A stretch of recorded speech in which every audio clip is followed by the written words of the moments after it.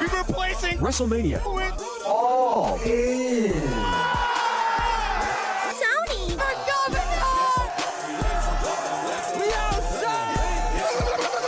Bing bong. We couldn't do this without Vince McMahon. Psych. Wembley. Baby, we're taking it all the way. CM Punk. We had The Elite. it was rough shit, but we have All In. Wrestling. Israel for once, baby. Let's go.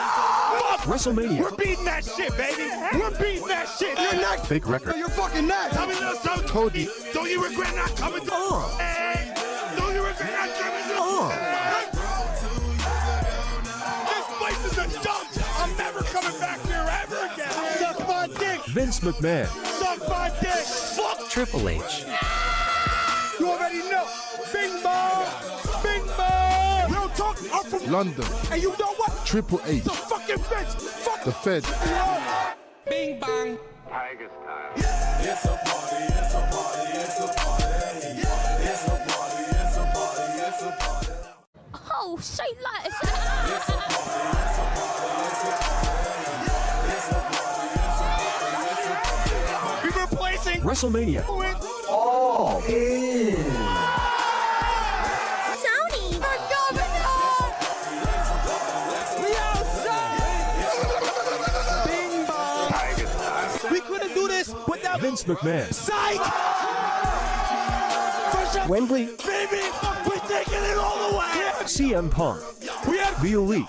it was rough shit, but we have All In. Wrestling. Israel for once, baby. Let's go.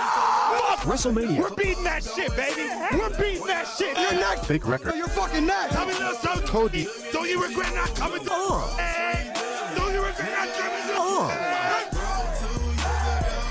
This place is a dump. I'm never coming back here ever again. Suck my dick. Vince McMahon. Suck my dick. Fuck. Triple H. You already know. Bing bong. Bing bong. Real talk. I'm from Hey, ladies and gentlemen, don't forget, all right? Make sure you log it in and you remember to check out my good friends over at the Broken Table Podcast live on YouTube. These are some of my good friends. They have some of the best topics going on. They're talking about a lot of good things. And also, they like to put over the Prince Nana dance. Hey, I swerve and I drive. I swerve and I drive. Hey, hey. Don't forget, tune in, log on to the Broken Tables Podcast live on YouTube, my friends.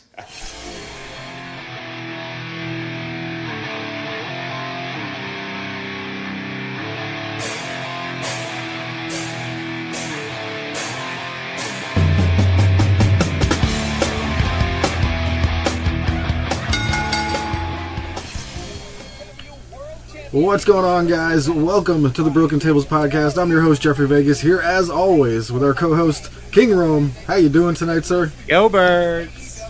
Go Birds.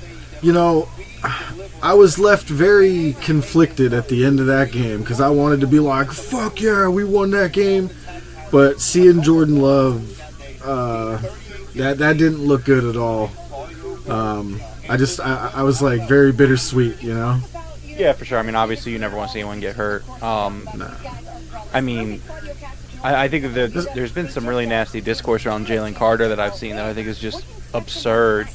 I mean, a lot of players... There's no way he did it on purpose. Exactly. I forget what player said it, but one of the players, I was reading like a tweet from him, and he was like, when you're in that position, like, you're holding on for dear life there. Like, you don't know what's going on above you. You don't know what's going on. Like, yeah. Just because he's trying to get the sack doesn't mean that he's trying to hurt Jordan Love. And it's just... Oh, no. It's a shame. It's a shame that some people are going to take that take and obviously don't want... I mean, I remember reading that his ACL's intact, but they were waiting to get back to the States to perform more tests. Hopefully he's okay. I mean, you know, he's a great player over there. You know, he's very good. And it's a shame that I think both teams definitely weren't at their best because of a piss-poor field last night. Yeah, even the announcers were calling it out. That was a shocker too, huh? Yeah, I mean, well, they were doing it very, very, like, a little slippery out there. It's like, no, Yeah. the field was just fucking terrible. The league should be embarrassed. It's an embarrassment on the league. You know, it's like, if you're going to go play a professional football game anywhere, I don't care where it is, like, you need to make sure that it's not even, like, it is a player safety thing, but it's not even a player safety thing. It's like from a perspective of having a good product. Like, if you're trying to go and get these international audiences into your sport, into your game, like, I'm sorry, but, like, watching players slip on the field and look like amateurs and, like, a bunch, like, too many flags. I think that between this game and the Ravens Chiefs game, I thought that the amount of flags on the linemen were fucking absurd. I think it's ridiculous. Wild. Hogle says he caved and bought the damn pay-per-view and is hanging out with all of us. Let's go. You're not going to be disappointed, Hogle. Yeah, Dustin, you are not going to be disappointed, man. This is going to be a special night. I mean, look, like, Hangman Swerve, like, that's all you really need. But I mean, if we're gonna go further, like, you got the World Championship match, you got the Women's, the TBS Championship match, you got the Chicago Street Fight between Willow and Statlander. Like, so many great matches on the card tonight. So many good stuff. So much good stuff going on. So it's gonna be great. We might, maybe we'll get some debuts tonight. You never know. It's definitely possible. The Hurt Syndicate for sure. I would be shocked if we don't get the Hurt Syndicate tonight. Yeah. I have to go grab my dinner that just got here. I will be right back. Yep. Nat says that the MRI showed that it was a strained MCL, 3 to 6 weeks for Jordan Love. Okay. Yeah, what it looked like to me, Nat, you ever watch any MMA where someone does an ankle lock? It twists your knee. They grab your ankle, but it twists your knee. And that's what it looked like to me. Oh, we got a kitty cat sighting. Ash. Ash. Yeah. Vampiro's last match in Triple Mania. He had a great entrance. Double J was there. El Pirata Morgan. Conan. I can't stand Conan, dude.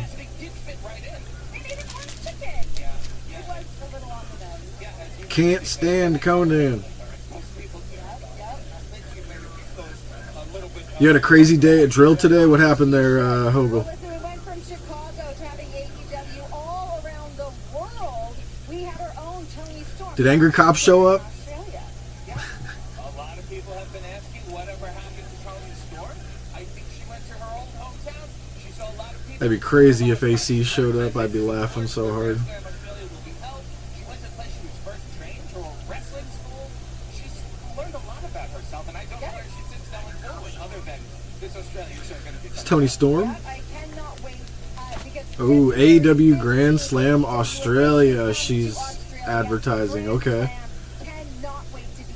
Have you been to New York City? No, and I'm frightened about I believe she's from New Zealand, right? a tradition of unforgettable moments. So Hogle says, we were deep cleaning the MP's kitchen to open it up to start feeding them next month. Grand Slam comes to Brisbane, Australia. The next leg of AEW's Grand Slam goes down. No, Cody Hayter, no. Please, no. JBL can stay in TNA. All Elite Wrestling presents Grand Slam Australia from Suncorp Stadium, Brisbane. Tickets on sale Friday, 13th. Okay, Nat.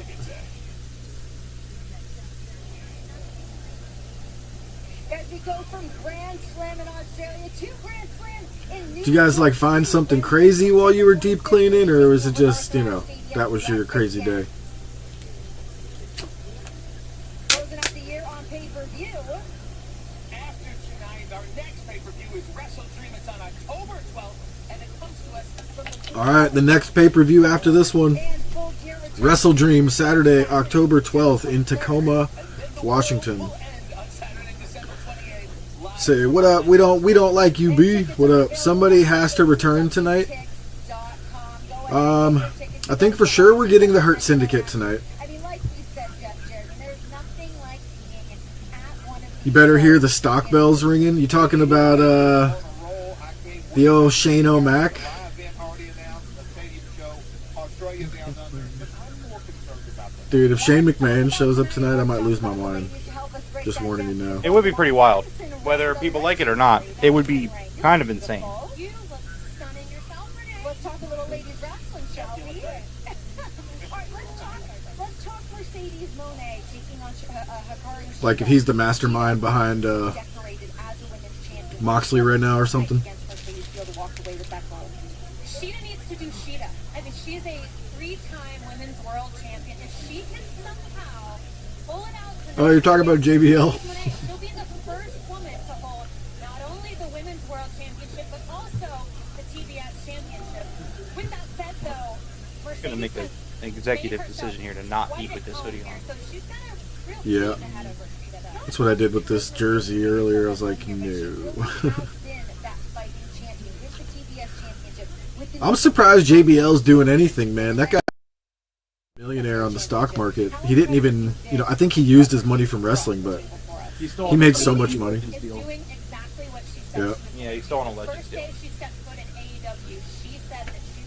Adam Cole returns tonight, Nat. I can see that. It's definitely a possibility. And she's done exactly that. Not just for the women's division, but for all of AEW. But she's done it with a little help. Most recently, she's had Camille by her side. Certainly played a big factor the last time that Mercedes wrestled Sheeta. Now, Camille is not at ringside. How do you think Mercedes will react? If it were anybody else, I would say this could be a factor, but we're talking about... Damn it, King. I need some... one of the most decorated, most talented women that I've ever seen. You're killing me, King. I'm sitting here eating a cookie, and you're talking about my favorite food on earth. What did King say? Some pot. He's ordering some Mexican restaurant near his house. Oh, Jeff. beef fajitas with refried beans. Jeff, I know it's a little ways away from you, but around my house, there's this new Mexican place. It's so fun. Really? Mm-hmm. It's really good. It's like right by, kind of like off Roosevelt Boulevard and, it's kind of near Miller's Ale House on the Boulevard. Kind of. Okay. I'll look it up. It's really good. It's called Las Margaritas. It's so good. I'm remembering something right now that I read earlier today that I wanted to go back and read, but I forgot to. So now I can't remember exactly what it was. But did you hear something about there's going to be like a surprise tonight in the women's division or something? Like somebody said something that made everyone think something's going to happen. And I was like... So Mariah May has a segment planned for tonight. That's right. Mariah May has a segment where she's going to do her championship celebration. I don't know if I've ever seen something like this at a pay-per-view. Somebody's got to show up here. Could you imagine, like, Becky Lynch? Or, I mean, this is who I really am predicting it going to be. I'm finally predicting Athena joining the ranks of Dynamite and Collision. Could you imagine? What's that? Has she lost the Ring of Honor belt yet? I don't know. Probably. I would bet it. Damn it. That's just me personally. No, Dustin, I don't want to see Jinder Mahal. Get that out of here. Unroided out Jinder. Jinder Mahal is the ultimate example, and I really do feel this way, where it's like, I don't want AEW to sign everybody. Right? Where it's like... No, exactly. When WWE loses someone, like, are there people I want? Absolutely. They're a great talent over there. Are all of them great? No. No, they're not. In my opinion. I don't want to see Jinder Mahal. The only time I would be okay with seeing Jinder Mahal is if he comes in, does one match with Hook, and Hook beats him. Like a one-timer. That's only time. Give it that, right. And that's it. Cody Hayter is saying Jamie Hayter. We don't like you is saying maybe Thunder Rosa. We know you were joking, Hogle. You had to have been. I know this. But, no, I don't think Jamie Hayter's going to go after Mariah May anytime soon, because Jamie Hayter wants to go after the people that put her on the shelf, which is the Outcasts. Even if they're not together anymore. Yeah. Obviously, Ruby Soho's out because she's having a child. But I think after Saraya, I think Jamie Hayter, Tony Storm might be the way that they go. Yeah. As you guys can see here, too, we've still got all of our fans making their way into the Now Arena. Coach, I'm so down for Megan Bain. I'm going to do my predictions real quick. I'm just going to fly through them here. There you go for it. So we got the singles match, the Chicago Street Fight, Willow Nightingale versus Chris Statlander. Oh, man. Do you think this is going to be the end of that one? Maybe the end of the feud, but I think Willow wins. All right, yeah. I think we go with Willow. Daniel Garcia versus MJF. I can't see DG beating MJF right now. Can you? I could, but I don't think this is the end of their feud, and that's why I pick MJF here. I think MJF is going to cheat to win, and it's going to lead to something later down the line.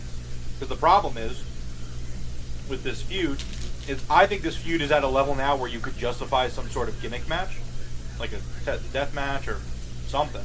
But the problem is they already have two matches that they probably expect to be very bloody, which would be Willow Stat, Chicago Street Fight, and then the Steel Cage match. So you don't want that match to feel a little overshadowed on the card. So I think what they're going to do is they're going to have MJF win by cheating of some sort, which will lead to a match at Wrestle Dream, Street Fight, something like that. I don't know. You know, that's what I think. I feel you. All right. Do we know who Kazuchika Okada is facing for the Continental Championship? Yeah, it's a four-way dance. Orange Cassidy, Mark Briscoe for some godforsaken reason, and then the fourth man is Takeshita. I guess they just didn't get the full lineup here yet, so I'm just going to go with Okada. I think Takeshita might actually have a shot to win it, but we'll see. Yeah, that'd be nice. I'd like that. All right, Tag Team Championship, Young Bucks, Blackpool Combat Club. I am going to say the Young Bucks are going to retain here. Yeah, I think the Bucks win. International Championship, Will Ospreay versus Pac. Ospreay, right? Yeah, Ospreay. He's got to retain. TBS Championship, Mercedes Moné versus Hikaru Shida. You think it'd be time to pull the trigger here, or you think they stick with Mercedes? As much as I want the Ace to win, it's not going to happen tonight. Yeah.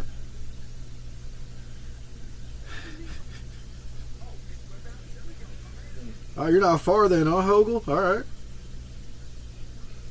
right. The AEW Championship, Bryan Danielson versus Jack Perry. Danielson is not losing his first defense. No chance. No. Lights Out Steel Cage match, unsanctioned. Hangman Adam Page versus Swerve Strickland. Man, there's no title involved here. This could easily go either way. I have no idea who's going to win this. I think Hangman wins. I think from a storytelling perspective, it makes a lot of sense. I mean, Swerve broke into Hangman's house, stood over his son's crib, and he beat Hangman. Yeah. So I think it kind of pays back for Hangman to burn his house down and win. Earlier today, who arrived? Yep. Let's see. Alright, I got Hangman as well. Do you think Christian Cage attempts to cash in his World Championship? Prince Nana has entered the building. He looks mad. Oh, Nana's here. Do you think Christian Cage tries to cash in? No. Swerve Strickland shows up as well with Prince Nana. Who, right now? Yeah. A lot of dummies were trying to say that they didn't use the same house between the two segments. And Yep. Swerve was like, "You dummies," and they took a picture of it, of the whole house. It's like, yeah, it's the same house, just a different side. It's like that was the side of the house that Hangman was sitting at. These stupid Fed fans, they don't own houses, so they don't know what it's like to have more than just like a front of your apartment building. Ooh, Oh, I'm sorry. you're way ahead of me. Okay. Anyways, Hangman just showed up as well. All right. So the winner of Willow and Statlander, that's going to be a pinfall. MJF, Daniel Garcia. I'm seeing a submission there, actually. The Bucks. What's that? I'm sorry. No, go ahead. I'm just going through these real quick. The Bucks and the Blackpool Combat Club. That's going to be a pinfall. Ospreay versus Pac. Pinfall. Mercedes, Shida. Ooh, do we go submission here? I think they're going to have Mercedes submit Oh, no, I don't think Hikaru I Shida. don't think so. I think you're at the outside interference tonight. Everybody's been talking mad shit on her finisher. I think she needs to try something new. I think she might go with a submission. We'll see. Danielson versus Jack Perry. I see a submission here as well. What about? You think he's going to Busaiku knee him, or you think he's going to tap him out? Adam Copeland is indeed hurt. He broke his leg. I think he taps him out. Hangman versus Swerve Strickland. Escaping the cage. That doesn't work in AEW, right? No, that's not the rule. Basically, Yeah, the steel cage in AEW is pinfall submission. Yep, so we got pinfall, submission, or I guess TKO. The ref can call the match off, right? I think he can, yeah. Logan James, hello. Hello. Which honestly... The psycho knee. Which honestly is way better. I mean, the idea of locking two guys in a steel cage and be like, all right, let's try to get out. Who's going to get out first? Like, that seems kind of like... It's very... Does Hangman have a submission? No, not really. Okay, we're going to go with pinfall then, because I don't think he has one. I mean, TKO might actually be a really good prediction here. Where should you go for this quiz? Great question. This is fallscountanywhere.com. I believe I have it down below in the description. There's a link, fallscountanywhere.com. If you can get your picks in before the show, before 0 hour starts, I believe. All right, how many matches do not end in pinfall? Over 1.5? Absolutely. I got like 3 submissions there. How many championships change hands? I don't see any championships changing hands tonight, do you? No. No. I don't see any of them changing hands. Who gets pinned, takes fall in the tag team championship match? The Wheeler Yuta is going to take the pin there. Which match comes first on the card? Ospreay versus Pac or MJF versus Daniel Garcia? That's an interesting question. I'm going to say MJF Daniel Garcia happens first. Oh man, I don't know. That's a crazy question to throw on here. Yeah, I don't know. That is a tough one. Yeah. How many Busaiku knees does Bryan Danielson connect on Jack Perry? I'm going to go with at least one. He's going to kick out of one. Maybe 2. It's either over or under a half. So yeah, over is we're going to go over. Yeah. The first match of the night, a singles or multi-match? I feel like AEW likes to usually use multi-man matches first. Yeah, it's going to go multi-match first. The first match of the night, a championship or not? Our first match starting up. And Tony Khan, weird choice to have the bathroom break go on as your first thing. Jamie Hayter does show up, I think. Bobby Lashley show up. Yes, he does. Shane McMahon. Yes, he does. Save picks. Very interesting. There you go. FallsCountAnywhere.com if you guys are interested. They do WWE. They do AEW. They do GCW. I think they do everything. What does the front of their website say? Come on. I'm going to let you know right now. I feel a little ripped off and I got charged $50 and I have to watch this match. I'm sorry, Dustin. We made you buy this pay-per-view. And the Iron Savage just got booked for a pay-per-view. This is my versus the Acclaimed, no less. This is my national nightmare. This is... You mind matching up with me? Right. I don't even want to turn it off. You know what? I'm going to walk away.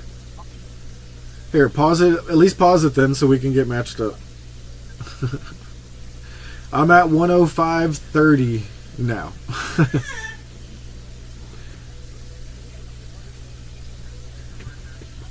Or where are you at right now? Oh, he's gone.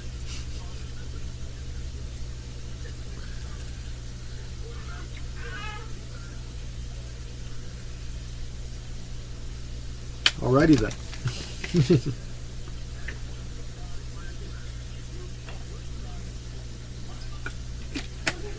Match is still going on? Why? Alright, what time do you have on there? I'm just pausing it It's at 1 hour and 4 minutes and 6 seconds left. All right, I'm at 45, so hang on. Like, who wants to follow the Iron Savage? Like Tony Khan, look, like I get Listen, it. this is the 0 hour. You're not paying for this, so calm down. I don't care. Like, I don't even want to pay for. I pay nothing to watch them. I want to be paid to watch them. What was our question? I have no idea. What was my question? Jeff's question was probably something dumb. Fine. All right, you're at 6 seconds there. Yeah. All right, 9, 8, 7, 6. All right. Oh, I fucking hate the Iron Savages. I will never back down from this. We could. Here's the thing, right? We could make it as like, we get the press passes. We're at the shows, right? Like we could be those guys in the media scrum. And I would ask Tony Khan, so why exactly are the Iron Savages under contract? And we would lose our media pass. Well, Hogel, I apologize because the memory's not what it used to be. Old man, losing it all. I mean, somebody could go back and find the question I might have asked you, but yeah, no idea. Sorry. You know what would make me not want to spend $50? The Iron Savages. What if it was the Iron Savages versus the Outrunners? It's supposed to make people want to buy the pay-per-view. This is absurd. Did you see? Oh, you didn't see because you weren't watching Collision. The Outrunners had a match, and they did a hot tag while they were in control.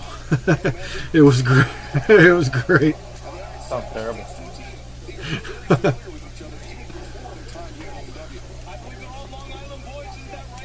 I think the worst part is, right, like... Is that Bronson Reed's little brother? No, I think these two guys are brothers, though. It's Bear Bronson and Bull Bronson is what they used to go by. Is my name really Roman? Well, kind of. No, my first name is Juro. J-U-R-O-M-E. I was going to say, as much as my name is Jeff, Yes, Jeff's name is actually Jeffrey. Jefffery. His last name's not Vegas. We're not going to give away Jeff's information right now. Maybe next time. I know, Nat, when I saw this, I'm not going to lie. Even though the Iron Savages, I like to troll room with these dudes. I was legitimately upset when I saw them. The Acclaimed, who should be in the championship picture right now, thrown down to the 0 hour and put against these guys. These have actually been really good this year so far. We talk about it all the time. Yeah.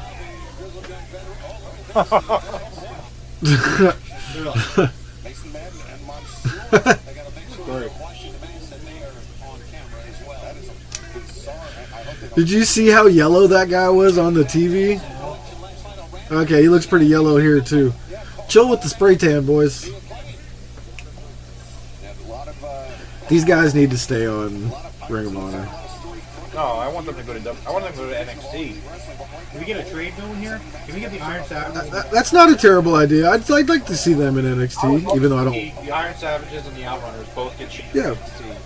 Like what? Like not the Outrunners. I need my comment. The Outrunners are not. Like it's such a lame gimmick.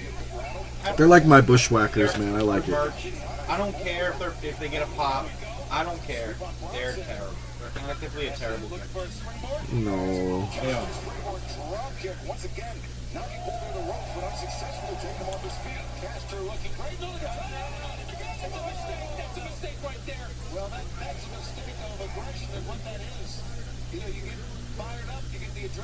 I suppose. Yeah, I think that is a short. I think that more goes for like Gerald, but yeah. Yeah. I think someone once said that to me.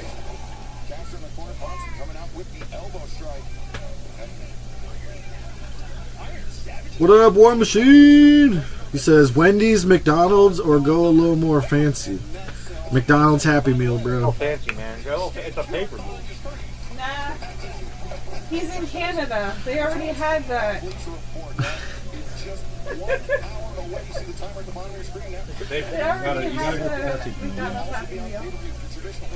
I'm sure they have something cool in theirs now. Not as cool as Yu-Gi-Oh!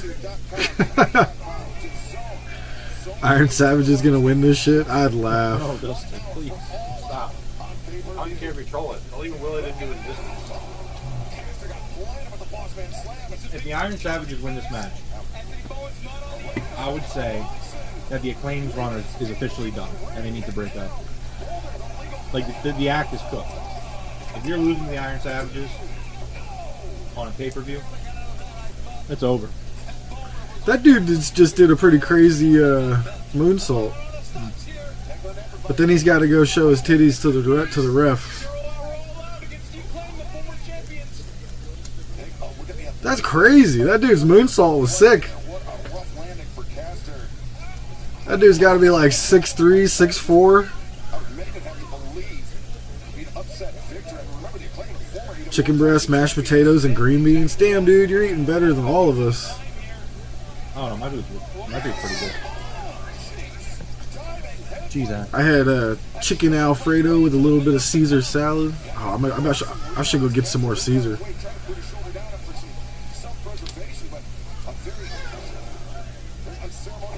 Leftover spaghetti the night you had your surgery. Listen, spaghetti is always better the second time to me. It has like a chance to sit, and all those flavors just like, you know, meld together. Please do not step on the keyboard. Bad thing. Yeah, I was gonna say, Hogle, was that from the, you know, the hall?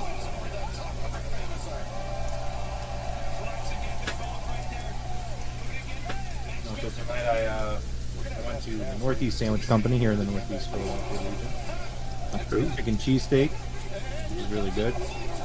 They have this new menu item. It's they're basically like it's pork shoulder, house-made whiz, and barbecue sauce on fries. And then, because of the pay-per-view, I went a little extra and got a brisket mac and cheese. Nice. You jealous of my Alfredo? Ah. Holy Jesus, look at this guy. Alfredo's good though. Can't go wrong with a good Alfredo. Oh yeah. Especially like a seafood Alfredo. Both, Nat, both. Dude, the dude's leg is my waist. That's insane. This is going on way too long.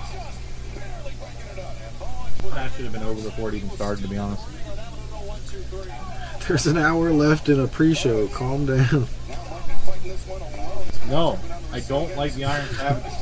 They're a terrible gimmick. They're not entertaining. They're the worst. They're literally the worst in AEW. If we were to do an AEW tier list, they wouldn't even make the list. This would be crazy if Bowens turned right here. So if we got a crazy story out of it, would it be acceptable for you? Honestly? So they lose to the Savages and Bowens loses his mind because how could they possibly lose to these guys? Even if you win, I would turn on them anyway. I'm going to get booked against the Iron Savages ever again as long as I live. Oh yeah, no, it's over. Again, the Outrunners faced the Iron Savages the other day, I think, didn't they? You might as well have taken a bucket of ice water and just put it on the Acclaim. Ice cold.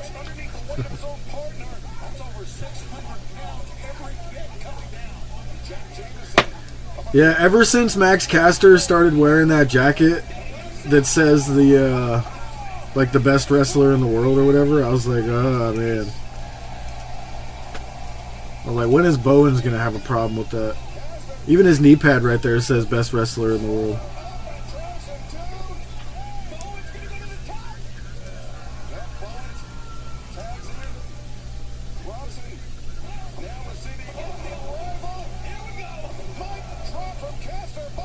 Thank God. Thank God. Terrible.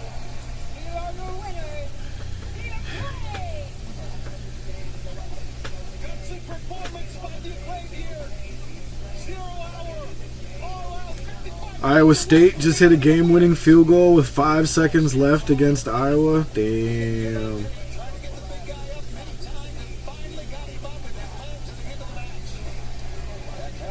I was a little worried about Penn State there for a minute. They were down like 17-7 or so.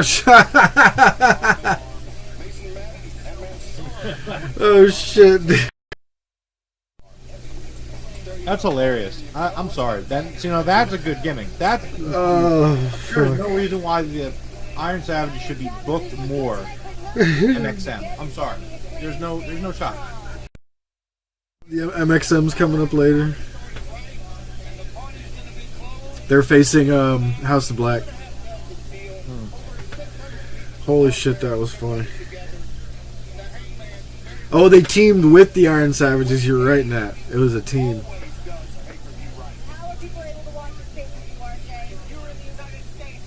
I wonder if Tony Khan announces the TV deal tonight. For those that don't know, He really should. If he doesn't announce it, I'm sorry. If he doesn't announce it on the show, he definitely should on the post-show scrum. For those that don't know, I don't know if you brought it up last night because I wasn't here. No, I didn't know till after the show. Go ahead.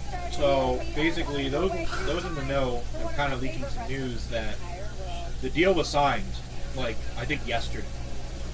If not yesterday, like not very long ago. They don't have enough details to share it, to break it as a story, but they're saying like, no, the deal's done at this point. It was signed very recently, and then AEW also, put in a trademark for Shockwave, so a new show.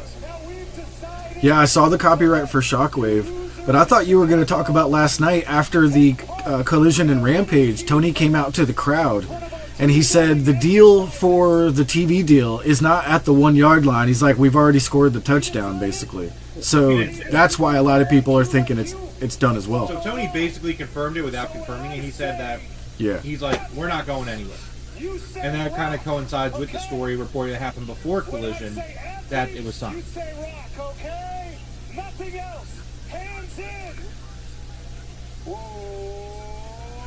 Alright, I'll be right back. Yeah, no, I think he can announce it tonight. Tony tweeted something this like late last night, early this morning. Where he's like, I can't wait for tonight. That's all he said. It was just like, okay, you can see it happening tonight. They are the Ring of Honor Not World tonight, Tag soon. Team Champions. First, weighing 195 pounds, the Spanish God, Sammy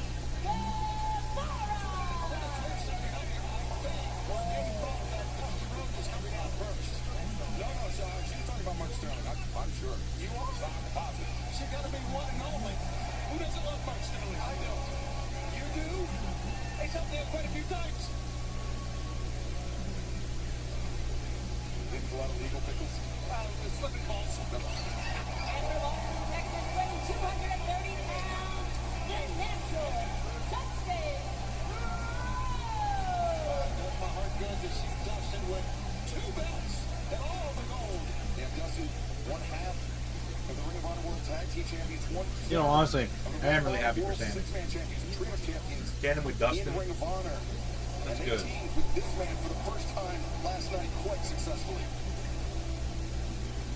See, I knew that they announced a match for the 0 Hour, but I didn't get to look at it. We got hologram on here too. That's good. That's really good.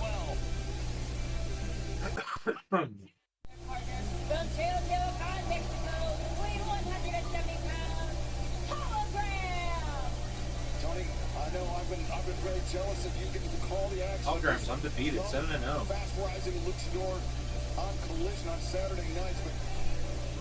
Yeah, dude, I really like Sammy. Like, Sammy's had some really rough spots in his AEW run, in my opinion. I think he's been a part of some really bad shit. Some of it with Chris Jericho, and some of it not. But at the end of the day, like, I think he's a guy that, like, he really wants to. Like, he wants to go out there and put on a show. I think he's like one of those guys who really has his heart in the company. And like I hope it works out for him. Because I think that like out of all the like the pillars, like if you asked me to rank them, he would be dead last. Easily. And like some of that you could blame on Jericho, but not all of it. So yeah, I mean, I hope he figures it out. I think he will. Yeah, Nats. As long as he stays away from Jericho. Yeah, like that's definitely a good start. I think putting him with Dustin is just such a great idea. Like it's a really good idea. and it could really. Yo, What's up, dude? outside right now is so crazy. It's like sunset, and it's bright yellow outside. And there's this massive double rainbow right over our neighborhood. Yeah, we have it here too. And yeah. the lower part of the rainbow it's a completely different color than the rest of the sky. It looks like you're looking into another dimension. Oh, that's really cool. Did you get a picture of it? Yeah, Jenna's got a bunch of pictures. Well, I want a picture of like the bottom. Yeah. Yeah, I'll have to ask her to send me one. Yeah, because Jackie, she just left. She had some stuff in some memories for us tonight. She sent me pictures of them on Snapchat. I gotta put the sliding door open right now too. So. Yeah.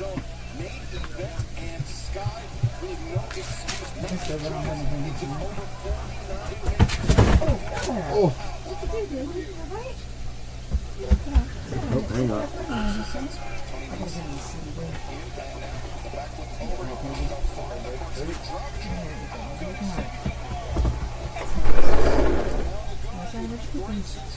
Double rainbow all the way.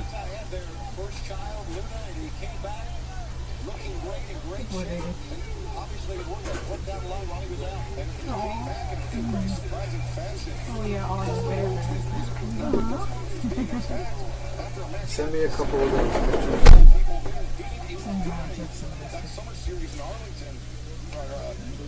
We had collision in the Ring of Honor events, and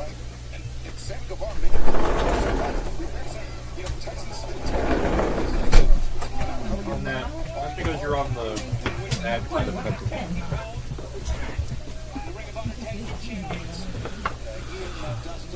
wearing old Pittsburgh. That's scary. It's yellow outside there too. Yeah, Dustin, you're not far from us if you're in Delaware. Yeah, he's in Delaware, yeah.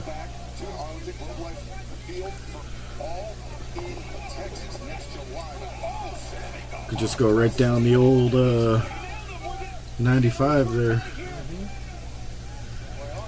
All you see is blue sky in that? Yeah, you're on the other side of the state. So right now, I'm eating some, they were called Piggy Smalls fries. They're pork shoulder, barbecue sauce, house-made whiz, on top of some good fries. They actually gave me way more than I was expecting. I've never gotten this from them before. There's a lot of fries and a lot of pork on this. I was not expecting it. I don't know if I should have gotten this brisket. I don't know. I might save that for a little bit into the show. I got the Caesar salad.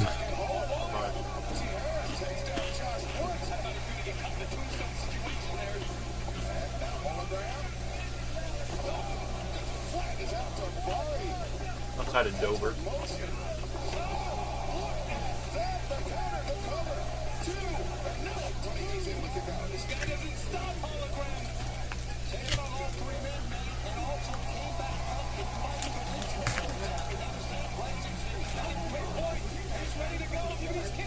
I am ready, King. I am. Like I said, it's an AEW pay-per-view. You always got to go that extra mile. Remember who asked earlier, should I get McDonald's, Wendy's, or go fancy? Go fancy. Treat yourself. Special night.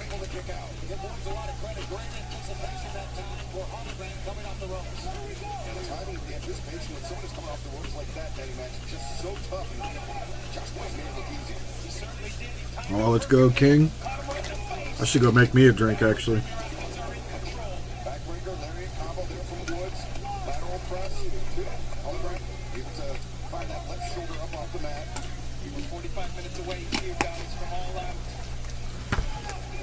Popping a lightning Google. Summer Sandy. Lightning Google.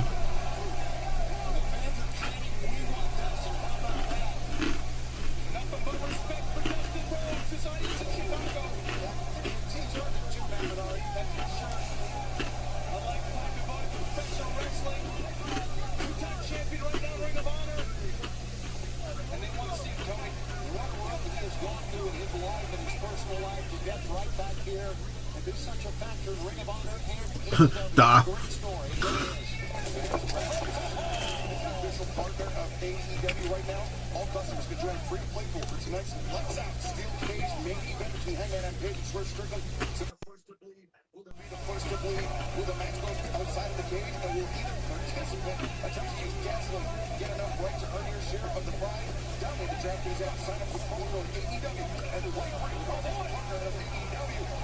Oh man.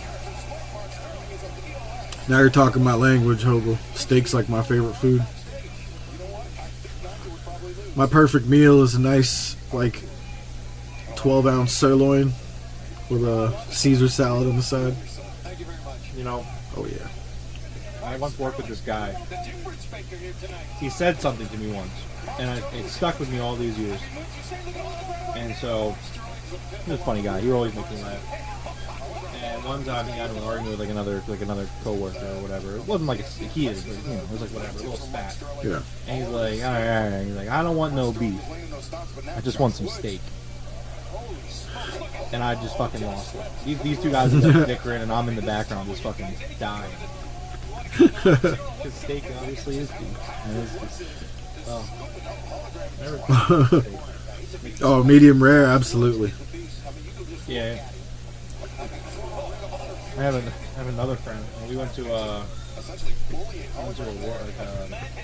dinner, and I never went out to eat with this guy ever. And he got a steak, and he got it well done. And everyone at the table, like same time, like it wasn't planned. Which, what the fuck is wrong with you? Yeah. Steak? And you got it well done? No. Like. I can't understand how someone would eat to get it well done. Like, I get it not going, like, bleeding, rare. Like, I get it medium, right? Medium rare-ish. I can't understand someone getting something well done. Nat says she will only eat steak well done. Oh, Nat. Why? Why? How do you do this? So, there's a steakhouse in Vegas at the Circus that's, like, the best steakhouse in Vegas. Well, it used to be. I don't know about it anymore. They actually tell you, like, we will not make your order well done. It's not, we don't do that. I was gonna say, if I want to open up a steakhouse, just to have a steakhouse and, like, for them to someone order well done steak, and I just say, get the fuck out of my steakhouse. Like, get out. Like, now, like, what do you even do, like, with it? Like, do you just, like, load it up with steak sauce? You just sit there and, like, just chew on it for, like, 30 minutes? Like how do you do it? Yeah. Oh, is it like because you don't like the pink color? Like, does it like weird you out?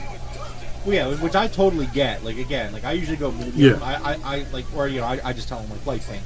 So like the way you wean yourself to that is you have somebody make you something medium, like genuinely medium, where it's a warm pink center, and you close your eyes and take a bite, and the sensations that happen in your brain will override your fear of the red, meat.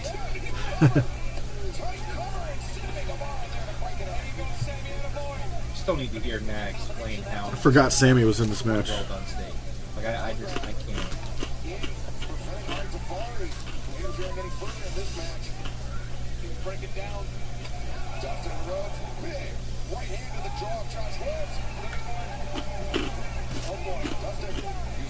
That's how I've always eaten it. If I see any pink in any meat, I won't eat it. But like, do you enjoy the well done steak? Like you eat it, you're like, this is good.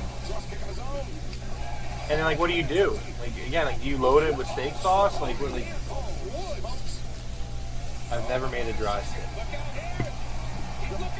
Now I understand. So you're probably hitting more like medium well, which means no pink, and it's still not dry. Like well done is like dry, like leather. Yeah, like that's not. It's almost unedible. Like I understand when like 90-year-old people have to do it that way because of their digestive system, but they've lost their sense of taste also as well at that point. She likes chewing. So now, like I was saying, if you can get somebody to make you one that's like a true medium, I'm telling you, close your eyes and take a bite, and you're gonna be like, oh my god, what have I been fucking missing? It's a whole different world of flavor. It's wild how going from the pink to the cooked, it changes everything. I would probably disgust you, Nat. So I eat what's called blue. If I get a nice fillet, I'll sear the living shit out of every side of it really quick in like some oil or just on a flat top pan, and then that's it. The inside is still raw.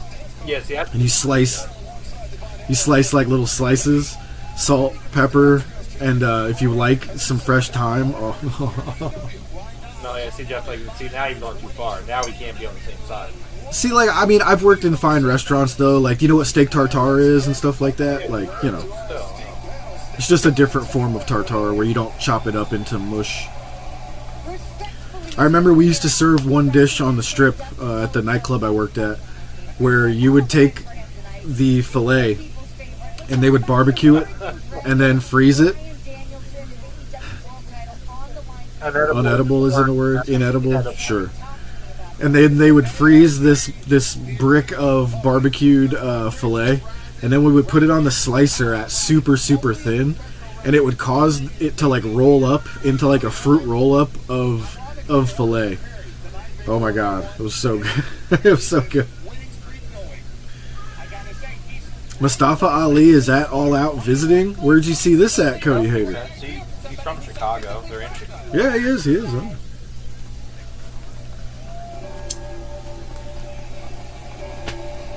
We got bells ringing. What are these bells? Bang Bang Gang. Oh, the Bang Bang Gang? Yeah. Jeff, where you been?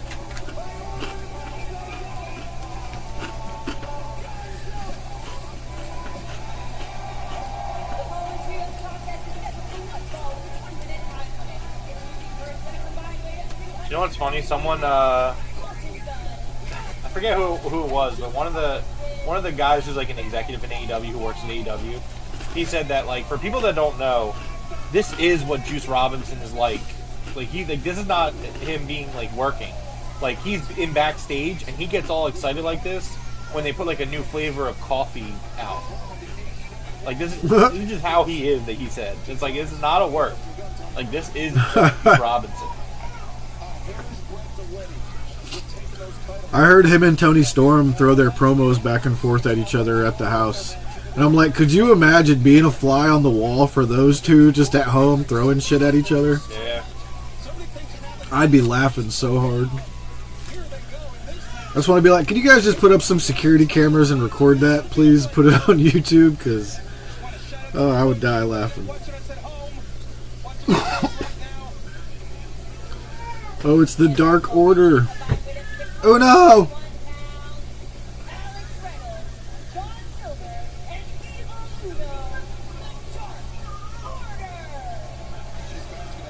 The Juice Macho Man is hilarious. Yeah, he's good.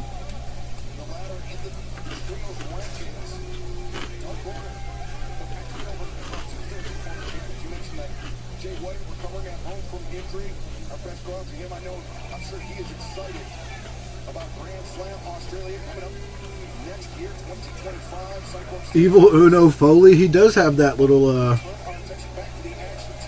that look, I guess. All right.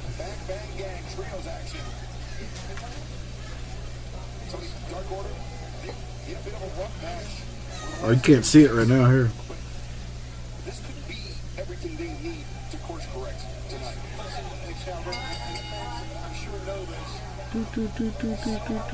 I got the Evil Uno mask.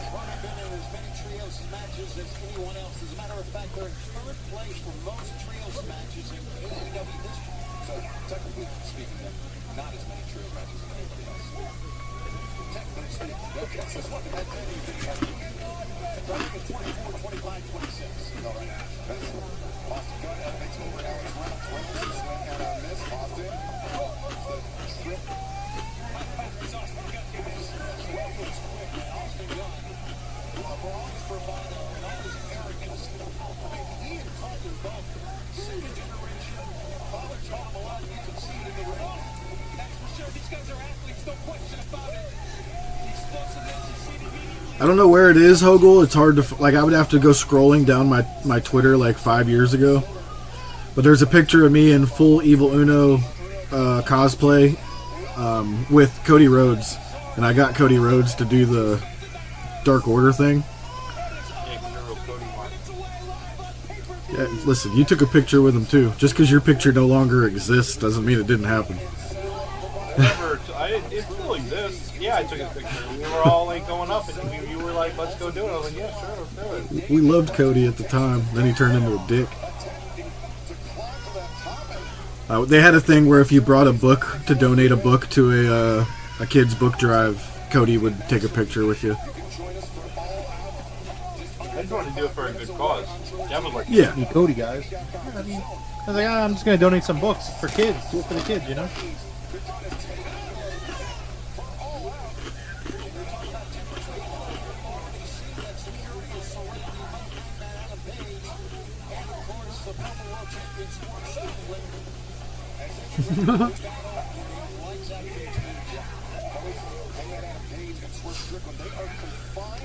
I was a big fan of the Dark Order a long time ago, but, you know,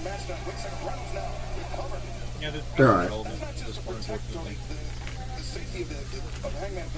First time having Coca-Cola Zero. Have to say, it's not good, but it's not bad.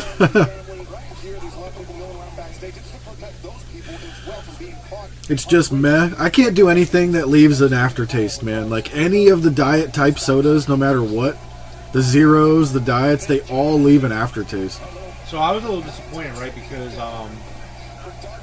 you know how they have Coke Zero, but then they also have Coke Zero Sugar, and they're two different things, right?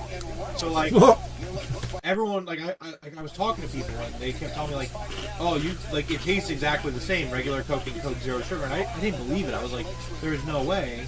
And so one day I was like, I'm just gonna try it. I tried it. And I was like, this is disgusting. You can clearly tell the difference between Coke and Coke Zero Sugar. Yeah, for sure. Those people smoke. It's like it does not taste the same.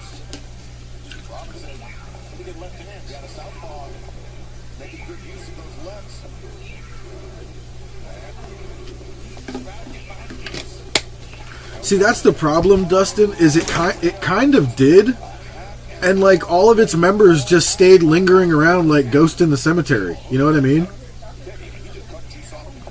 King Mundo says the best soda they ever had was Crystal Pepsi and Josta. Dude, King, Crystal Clear Pepsi, I still remember it to this day being my favorite soda ever. I never had Crystal Pepsi. They brought it back, and they tried to be like, hey, look, it's Crystal Clear Pepsi. We're like, no, it's not it. I feel like... It, sorry, go ahead. It was so good, dude. It was just amazing. Well, based off that take, I'm sure this is not the right audience, but I'm more of a Coke guy. I think Coke is way better than Pepsi. Oh, I'm definitely a Coke guy as well. I can't stand regular Pepsi. Good. Like, it's like... Cherry Pepsi's good, actually. Like, I would go that far. I like Cherry Pepsi. I will use it over Coke, but I still think Cherry Pepsi's pretty decent. Regular Pepsi, not a fan. I mean, like, if it's what a place has, then okay. But overall, not a fan. Coming up?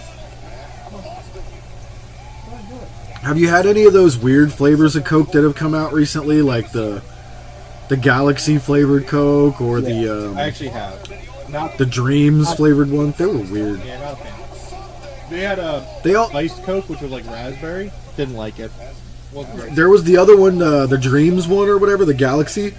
It tasted like they added cotton candy flavor to it.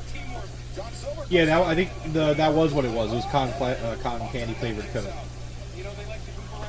Hogel says Coke for rum, Pepsi for whiskey. You know what? I have never actually thought about trying one or the other. Usually I go to a bar, and the bars almost always have RC Cola if I do that drink. Yeah. Huh. Speaking of which, I might utilize this time to go make myself a drink. Yeah. Not much of a rum guy, actually. Rum actually makes me sick. Oh, yeah? Yeah, I can't stomach it. Like, I'll never forget the first time I had it. It was just like... Anything that you can? Like vodka or what? Oh, no, yeah, I can drink. It's rum specifically. Okay. It gives me, like, the worst runs. Like, oh, yeah. Like, it goes right through me, and I'm just like, I feel sick. Vodka's usually my choice. That's my go-to. Rum makes me nauseous almost immediately. Like, if I drink rum, I get, like, that, like... Oh, I'm going to be sick feeling. Even though I'm not sick, I get that, like, oh, God, I'm going to be sick. So I'm definitely feeling with what you're saying, Dustin, because what I do is I'll do Coke, Grenadine, and Grey Goose. And it's like a cherry Coke. Or a cherry Coke and Grey Goose, one or the other. I will be right back, Jeff. Everybody is down. 29 minutes away from All Out. Excalibur. Half an hour away from All Out, live on pay-per-view. Take a look at this right here.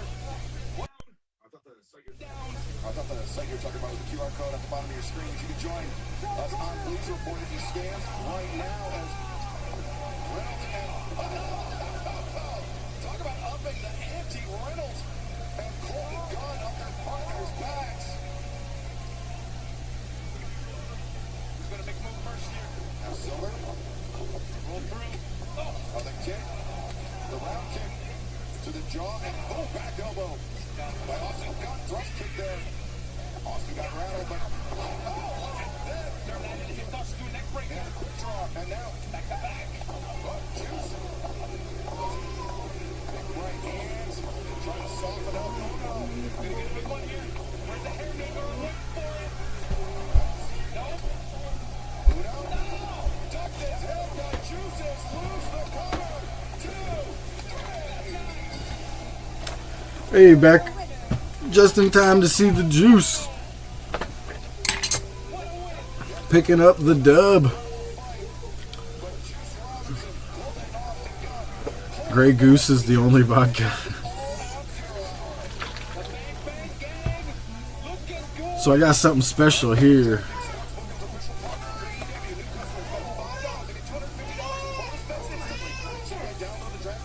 Johnny Walker Black Label Triple Cask Edition.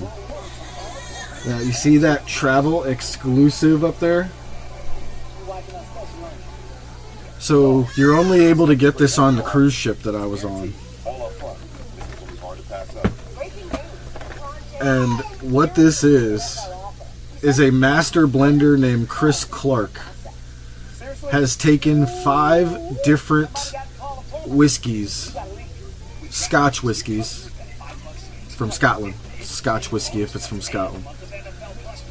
He's taken 5 different distilleries and they have melded them together. So if you've ever heard of blending, they've blended 5 different places together. And it's super smoky. Like, it tastes like something lit it on fire in the forest. And what's crazy about this, Hogel, so yeah, bougie, right? It was $50 on the cruise ship. I was like, you can't be serious on the price. And the guy was like, absolutely, I'm serious. And I was like, give it to me now. He's like, well, we can't give it to you now, but it'll be in your room on your last day for when you're about to leave.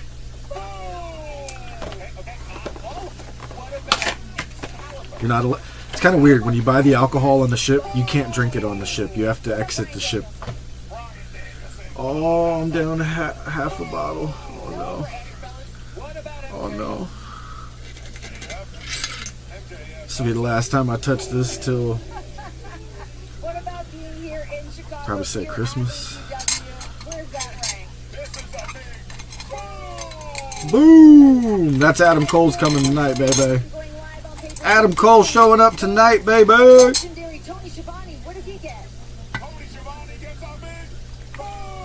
Boom! Why are we booming?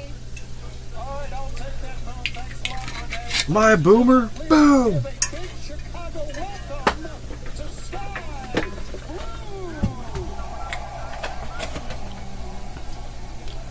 So, King, we really tried to get on the Jericho cruise ship. It is the ship that we sail on, but it's impossible. Oh no, Sky Blue's here with her broken ankle. Like, they use Norwegian. It's just near impossible to get on that ship, dude. It gets booked really fast. Oh, Sky Blue looking so good and cute.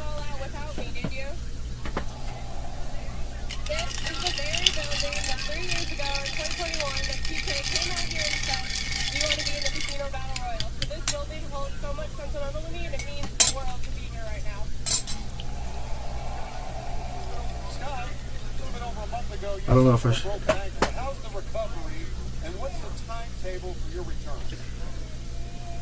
Whiskey sour, baby. I'm doing everything I can to get back as fast as I can, but it's just a waiting game.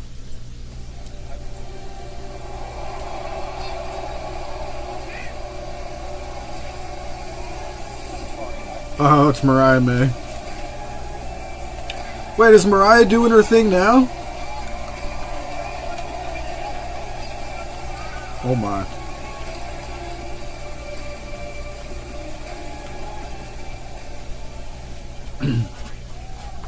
I came out here to have my AEW Women's World Championship celebration.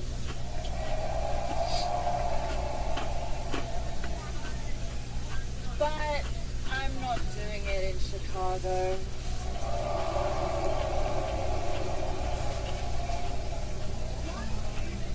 Why do they call it the Windy City when nobody here has ever been blown before? Holy Jesus, Mariah. Babe, well, you certainly know a thing or two about that.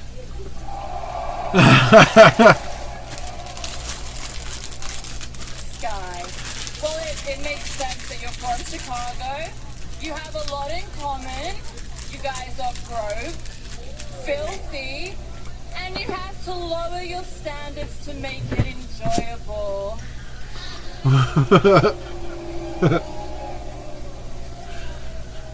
Thanks, Skank. What you need is some glamour. Dude, that sounded like something right out of my high school. I am your AEW Women's World Champion, Mariah May. Oh,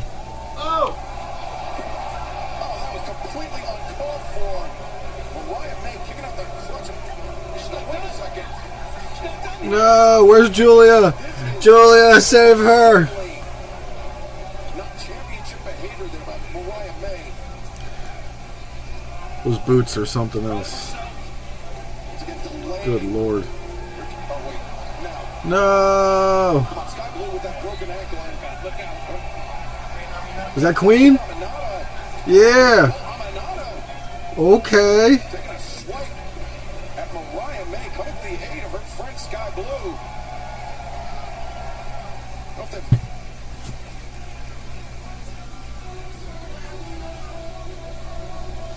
Well, Amadana just less than 24 hours ago picking up the win last night on Rampage, and as we were saying, Daddy Magic coming to the aid of her friend Sky Blue here tonight. Absolutely, we got to get Sky Blue some medical attention. I'd imagine after Good that. lord. Well, she seems to be all right, I guess. But good on Queen Amadana. Happy that Sky Blue seems This is one of the most beautiful human beings I have ever seen. the remarkable Renee Paquette once again. Yeah, I'm certainly glad that Sky Blue's okay, but what a shameful display by our AEW Women's Champion. I think the Chicago Street Fight might have already gotten started. She was on your chair while you were gone. Guys, let's talk about this. How are 8 people... Hi, Ash. If you're in the United States, you can watch All Out on Bleacher Report, YouTube's Zone, Triller TV, BPP.com, Look at those eyes. and All Days and Buster. Got it all. Now, guys, She met one international, of you the guys can watch on YouTube, PPP.com, and Triller. You don't want to miss any of it. The action Oh, that's right, you got two right here in kittens. 0 hours. living in our Just keep it garage. going. Let's get back to Oh, more action. man. Let's head back down to ringside.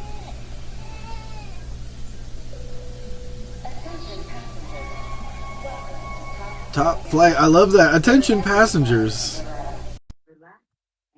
Relax and enjoy the ride. That is such a great entrance for them now. I love that. Oh, damn, now they're doing a different kind of pilot than the other. Like Air Force type, yep. Dude. I actually like that better than the, Me too. I like that better than, like, the commercial pilot. Remember I said they should do like a Top Gun thing. This is it. Hell yeah. I'm just going to say Layla Gray is absolutely making this group. I don't know how to say it other than like she just makes it make sense. You know what I mean? Yeah. Obviously, these folks know a lot lot more about aviation than I do. So Dustin, yeah, the update is that they're still working. They're living in my garage right now. We're trying to find a home for them. I mean, my wife and I have discussed possibly keeping them. The problem is that they're extremely like lovey-dovey. They're very good cats. The black one, it's an all-black one and a tuxedo one. The black one, like he wants to be picked up, he wants to be held, he wants to be loved. The tuxedo one, that was weird. Pay-per-view feed like went green for a second and went. Yeah, that happened to me too. Okay. Tuxedo. Somebody stepped on the cable. Right. She's a little bit more timid, but she's also very nice. So we're trying to find them homes, but we might just end up having 5 cats, which is a lot. I just texted you. Check it out. Oh, there it is. It's like looking into another dimension. Yeah, kind of. That's pretty cool. In the qualifier yesterday on Collision. I mean, the big man can move. You're taking a look at Shane Taylor with a great punch. Rainbows are crazy. No doubt. And of course, as you said, It's something I've seen since a kid. You never really think about it, but when you like look at this picture, dude, like, yeah, that's wild. At a combined weight of 630 pounds, Mike Bennett, Matt Taven, and Roderick Strong, undisputed kingdom. Mariah May is creepy. She's a heel, man. You're supposed to hate her. I don't think Mariah May's creepy. She crazy. Yeah, crazy.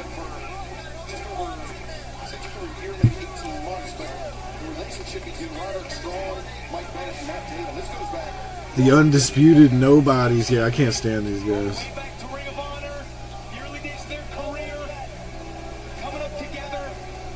take a look right here. Great opportunity to get back into serious contention, whether it be Ring of Honor, AEW. Yeah, and they earned a win in March on Rampage over Top Flight Action Andretti at the Undisputed Kingdom. Listen, I'm getting caught up on the chat. Jeff, did you leave after I took that phone call? Take a look at our countdown. I don't think so. Okay, look, Jeff also left us after and said he was going to be RB. That's right, we'll be live at the top of the hour for All Out. I think I had to stand up for a second. My dog fell down over here. My dog's super old. I got to help him up with the, he's got like a harness on that I got to help him up with. And he was going outside and he fell down. Nationwide.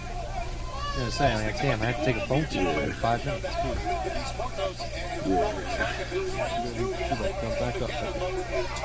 Trying to help him last as long as he can. He can walk around fine, but, you know, getting up, he's just kind of hit or miss. Yeah.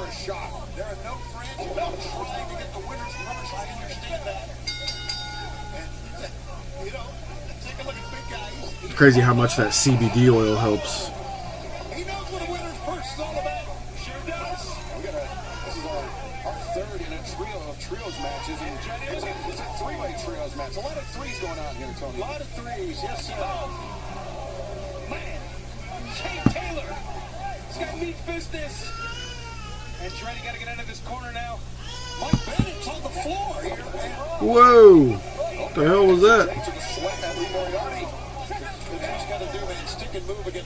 I like these black pants. I like this gear. Mike, what are you, no, he took my mic cap off. Stop it. That was great. Jesus. That was excellent. Oh, that's funny. I'm surprised she doesn't go after Umbreon over there. It looks like an angry cat. No, I know, she doesn't. Exactly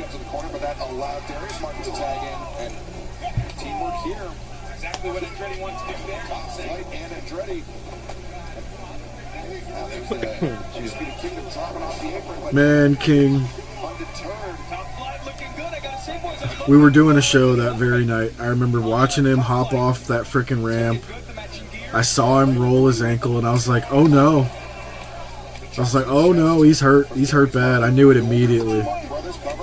Yeah. Such a weird place to fucking just blow your ankle out, you know? Yeah, super unfortunate. Oh, Beast Mortos with a new mask on tonight. I didn't notice till just now. It looks it's like red and looks like it's got some extra detail done to it. Maybe just a good paint job. Here we go. Blocking. He's shaped like. Absolutely former international champ, no question. Moriarty. Kicking out. What if Jamie Hayter joins the Hurt Syndicate? I mean, if it makes sense. I think he's saying because his name is Hayter. No, I think these all-out events just show you how deep the AEW roster really is. I wonder if we see Mox and Maria Shafir tonight. I'd like to. Yeah.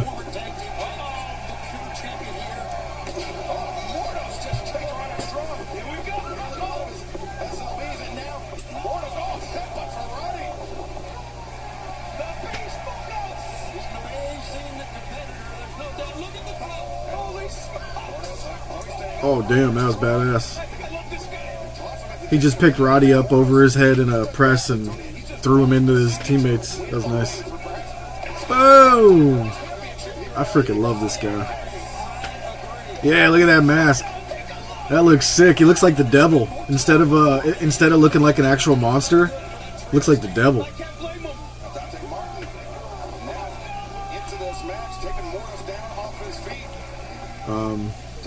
I'm sorry, Dante, but everybody's cheering for the crazy monster guy wearing a mask right now. Can you stop? Feels like a mistake here. Dante. The fireman's carry has Mordos up. Airplane spin. Maybe I'm wrong. You get it there, Very good. Very good. Well done. Thank you.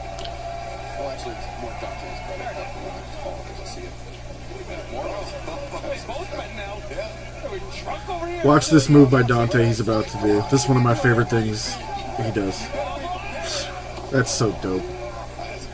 Dante underneath. Drop kick sends Mordos reeling back into the corner. Blind tag, here comes Taven. And Matt Taven, so crafty, unable to avoid those elbow strikes. These matches are so tough. This sort of pinfall. There's always somebody coming to break up the cover, break up the pinfall, the submission. What will Dante break tonight? He's only broken one thing. His brother's the one that gets injured all the time. Darius is the one that gets injured quite often. Dante did break his ankle that one crazy ass spot. That was another one I saw immediately. I was like, oh god, his foot's pointing the wrong way. No. I was just so grossed out.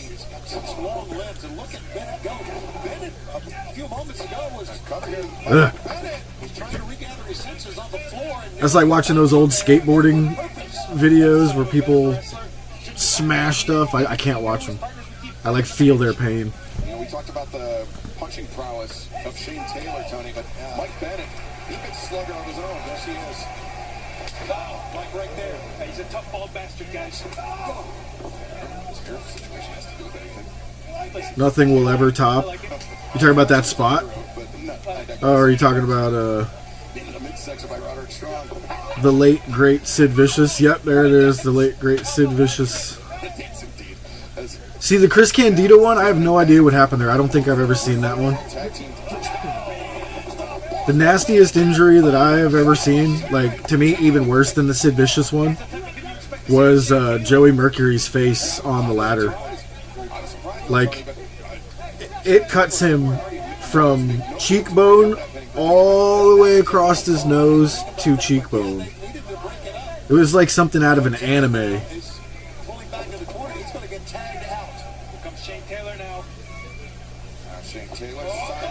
Yo, did you see the interview with Matt Hardy where he's hella talking shit on his brother Jeff with his Swanton Bomb?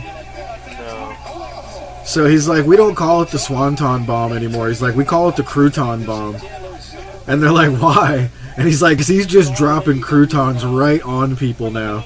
So like, he's basically saying, like, remember how he used to not actually hit the person with the Swanton? He would kind of rotate right over them and just make it look good. But ever since he's been in AEW, he just absolutely lands right on whoever he's doing it to. So, like, that's not supposed to be the way it's done. But he has to do it that way to not hurt his back. And Isaiah Thomas was... Isaiah whatever his last name. I forget his last name. Cassidy, there we go. Isaiah Cassidy was like, yeah, I can't wait to take this Wonton Bomb. You guys are like some of my favorites from back in the day. And then after he took that fucking Crouton Bomb, he was like, bro, I never want to take that again.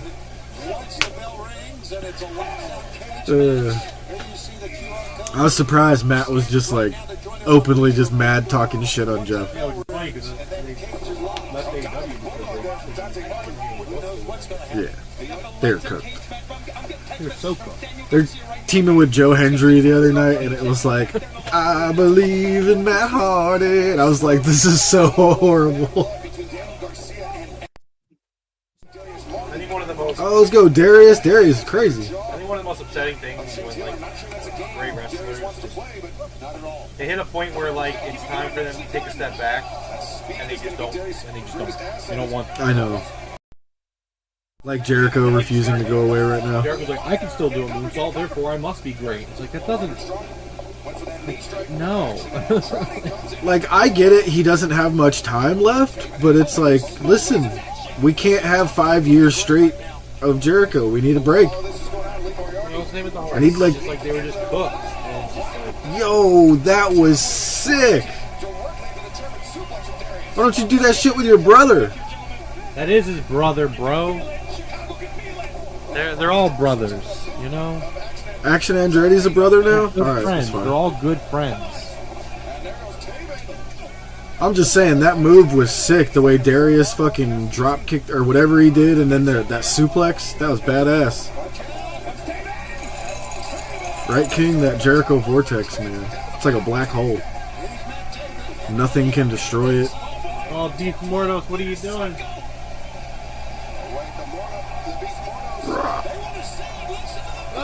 Oh my. Holy Jesus! Good. I was not expecting that. Dude, if I was one of the guys out there to catch him and he came flying at me like a freight train, I'd be like, Well, better get out of there. Oh my goodness. Layla's heels are like poking holes in the mat. Oh shit, what a cool spot that was. That was awesome. I swear, Rome, somebody watches the show. We've been saying how these guys need some sort of charisma, and they're bringing it. I'm feeling it. I called it because you hadn't seen it. I saw it before you did because it was on Ring of Honor first, and I was like, bro, it's a really good move for them. Bringing Layla Gray and really kind of leaning into the pilot, the flight thing. Like, yes, you can hate them if you want, but like they're great wrestlers who were missing one thing, and it was like charisma and like presence, and now they have it. It's just like, I mean, they're not like lining up to be top guys or anything. I mean, actually for a trio, it's great. I just can't get over how awesome it like Layla is with those guiding sticks or whatever they're called, those lights. Yeah. Those things are great. Oh, that was so dope. It was like the pop-up European uppercut from Claudio, but he turned it into a headbutt instead.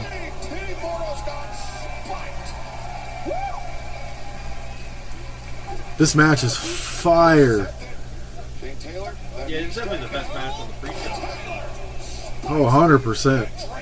That's why it's like main eventing the pre-show, I guess you would say. Damn, this was good. Yeah, the lights with Layla Gray leading them to do that was sick.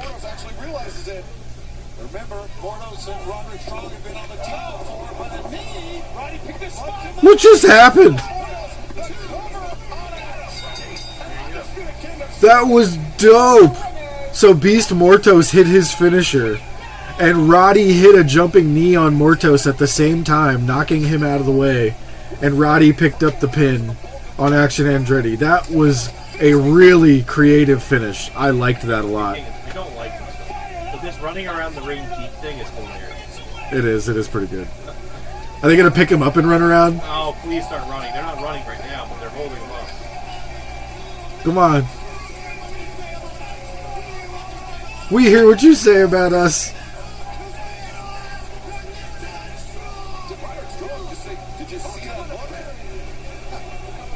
That was really good. Mike Bennett's gotten lightheaded. Wait, whoa. Speaking of talking gibberish, let's head to RJ City, standing by alongside Jeff Jarrett and Renee Wickett. Big win for the Undisputed Kingdom here tonight. Congrats, fellas. Yes, firing everybody up here in Chicago. This is one of the best cities in all of America for professional wrestling. You can feel the energy this crowd. All right, 5 minutes left. I will be right back before the show starts. For you guys tonight. Matt Taven shouting at us. My goodness. All right, guys, let's talk about how you guys can watch this pay-per-view. RJ, how are we watching? If you're in the United States, you can watch this on YouTube, The Zone, Bleacher Report, Triller TV, 5 minutes to go. Yeah, I'm excited. It's going to be a really good show. What a great weekend it's been so far. And international, you guys Eagles can handled watch the at Packers, YouTube, Saquon the PPV.com, Beast, and good. Triller. I have been given some Very happy pertinent with that. information that kicking AEW off pay-per-view. All Out Tomorrow, gonna hang MJF out. versus Some games, watch Daniel some football, Garcia. have a We are really starting good week. hot here tonight. Really. What are you expecting tonight for this I match? just saw MJF pacing on the steps, the longest reign, beat the most world champions. He's 6-1 this year. He won in Mexico. He won in London. But throw all the statistics out the window. My man, Danny Garcia's got the emotion and will get the W. I'm really feeling it too. I feel like tonight is a night for Garcia. You don't look so hopeful about that. You guys are going to get in line as another one of the throngs of people who continue to underestimate MJF. The man's ring was stolen, his MJF match title is was first. stolen, and he's That's back for believable. I revenge. could see that match Okay, going that first. match is going to be kicking off All Out, but we've got that lights out steel cage match. Hangman Adam Page taking on Swerve Strickland, as well as the American Dragon Bryan Danielson in action with his AEW World Title against the scapegoat Jack Perry. We've got so many different titles on the line. We've got blood feuds. And Chicago is ready for the fight. It is going to be personal here tonight. Any final words? Yes. Nobody, and I mean absolutely nobody, does pay-per-view wrestling like AEW. We're the best wrestle. That's right, and it's all starting right now for All Out. Giants fans in shambles. Oh, I love to see it, Nat. I love it. There are times when the greatest rise. All Elite Wrestling, biggest event of the year. Great Wembley moment. Creates the most devastating fall. You have woken up something in me that has been dormant for far too long. I'll get back in the next minute so I can go grab a Son of a drink. bitch is no good. Because unlike Jeff, folks, I'm a professional. I will not leave knowing that Jeff's not here. Feel fulfilled until I break your neck. Downward to a brutal place. Chicago Street Fight. Not being fed. Very thirsty. I'm not sure if I'm you want to go some water here? Our deepest, sickest We're thoughts like- to tear we're each like- other apart. It is truly going to be the funeral of this friendship. Where dark intentions threaten what's been restored. The International Championship is back in AEW, back where it belongs, with Will Ospreay. I'm just saying, Coach. This guy Jeff, one of the least professional professionals I've ever seen in my entire life. Don't you dare forget about the bust. A realization that an end is always inevitable. I am going to fight for this championship. My future is to be the world heavyweight champion. My future is to retire Bryan Danielson. As soon as I lose this, my career is over. But that's not going to be anytime soon. This will be your final sacrifice, Bryan. You're going to take your title. I'm going to end your career. The future is mine. Jeff Perry, you're going to get your head kicked in. And absolutely nothing is gained without a price. You'll say goodbye to your health, your career, your joy. Oh, this cage match could be so Goodbye good. to Swerve's house. Nat says she's happy for Saquon. He's finally on his feet. He's rival. Somebody's going to Remember the last time he had 3 touchdowns in the game? Now, I'll put it to you this way. Here's a stat for you. So Saquon Barkley, as a Giant, his year with the most touchdowns in one single year that Saquon had was 15 touchdowns. It was his rookie year. He has 8 after one game. Saquon had 3 in his rookie year, but that's the only other time he's done that. Yeah. Since college. I'm sure he did it like every game in college. I watched him every single game his college career. Saquon was a monster in Penn State. I'm gonna grab a soda real quick.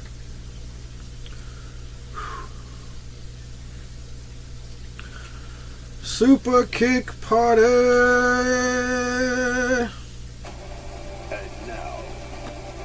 Check it out, Dustin. I got the Super Kicks right up here. The Young Bucks shoes. Let's go, baby, all out. We'll stay on my screen for a minute. It's Saturday. You know what that means.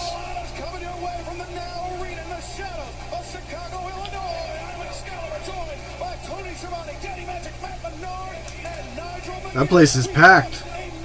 Sold out tonight, baby. That dude was missing his arm. Nothing wrong with that, is it? Yes, please, guys. If you like the show, please hit the like button. You know.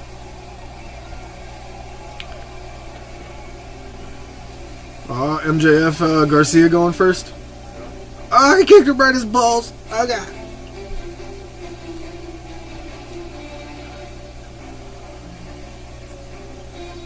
Somebody truly stole that Dynamite diamond ring. It'd be funny if it shows up on eBay somewhere.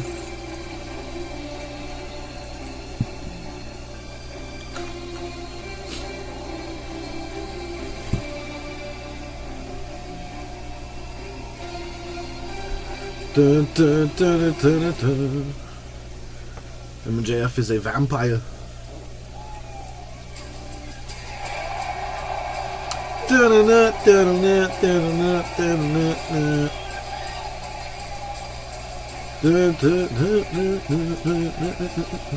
What up, 2 Trill? It's about so much more than wins and losses, Nigel. This absolutely is 2 Trill for life. What up, man? trying to end someone's career.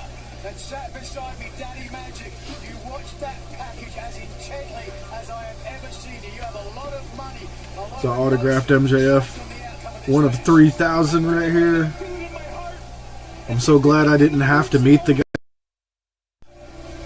He probably would have smashed it.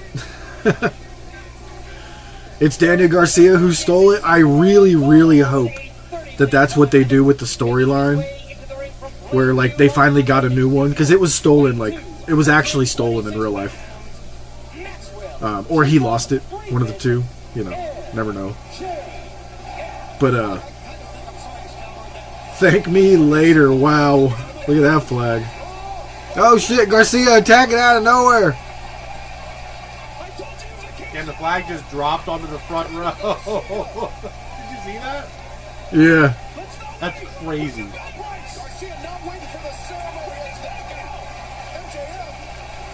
Damn, Danny showed up for a fight. Look at him. He's fucking ready to go. He look. Is that his Red Death shorts from back in the day? Mm-hmm. Yeah, that flag was not supposed to fall down. Yeah, it fell right on. They're checking on everybody.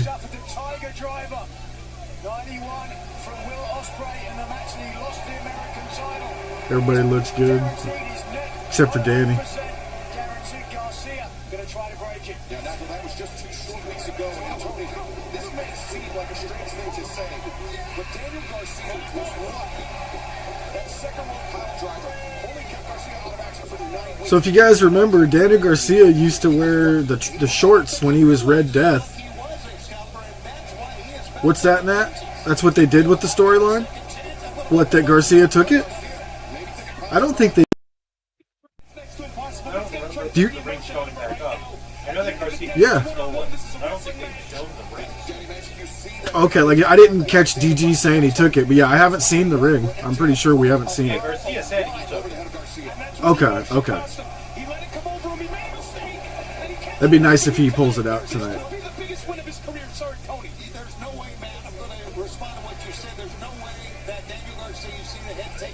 Oh, that's right. He said I pawned it for a ticket to London. Okay, you're right. They already kind of made it to where he can't do that. Ah, you're right. Damn. Spent some time with him over those last 9 weeks, Daddy. What has he said to you about this matchup? Oh, you don't want to know, Nigel. So much for that.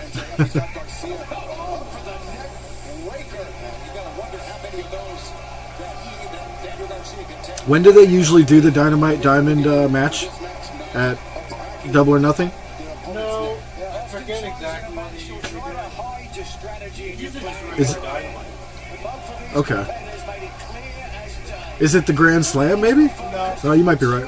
Just a normal. Honestly, I think they usually do it around this time of year, so I don't really know about it. I was gonna say, yeah, if we're due, he's gonna get a new one. So, Maybe they just retire. dude, listen to this crowd. This crowd's great tonight. Treating MJF with the contempt that he deserves. It was 9 weeks ago when Daniel Garcia wrestled an incredible match against Will Ospreay. Ospreay was the victor that night. Oh.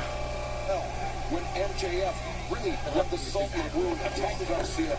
I mean, it's old man brain Nat combined with my whiskey sour, yeah. I think you missed there, Excalibur. MJF gave Garcia the opportunity to use his ring to win the match. Garcia elected not to take it, which MJF took as an insult. Made him pay the price. Or MJF created a distraction at a pivotal moment that cost Daniel Garcia the biggest victory of his career. That's what it is. In my opinion, that's what it is. MJF has been threatened by Daniel Garcia, the rising star, since day one here in AEW. I don't think MJF has ever done anything to help anyone. When he handed in that ring, I mean, it's disingenuous. Okay, MJF has done only things exclusively to help himself. Well, there you go. That's a fact. Dude, it's so wild to me that I have seen people on Twitter try to say that MJF is not a great wrestler. I'm like, he is one of the best in the world in the ring. Just because he's so good on the mic, I feel like it's the E-drones just assuming he's not good in the ring. I'm like, as soon as this comes out of your mouth or you type that out, whatever, you just immediately lose all credibility to me when you try to say MJF's not good. That's insane. I mean, I've heard some people critique him a little bit for the storylines he ends up in, which I think last year there was definitely some merit to it. But I mean, generally speaking. Obviously, you know, the devil thing wound up being horrible, but you got to look at his career as a whole. Like his dog collar match with MJF, my fucking god. I mean, with CM Punk, like my god. I mean, he's had so many unreal matches. Yeah, coach is giving. There you go, top 5 in the ring. Absolutely, dude. Like, there's so many guys that we could say that about, though, too. Yeah. MJF is AEW's Triple H. Oof. It's tough for me to agree with that because I hate Triple H. I do disagree with that. Maybe they had like some similar character like moments in the storylines, but he's like our heel. I see what he's saying though. Remember, MJF was wearing the jacket. Maybe, you know, I see it. I mean, I'm just gonna say it. He's someone that used to like him as a kid. I mean, I don't think Triple H is earned jack shit. I don't think that was crazy. I think MJF has actually worked hard and earned his spot. I don't think Triple H is. Hogle says only Tony doesn't have a daughter to marry. No, I mean, like, let's be realistic here. I mean, Triple H was a bodybuilder who, you know, I mean, I can't even say great physique because, I mean, we know the dude had to be roided up in past years, but, I mean, like, he rode Shawn Michaels' coattails as his friend, and then... Yeah, that's that over the rope spot. He followed Shawn into the home run that was DX, and then he kind of like was the head of the DX faction, but he surrounded himself with a bunch of guys who were very entertaining, like the New Age Outlaws, X-Pac, you know, Respect to China. And then he married Stephanie. He started dating the boss's daughter and married the boss's daughter. That still bugs me to this day, man. It's like, how do people not just look at Triple H like, he went after the boss's daughter to take the company over. It's crazy. Because, I know it's the boss's that dated the boss's daughter, but I'm really did work really hard. And it's funny to me because he came up on Twitter the other day, where I guess it had been like 20-something years or whatever since the segment where Eric Bischoff handed Triple H the big gold belt on Raw. And I'm like, that is such a fucking a metaphor for Triple H's whole career. Like, the dude they didn't have him earn it in a match, and I understand it's a heel thing to do to just give the guy the belt. I get it, but like, it's just so funny because it's like, here's Triple H, and they just hand him the big gold belt. And like, all right, well you're the champion now. Come on, Coach. He said, "Think smarter, not harder." I mean, you can respect the hustle for sure, but it doesn't mean you can't really bring up his name when you talk about the greats. That's for sure. I'm just surprised nobody calls it out. Everybody's just like, "Yep, perfectly fine." Yeah. Daniel Garcia, nice twisting neck breaker there on MJF with Garcia. As you mentioned, Daddy Magic, Garcia does not appear to be 100% still clutching that neck. It's been 9 weeks. Lost all feeling in the left Pretty side sure of he the body. cheated on China at the time. Slowly coming back over that time. He did. And he has been cleared to compete here tonight. And then tried to, not tried, he did succeed for a long time. He discredited her legacy. You know, it fucking sucks. She passed, not getting the respect. She didn't get her flowers until it was too late. And I think that's fucking disgusting. It's on him. And Garcia made his mission in this match clear. Wait a second. MJF off the ropes, swinging on miss, and now side headlock. It was a good match. Garcia's gotten a lot better since he's been here, man. Whew. Dude, that move that MJF does with the power bomb to the knee is wild. Fuck, that thing looks insane every time I see it. Did he drive that powerbomb onto his knee? The lower back. Yeah, the lower back went into the knee of MJF. Commentary's on it today? Yeah, commentary's always great in AEW. Except back when we used to have some nerd named Kevin Kelly. That shit sucked. You know, they were saying that Kevin Kelly's lawyer, so JR called the lawsuit frivolous because it is. Yeah. And Kevin Kelly's lawyer responded saying that JR has been sitting around the entirety of AEW collecting paychecks and hasn't done jack shit. Basically. And that's not word for word what he said, but he's like, JR hasn't done anything in the company. He's been sitting around collecting paychecks at home. And like, couldn't be more fucking wrong. Even Tony Khan had to tweet about it, which was pretty clear with his lawyers first. But he was like, JR is a founding member of this company and is like done a lot for the company off camera. I was like, what a terrible, awful, disgusting take. Just like, yeah, terrible. Oh my god, MJF bit him till he was bleeding? Called him a vampire earlier, but I wasn't serious. Jesus. Coach. Because like, I thought I was going to go between this and Colorado. Luckily for him, Colorado sucks. Is Colorado getting their ass kicked? It's so funny, everybody being like, Dallas is going to trade for Shedeur Sanders. I was like, no, they're fucking not. His team is horrible. Coach, I saw your poll about going to start like a franchise with a team and like use their playbook and stuff, like a program. Oh, he's bleeding bad. Oh yeah, he is. Coach, I want you to do Temple. Do Temple. Hogle says Janelle Grant scores another win. How does Janelle get another win? Did I miss a joke here? Yeah, no, did something happen? I think you're about anything. I was going to say, did I miss a joke? I might have. It's very possible. 14-0, Nebraska up in the first. Woo! The Corn Huskers, baby. My dad's in Omaha now. So. Oh shit! Oh god, he's gonna. Oh, thank God. Coach, when you do the Temple one, let me know. Hit me up so I can watch it. Ah, he's dripping snot in his mouth. That's worse than blood. Yeah, Coach, because if you play Temple, you'll play at Lincoln Financial Field, right? Because they play at all the stadiums in the game, right? In the college one. Because the Temple Owls, they play at the link. Yeah, and that the lawyer's like, "He's not my friend. Fuck him." He's like, "That was detrimental to our case. Fuck that guy." Gas from Wednesday night has been opened up wide. A geyser of blood coming out of the head of Daniel Garcia and MJF, though, on the receiving end of that. Garcia busted open nasty. He busted open that cut from the other day. You're right. You're right. You're right. You're right, Hogle. Garcia makes the call. The arm of the. That's pretty ring awareness. You got to admit. Coach, I'm sorry the Ravens didn't win.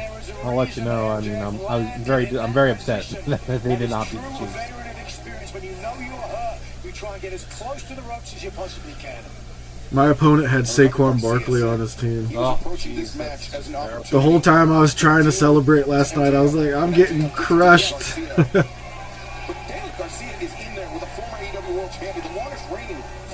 Yeah, more Garcia and MJF, please. Let's somehow let this not be the end of this. I'm telling you, it's not going to be.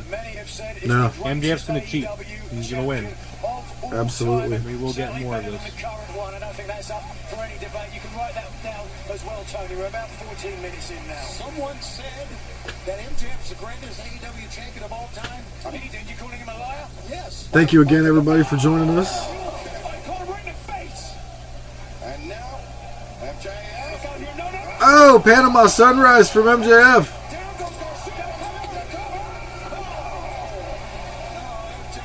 Will we see Adam Cole, baby? Was that a little bit of some foreshadowing? Huh? I think he's done it previously, though. Well, he might, but they could still be foreshadowing with it a little bit. I suppose, yeah.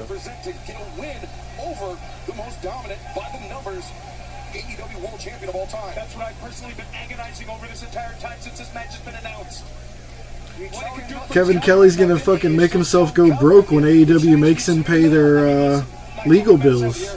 Yeah, no, Nat, you're right. Like, Kevin Kelly is burning the bridges with his friends and possible workplace, but this guy is done. This guy's never gonna work in wrestling again. He might get a job like some small indie or something, but.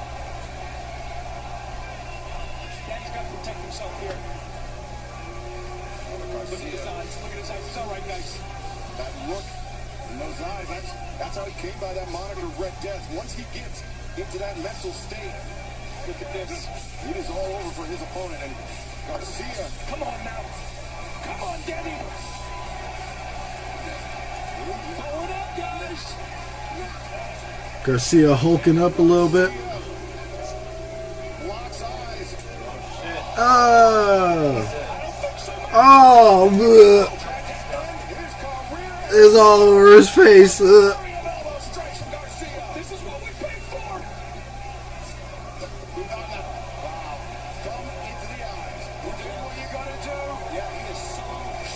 Woof.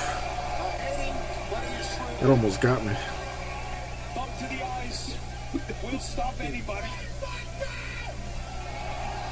Combination. Oh, wait a second. It's a package. Two. No. That tilt by MJF. Garcia tilts. Both men release both men. Oh! No Dynamite Diamond ring, though. That's the punch he usually does with the ring.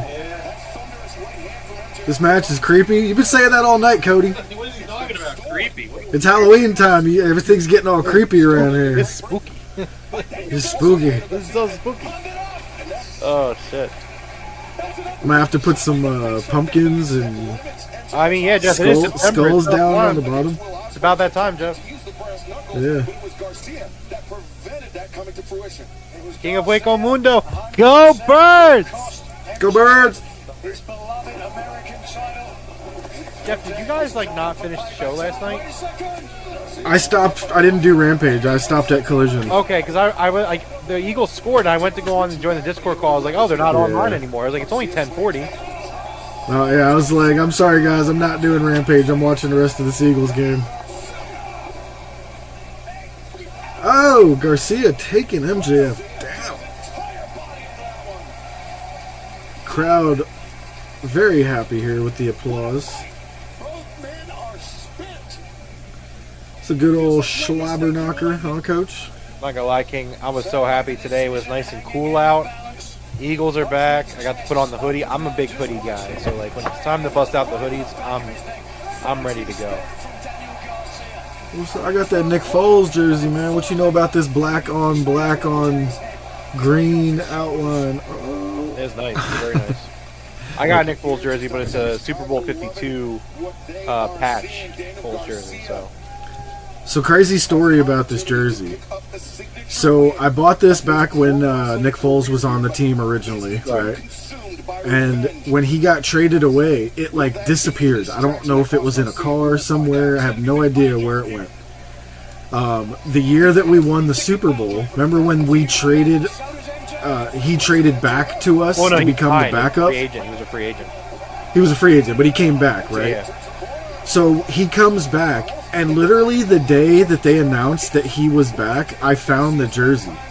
And I was like, this is a sign. I said it to everyone in the house. I was like, this is a sign. I was like, we're winning the Super Bowl this year. And they were like, why? He's the backup. And I was like, I don't know. It's just something about it.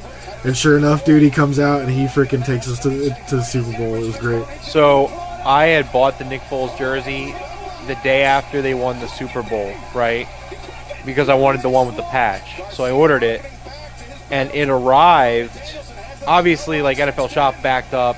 Everybody's ordering Eagles Super Bowl win merch. Like they don't even give you time frames. Like I'm ordering this stuff, and they're like, it'll be there at some point. Tell me how it got delivered. A year to the date that the Eagles signed Nick Foles back. Oh, nice. It was the exact. It was because I went on and I took a picture. I put it on my Instagram, and then I went through my Facebook memories that day, and it was like 1 year ago I had shared that I was excited Nick Foles was coming back and they had signed with the Eagles again. Okay, I thought cool. that was really cool that I got the jersey a year later. That is cool. We both have like a little bit of a Foles story there. I got his rookie card with an autograph over here somewhere. Oh, that's nice. Piece of his jersey too. Cody Hater saying, paying homage to Chris Benoit. You know, think about wrestling fans that we all forgave Chris Benoit, right? That was so weird hearing that. I was like, nobody forgave the guy. We just admit he was good. What are you talking about? Hulk Hogan's such a dumb idiot. He's just such an idiot. He's like, oh, these wrestling fans, they forgave Chris Benoit for murdering his family. Why can't they forgive me for being for being MAGA? And I'm just like, well, you see. Yeah, this match is incredible, King. Well, you see, Terry Bollea. Nobody fucking forgave Chris Benoit for murdering his wife and child. Like, what a weirdo. Like, what a weird fucking dickhead, right?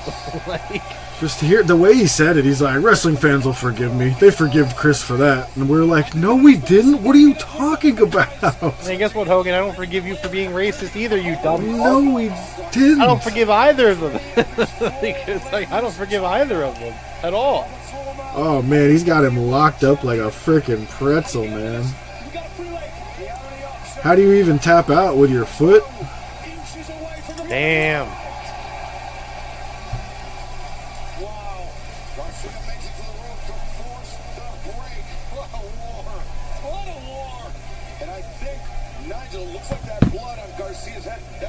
Clotted up a little bit, luckily for him. Yeah, certainly. I think there won't be much more blood coming out of it, but there's other stuff coming out of it. Look, the snot just coming out of his nose. That's what happens. Oh shit, Dustin, you throwing some conspiracies at us? Literally beating the snot out of his opponent. He's got a handful of it now. Coach, did you see the segment on? I saw it on Twitter, but the segment with Cody Rhodes in the ring, and the whole crowd just started chanting, "We want Roman." I'm like, Cody is such a loser. Those fans are so over his dumb shit. The Bloodline is feuding over a necklace. It's not even a championship belt. They're feuding over a necklace. And Roman came back and took that necklace like 2 weeks ago. All I'm saying.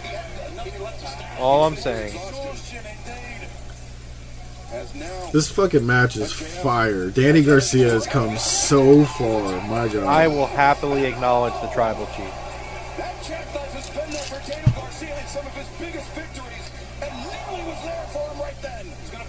Ow!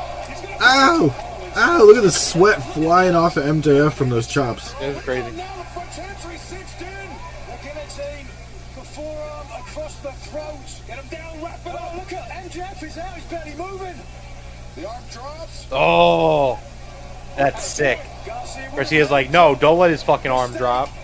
Mistake, maybe. It's hard to say. I want to beat his ass. Oh, that's good. Wow. That's what he wants. Just do it, Danny. Coach, you know I was loving. Coach, you know I was loving that shit. When the crowd started chanting, "We want Roman," again, I'm sitting there at home. I'm on Twitter, and I'm just like, oh, pile driver to MJF. damn. Kicks out.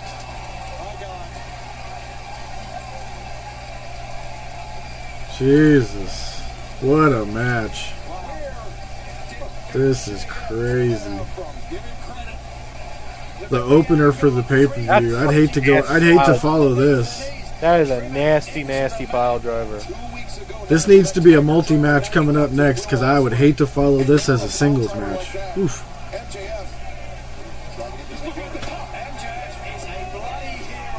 This is personal now, gentlemen. I don't think he's a bloody hero, but I think he's a hell of a wrestler. I gotta give This is great, isn't it, King? My He goodness. wants this pile driver off the ropes. Danny, what are you thinking? That's gotta be what it is, right? Yeah, of course that's what it is. Definitely letting everybody know that spent their $50. Like, He wants to do to you're getting your money's worth tonight. to Daniel Garcia 9 weeks ago. This is awesome. Just do it. Don't waste time now. Come on, Danny. Oh man, they're both trying to pile drive each other off the rope. Not biting. MJF biting. That's the risk you take now. You can't let a guy like this hang around. Both men are absolutely spent. Take a look at what we're watching. What an opener. We are just starting here. Oh! Get out of the way. I told you. There it is. What did I say? There it is. MJF with the low blow. We ain't done. We're not done. We yet. are not done. Not even close. The winner of this match, Maxwell Jacob Friedman and MJF low blows him while Bryce isn't looking and rolls him up. The low blow and the jackknife. Just insult to injury, but with the damage done to the neck, the jackknife pin meant there was no way Garcia could kick out of that. That much pressure on an already damaged match. That damaged neck. That is QED. What's it supposed to be like this? a heartbreaking loss. MJF wins, yes sir. It can't end like this.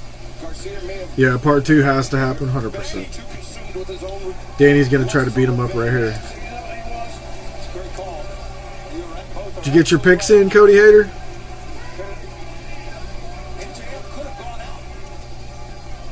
He wants to shake his hand after low blowing him. Get out of here. No way. I'd tell you go fuck yourself. I'd just give him a finger, right? I'd give him a double finger right to his face.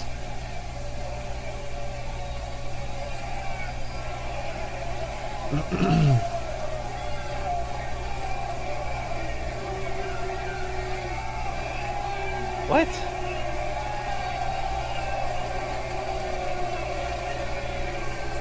I was gonna say. Oh! Oh! A taste of his own medicine. Ow. Do it for your mother! Do it for your mother, Daddy! Looking in the corner. Oh wait, No. Security, get out here. He's going to kill him. Who Security. was it on the stream on Wednesday who was like, I'm not looking forward to MJF and Garcia at all? Probably Macho. No, I don't remember who it was. Somebody said that. It's like, I'm sorry, but whoever that was, you're wrong. You were wrong. Oh, he killed him. Call the police. Garcia pile driver off the top rope. King, what were you saying? You thought we were going to get what?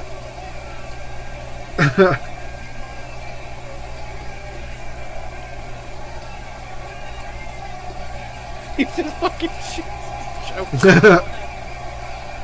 Oh, that's sweet.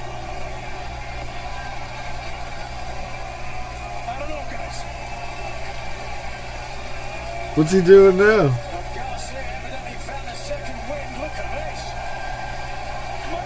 He's exiting through the crowd.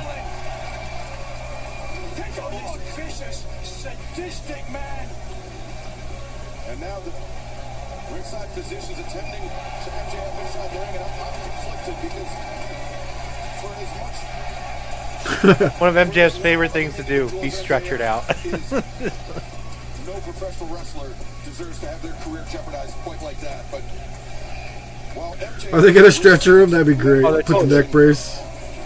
our final match of the evening will be the unsanctioned lights out steel cage match shit. between Hangman Adam Page and Swerve Strickland. Both men are in their respective changing rooms under guard.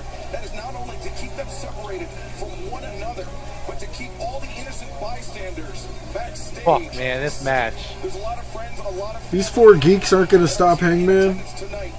And these two men, Swerve Strickland, Hangman Adam Page, their match is still to come tonight.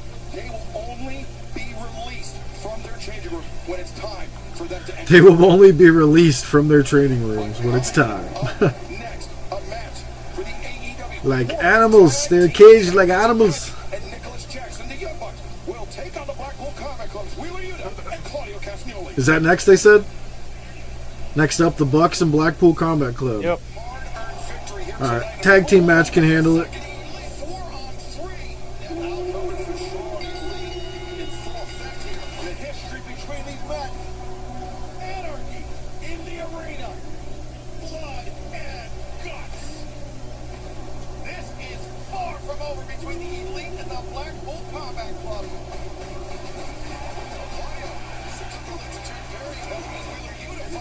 You kids. Of your life. I don't have anything to do at all around. Neither does Yuta. I'm going to put it on you for a sec. I'll be right back. That was a great match. That was really good.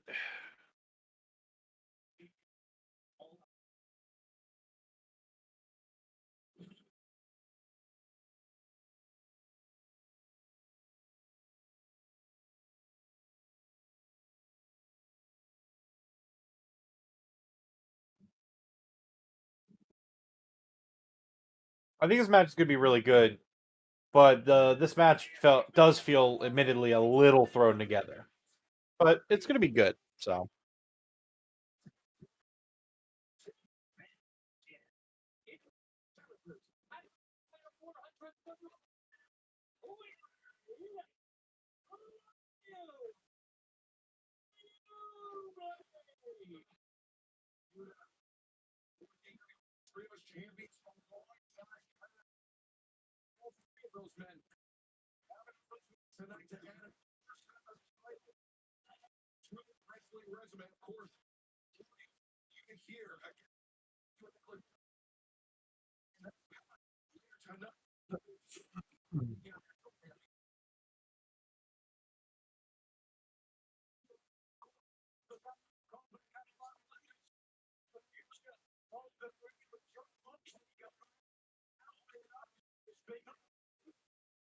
let's see. So Coach says, so one of the high school kids he trains today, he asked who Coach would say is the best wrestler in the ring that Coach has seen, in his opinion. Who do you think I said? Oh man, in the ring?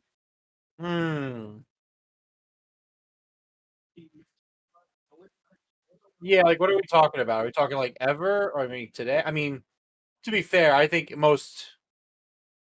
the best in-ring workers are workers of today, to be honest with you. Um, hmm. King of Wikamundo says Madison Rain. I mean, hey, she's a great coach for the women's division. I'm not going to hate in general. In ring, in general, oh man, that would be one of my guesses that Coach would have said. Omega, maybe. I forget if Coach likes Ospreay. He did say someone from today, though. Okay. Ospreay is incredible, like unbelievable.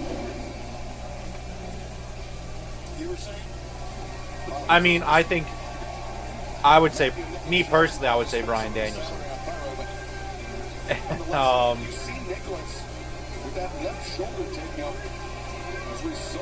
Dustin said Kenny Omega. Okay, yeah. That's what I would have guessed. I was thinking, but I would probably would have guessed you saying Kenny. Kenny is fucking incredible. I'll say this though, right? And Hope he's not talking about Chris Jericho. that'd be really funny if he did. He's like, yeah, I said Chris Jericho.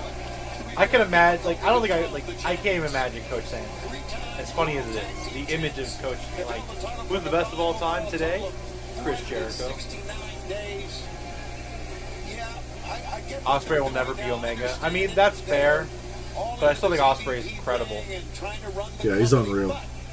They are great wrestlers as well, Nigel. This EVP thing, Tony, this EVP Yeah, it says Kenny or Kurt. downplayed without Nicholas and Matthew Jackson helping run this company and steer this. What would you say, Dave? There would be no AEW today. You would be at home stroking your dogs. Listen, that's not what I'm saying at all. You always mix my words up. Then please elucidate. Look that word up as I continue talking about how great the EVPs look with the AEW tag team titles around their waist. Young Wheeler Yuta there, the understudy, if you will, the student of the BCC. Don't you think perhaps it's going to be time that he steps away from the BBC? The BBC. So I'm debating, chat. What do you guys think? So I'm deciding whether I want to drink my energy drink, my Red Bull, or should I make an affogato? An affogato is a scoop of vanilla ice cream with a shot of espresso poured over it. That stream is down. Your stream is down, Nat. No. Man down. Man down. So I was really bummed today, right? So AEW, they're running it across their screen right now. They're doing a 25% off, 24-hour sale for All Out. Oh, man. And I actually thought about going in and buying some shirts today. One of the shirts is I really want to get the Will Ospreay Assassin's Creed shirt. It's limited edition, and I think it looks really cool. But the problem is that they don't include it with the 25% off. And it's just like, it's a $40 t-shirt. Oh. I did not see that, Hogle. I did not. Ah! Dude, the ice cream, the affogato. Ow.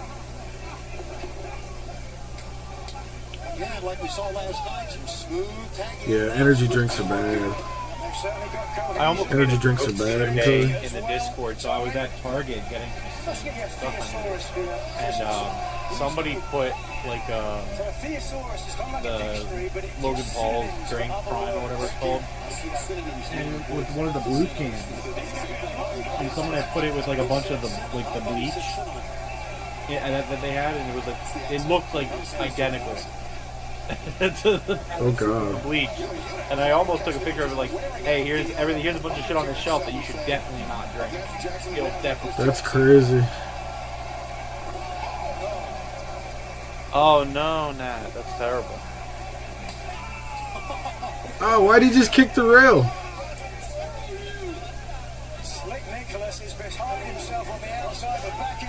Nick, that was a terrible idea to kick the rail. Just saying.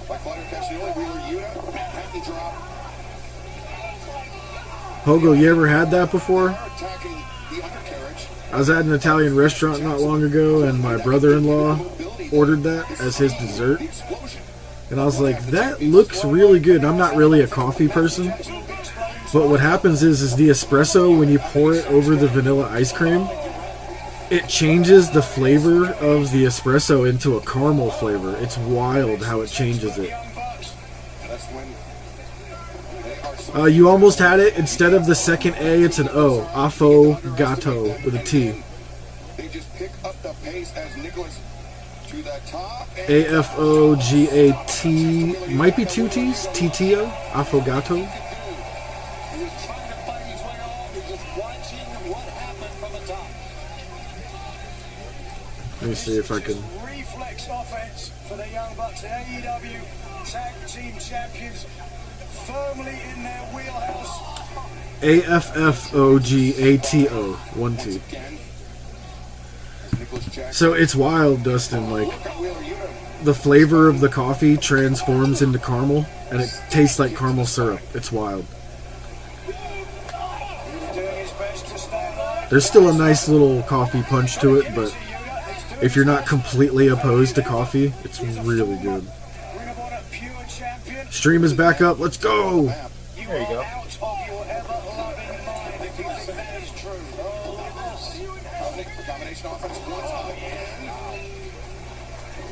Neckbreaker and now Matt Jackson. And notice how Matthew was looking directly at Claudio Castagnoli, keeping his eyes on the man that is outside of the ring. Very hard to get in the head. Yeah, Claudio's seen it all. You're right. Another whiskey sour? No way, Coach. I'll fall asleep in my chair on you guys. From Lucerne, Switzerland. Boy, really showing a lot of heart, a lot of gusto here. So here's some insight into the end of the MJF Daniel Garcia match. So this is from Backup Hangman from Wrestle Purist. He says the originally planned finish for MJF versus Daniel Garcia was a clean victory for Daniel. AEW is under the impression that Garcia is staying, but because the deal has not been signed yet, the decision was made for MJF to go over. MJF is now expected to go film a movie. Oh, so they kind of wrote MJF off here a little bit? Yeah, so I mean, considering that Garcia hasn't re-signed, I do think that is the best way to book this match, because Daniel Garcia lost the match, but he won in the booking. MJF, but who was left standing tall after the match was Daniel Garcia. So I think considering Garcia hasn't signed yet, I think you get MJF the win. Garcia still, who you assume is still going to be around. You know, you make him look good. And then MJF gets written off. So I think it works. I don't believe that Garcia hasn't signed yet. You don't put somebody on a pay-per-view who's not signed yet. Maybe. Danielson's a different story, you know what I mean? I actually don't believe that Danielson's not signed. Like, I understand. There's no way Tony wasn't just like, Brian, I got all this money. Let me give you some of it. You know what I mean? Yeah. Like, there's no way Danielson didn't like secretly sign like a deal to go however long he's going. Nick, Shawn Michaels, Hairline Jackson. Haven't you heard if you don't have anything nice to say, don't say anything at all? I'm just kidding. I'm sure he's very sensitive about his hairline, man.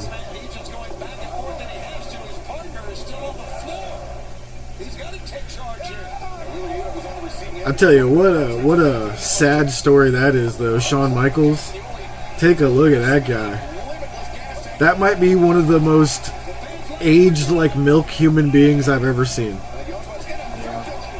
Shawn Michaels went from being the Heartbreak Kid to being one of the cousins of the frickin' damn, I said their name earlier, the Bushwhackers. Like, he looks like he would fit right in with the Bushwhackers as like Uncle Sean. Coach, I'm right there with you. I wish Tony would say that to me. I have so much money. Just let me give you some. Just let me give you some. I wish a millionaire would, right? Like, I wish a millionaire, like, they don't need all that money. Like, can I just get like $100 grand? Like, for me, that would be like that. I don't know if I would consider that life changing. That's pretty fucking damn near life changing. For me, 100,000. Yeah, I could do a lot with that 100,000. Yeah. Like, I'm still working. Like, you obviously you can't retire off 100,000. I was like, you know what? Like, it would be nice. Gives you a nice cushion to know that if something happens, you don't have to worry. I would just pay off like a lot of my debt. Actually, to be honest, a lot of my bills I would pay off, and I'd be like, all right, I'm set. I'll pay off the house, I'll pay off car. I would just pay everything. I would invest a minimum of 50 grand into the stock market, probably. Yeah, probably. I would probably have someone invest that for me too. Yeah, for sure. I could go to Walmart. Hold on, the stupid heart on the YouTube chat is blocking. Oh no. Fuck that. I could go to Walmart with $100,000 here in Cali. Dude, in some places, Home Depot sells houses that are like pre-built. They're like $19,000. Find yourself a nice little plot of land, buy a Home Depot house, pay somebody 20 grand to finish it out. It's only 100 grand for a nice house. The Bucks have been impressive, always.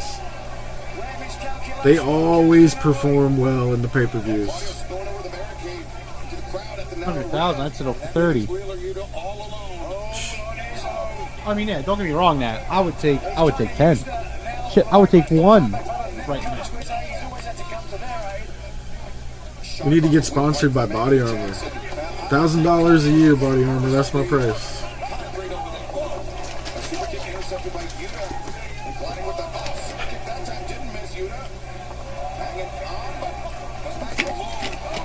Oh, that was sick.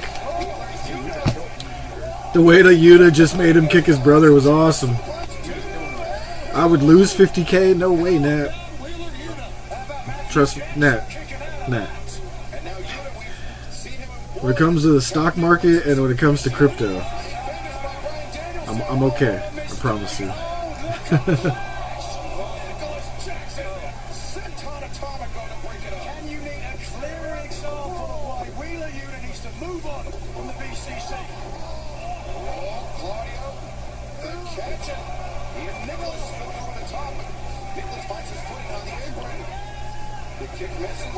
Where's the lie, though? Where's the lie? Jeff have WWE stock? No, I do not. I can actually say with a straight face, I do not own any WWE stock. I think we're which I should have when the whole Vince thing went down. Everybody, let's all agree in unison that it is now officially fact here on the Broken Tables podcast that Jeff is in fact a WWE shareholder. Like I was just telling you, I wish I had actually when the whole fucking scandal went down. That I would have made a good chunk off of it.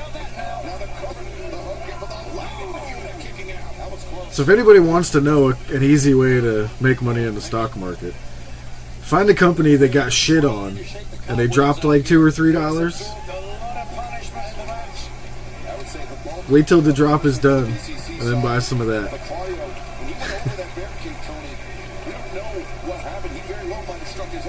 If you had bought the WWE stock when Vince fucking all the shit came out, that's pre-TKO.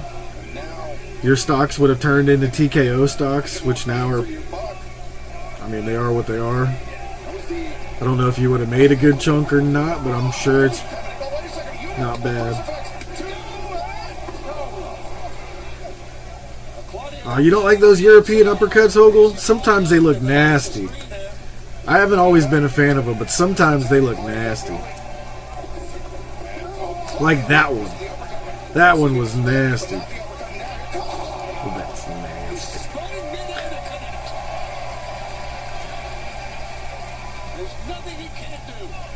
Yeah, there's another good tip for you. Follow Nancy Pelosi's stock profile.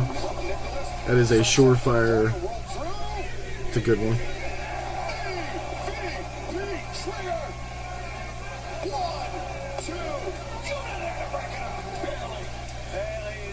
Sounds like we would be good friends, Hogle.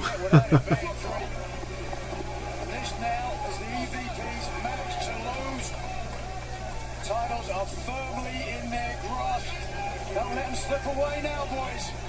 We have seen 2 sensational matches thus far. Just 2, and a whole lot more to go. Oh, they're pumping up. Yeah, for as stout and sturdy Pump him up. that Claudio Castagnoli is, a second EVP trader could almost certainly end the night, but perhaps. It's all he knows how to do. No, he's got the swing.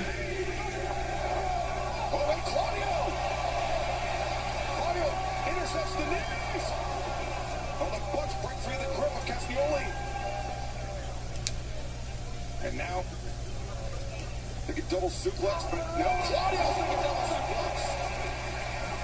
Here comes Wheeler. Wheeler, you know. There goes Wheeler. Tope Suicida. I think Wheeler might hurt his leg. Oh shit, did he just hurt his knee? Might have.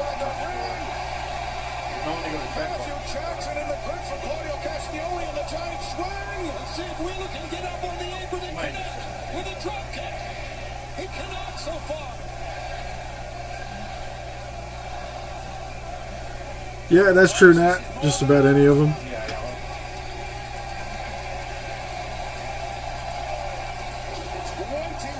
A girl move? I don't even know if I've ever seen a girl do the swing. Wow, that was a hell of a kick out.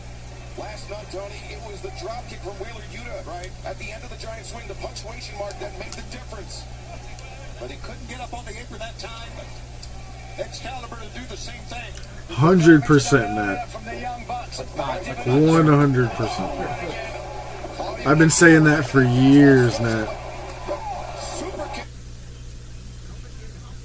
Like, we got politicians making like 80 to 100 grand a year, and all of a sudden they're multi-millionaires. Get out of here. What happened to my feed? My feed's frozen. Not even the stock market. I mean, like, yes, the stock market's included in it, but it's like a lot of the the donations and stuff too is extremely questionable shit. Yeah. They're aware of too many things that happen within the government that affect the stock market. They should be banned completely.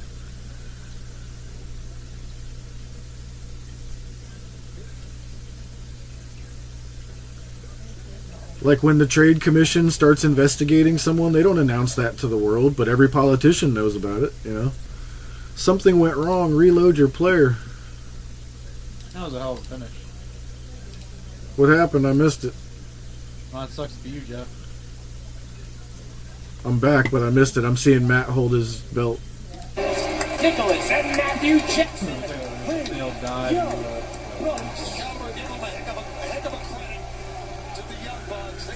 What happened? Ooh, look at that guy in the Pacquiao outfit. It was Nicholas Jackson anchoring Claudio Castagnoli down in that corner to prevent the break of the pinfall attempt. It was a classic example of why the Young Bucks are the greatest tag team in AEW today. Yeah, tip of the cap, John. Again, the champions. Alright, I'm gonna go make my affogato.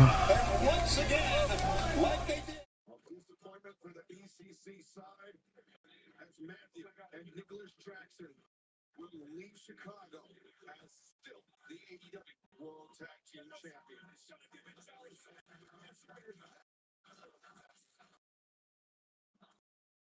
Well, can the other man that can call himself We're doing Osprey and Pac next. national champion, or will the reign of the Billy Goat continue? A tale as old as time. The forgotten bastard!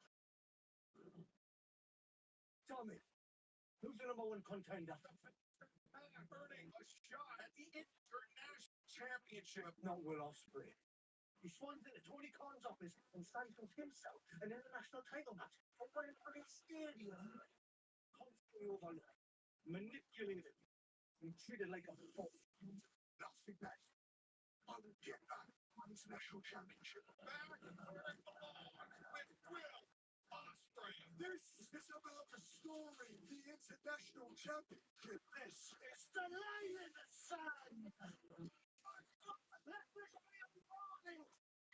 Don't you dare. Forget about it. I cannot forget about it. No, I'll be chasing you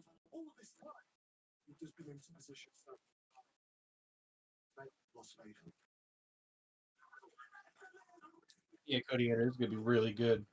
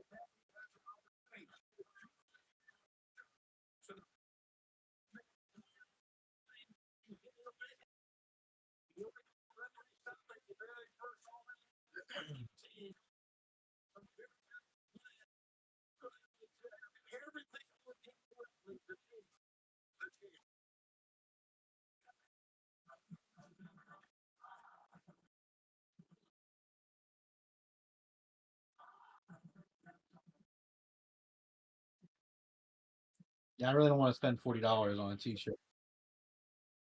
I don't want to spend $40 on a T-shirt, but fuck, I love this gear. I love it. I love the Assassin's Creed tie. Is the AEW International Champion. That's like one of the cool. I know Rome's loving the Assassin's Creed gear. It's just so fucking good. Like, I don't even care if you don't like the games, you think it's cool. I don't give a fuck. It's so fucking sick. It's just sick. I really care. Oh, you do. Anybody. Gee, thanks, Matt. God. Yeah, it's because we're just vibing, we're having a good time.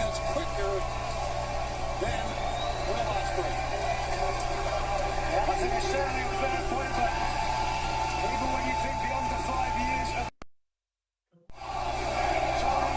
you've seen them all come down the wire. If I wasn't here, you'd have nobody to disagree with.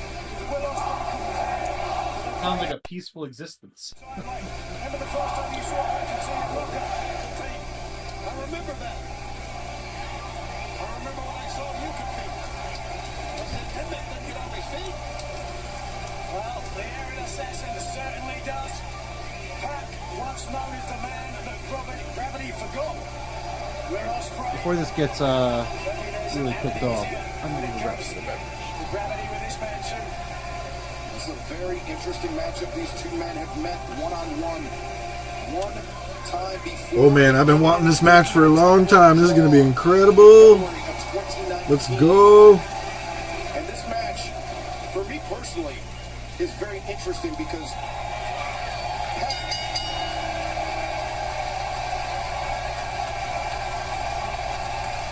Tony just told Excalibur, shut the fuck up.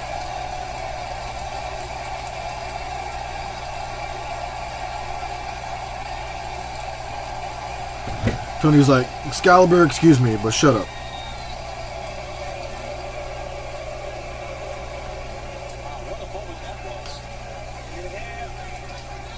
Vociferous response from Chicago. that's the experience of Pac. This is so good. It's insane. You can't afford to let Osprey ride the wave of momentum from this crowd. A scoop of vanilla ice cream with espresso shot poured over the top. It's unreal.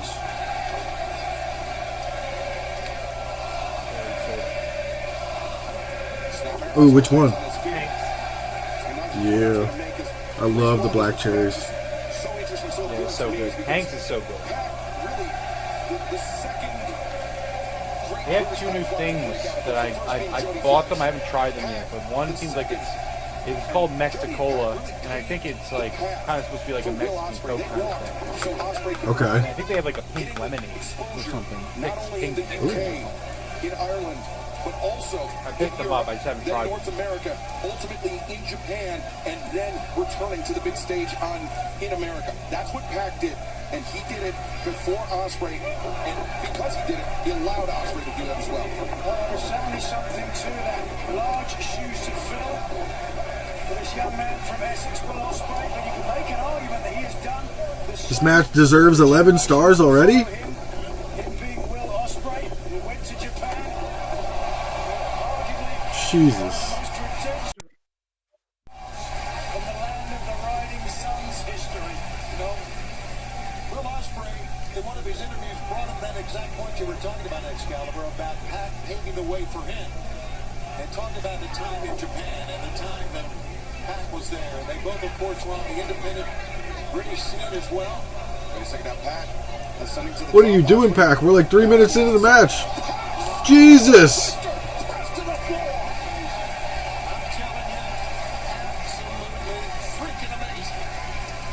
I don't even have time to look down at my ice cream. The Geordie took there, coming from the top rope. A calculated risk, but another risk, this time paying off for Ospreay. As Pat tries to get to the outside, Ospreay nibbling up to the top. Ospreay's turn. Oh my god. They just did the same corkscrew moonsault back to back. That's incredible. Go Birds. Hey, it's Ricochet. Ricochet's watching as well. That's a nice suit Ricochet's got going on here. One-time rival of Will Ospreay. Made his debut all in London 2 weeks ago. Successful debut on Dynamite when he defeated Kyle Fletcher. And it was then that Ospreay went out to seemingly congratulate Ricochet on the win, but Pac felt like he was once again being overlooked, being disrespected by Will Ospreay. And he certainly made a statement to that point, dropping international champion on his head. We've seen some incredible high-flying athleticism for both these competitors, as we knew. Now the strikes coming. Open-handed shots. Aubrey Edwards keeping her eye on the action. What did Will say to him? Stay up there. Sunshine.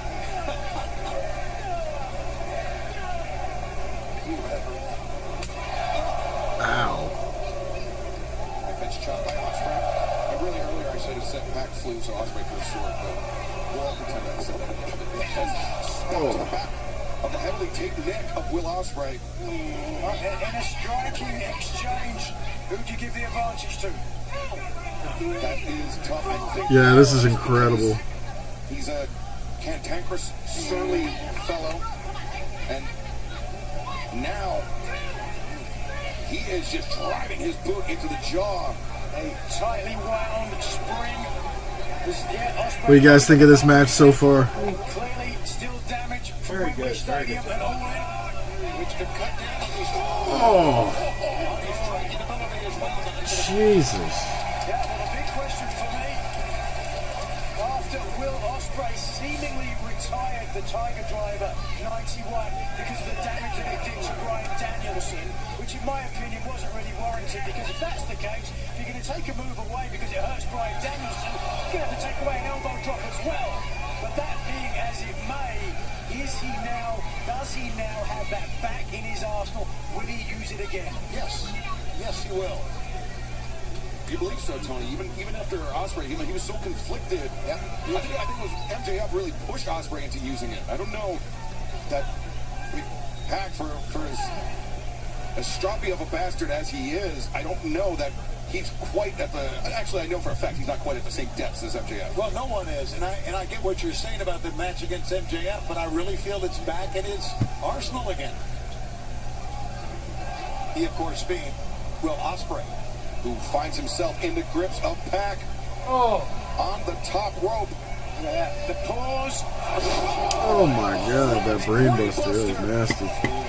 And that just shockwaves of agony going through his body. He may have suffered a stinger right there. Left shoulder, he's pointing to his left shoulder, and Albert Edwards hovering over.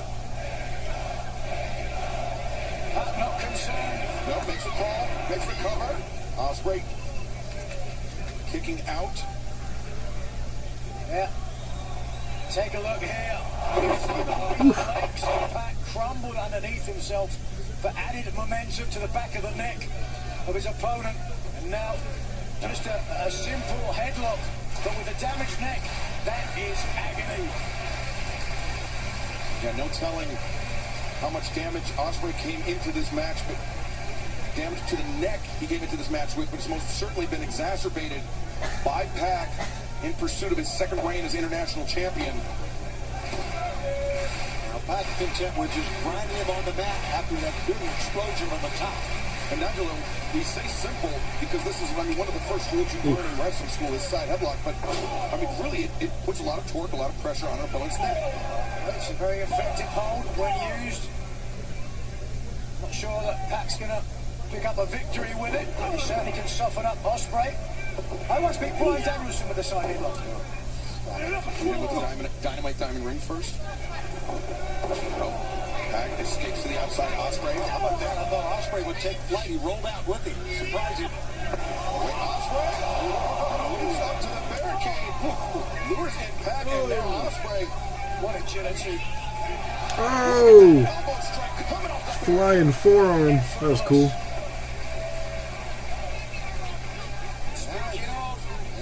Now he wants to take flight. He's got to make sure he knows where his opponent is here. And he can see. Nobody's typing in the chat. Everybody's just staring at this match. I understand. As Aubrey Edwards checking on the outside. Pac may have gotten a bit rattled by that elbow strike. As Ospreay looking for that Sasuke. Wow.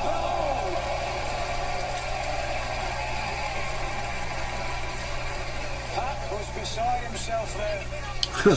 Just wow. The prior elbow. Didn't know where he was, staggering around here at ringside. Before he knew it, in came Will Ospreay as Pac trying to regain his senses, but Ospreay applying pressure. Pac reverses. Ospreay. Jesus, that was so cool. Screw kick. Down the cover. Barely a 2 count, says referee Aubrey Edwards. How was he able to connect with a corkscrew kick from hitting the ropes like that? Agreed, Cody Hayter. Just Agreed. taking off every direction, first on the outside, and then watch this, to your point, Tony. You were on the shop. Bang! Right to the side of the neck, and that goes down hard like a sack of sponge. Like right on the trapezes. I mean, he Self-preservation there, sweeping out the legs of Ospreay. Hey, Golden Rose, welcome. Nope, Mercedes match has not gone by yet. You're gonna get the what? Which one? So I'm gonna get the Ospreay without screen one, and then I want to get a Danielson. I want to get a Hangman shirt. Ospreay certainly doesn't want to be on the receiving end to 2 of them. Headbutt here, yeah, Nice. things getting a little desperate as Ospreay. As the head wedged in. Good luck with that. Good luck with that, Nat. As comfortable as you can get, I guess, right? Oh my God! Jesus, you just oh!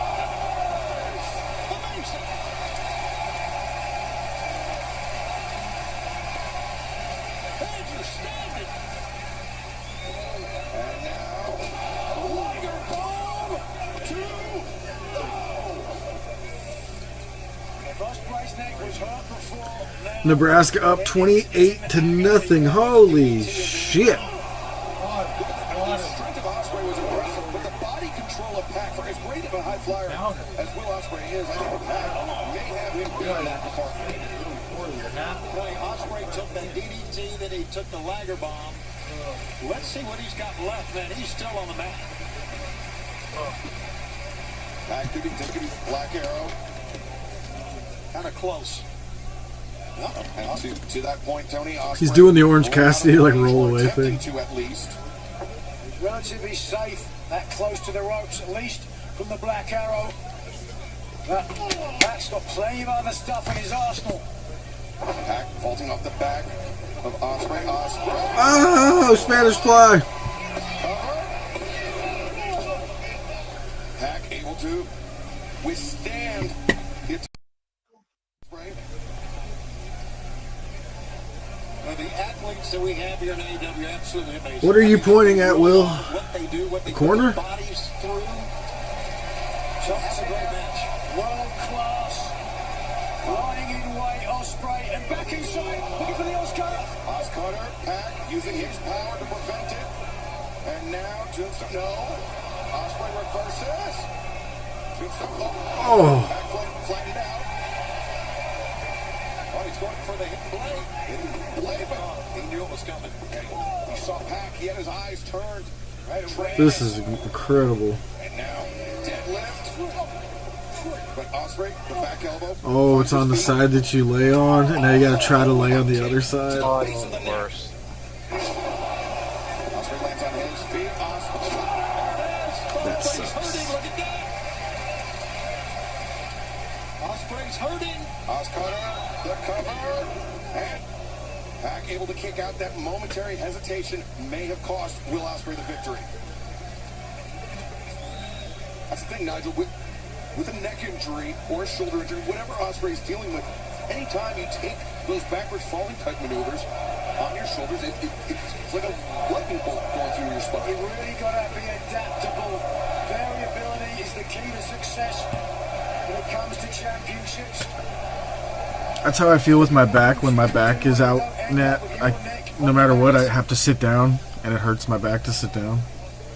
So certainly to that point, the hidden blade has got to be Will Ospreay's friend right now. And my back's straight right now, maybe even 3. It all started when a Tiger Driver 91'd you off that fucking roof.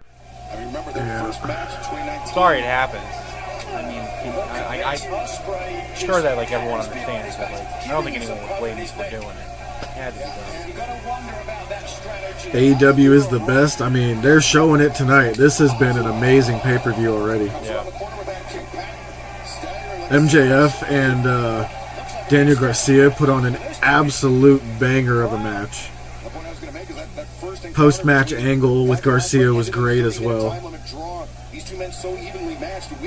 King's calling this one of the greatest matches he has ever seen. Crazy thing is, it's probably only gonna be the second best match of the night. I was just gonna say it's probably just one of it's just another Will Ospreay match. Like, this is all he does is put out some of the greatest matches ever. My God, ow.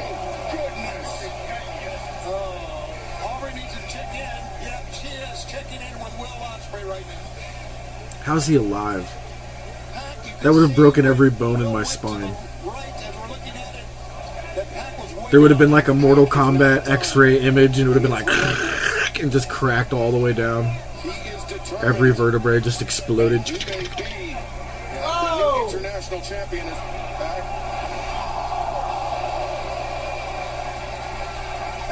Was that a Frankensteiner or a Poison Rana? That was a Frankensteiner, right?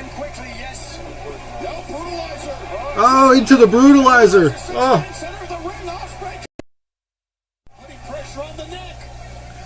Fight forever. Fight forever. For real, Jesus.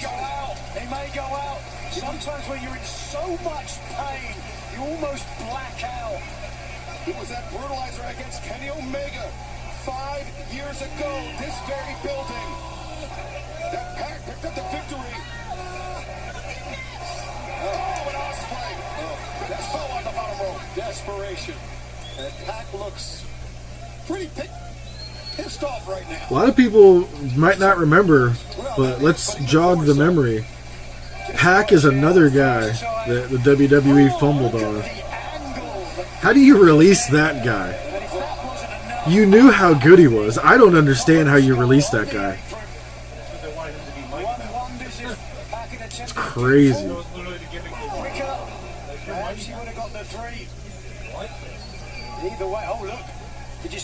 Just let him be this fucking asshole character. They tried to make him some nice guy, like, hey, I'm a comic book character. No. You're a fucking bastard. Oh. Ospreay with the knees up to the Black Arrow. My goodness.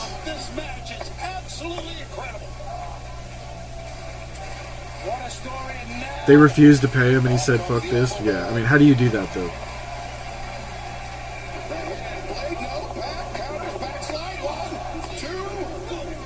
Ospreay kicks free. Patton kicks him in the face. Can be the international champion. Who the hell is it going to be? German suplex. Ospreay's momentum carried him through to his knees.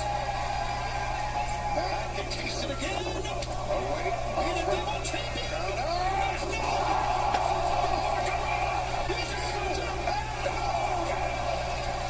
What the fuck are we watching right now?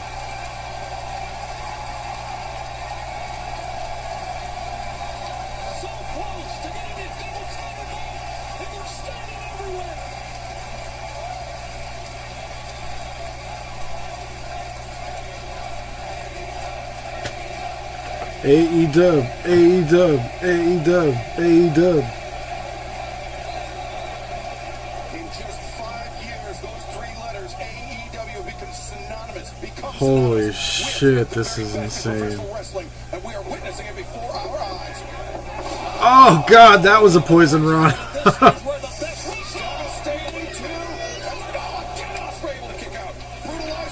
Really hope so, Golden Rose. We're hoping to see some debuts tonight for sure.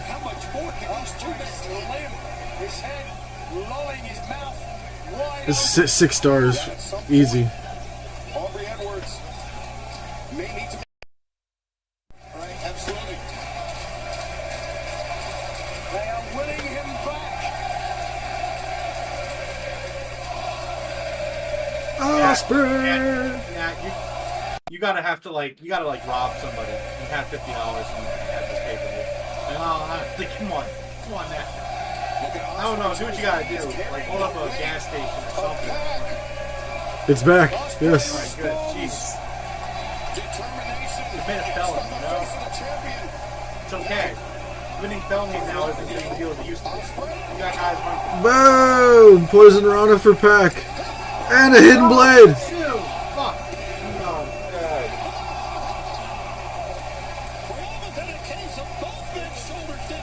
That looked so smooth with the hidden blade. Oh my god, these guys are good.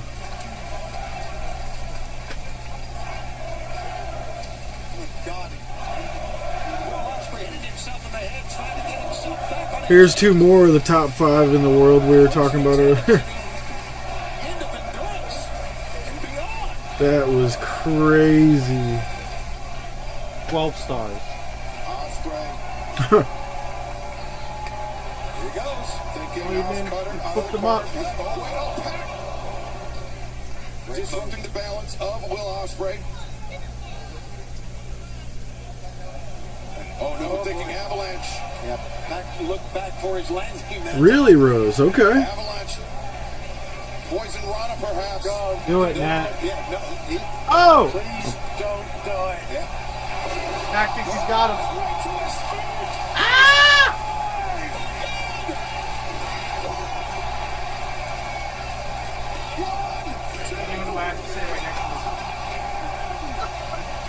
Oh my god. We'll never count out the bastard. We'll never forget this match as long as we live. Oh my god, a fucking os cutter off the top rope. This is insane. Is he gonna start hitting everybody? Oh no, he's gonna hit the Stormbreaker. Oh!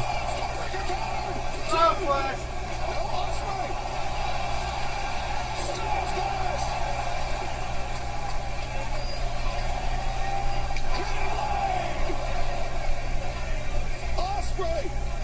Package did wait. Cars. 2, 3. Oh!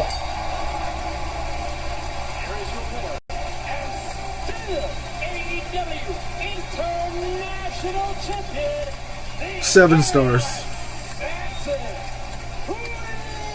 I tried to tell everybody that this pay-per-view, like I get the fatigue. I get the fatigue of having a pay-per-view 2 weeks later and having to spend $50 plus. I understand.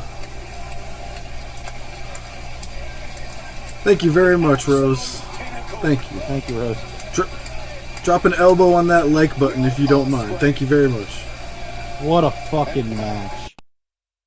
That was insane. What a fucking match. Of British professional wrestling, putting on a classic here tonight in Chicago. Easily a contender for Match of the Year, War Machine. 100%. And now Tony's got to book a three-way dance between these guys and Ricochet.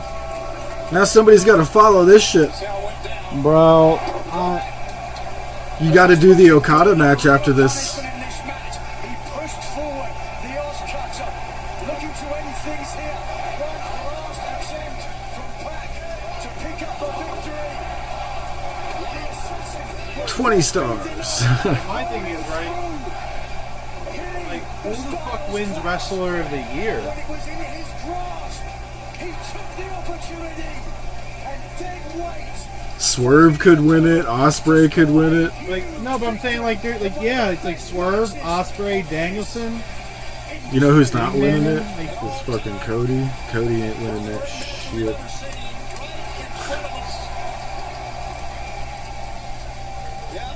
And you can better believe that Ricochet agrees.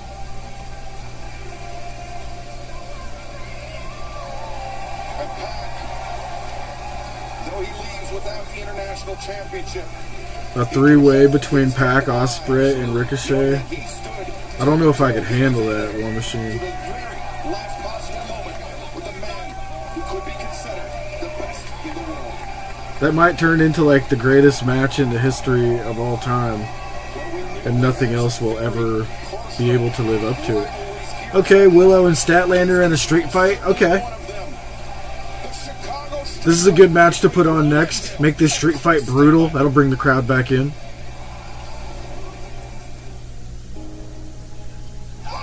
Oh, they always do, Rose. They watch, for sure. I was going to say, grab that soda. That shit's about to go down. That's what Chris Statlander put me through. You thought you could have it all on your own. But you needed me this whole time. You would be nothing. Yeah, they always call it the Styles Clash. It is truly going to be the funeral of this friendship.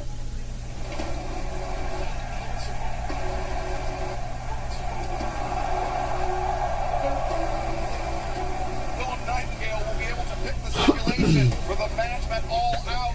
Chicago Street Fight!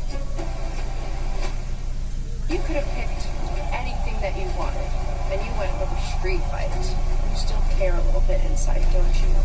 I valued Stat's friendship, so yeah, this Willow match is gonna be fire. Stokely came along, and now it's like she's a different person. Wild beyond compare. All that Gil, Chris Statlander, the street fight. You've broken my heart, so I'm all out. Oh yeah, Rome, I meant to tell you, yesterday's Eagles game set the record for Curly's. Oh yeah? For the most business we ever did. Really? That's surprising. Sold out of everything. Sold out of cheesesteaks, sold out of wings. Yeah.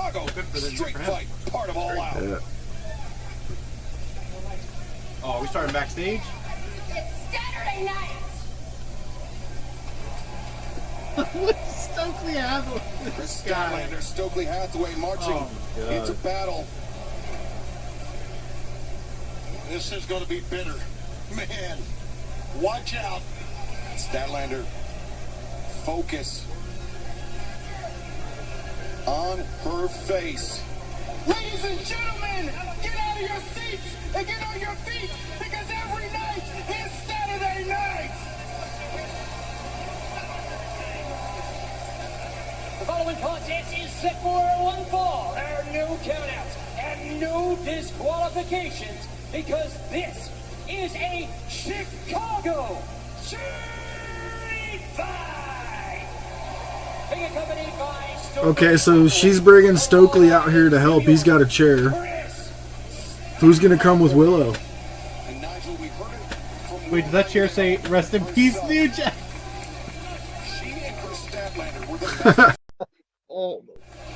I mean, yes, rest in peace, New Jack.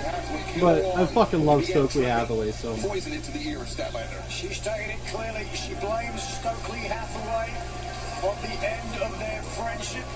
What is that shirt he's wearing? Oh, it's a Nas and DMX shirt. Okay. Of friendship. Well, I'm not sure if it's dead. It's certainly on life support.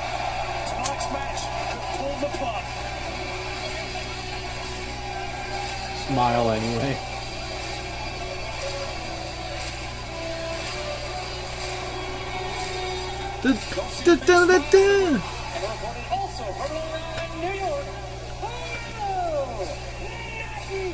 Willow, you need help.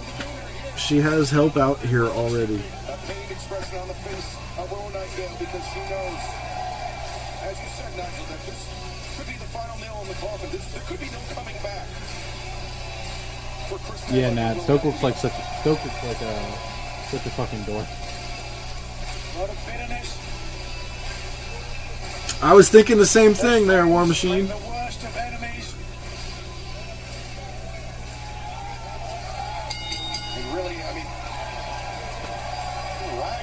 It was Stokely Hathaway that was, no pun intended, stoking the fires of jealousy inside Chris Statlander after Willow Nightingale claimed the TBS championship. And Willow coming to battle by herself here tonight. Oh, come on, Hogel. I believe it's R.I.P. New Jack, but She's been healthy for a while now. She's been doing great. Nightingale now looking to make an early end to this. Powerbomb. Oh.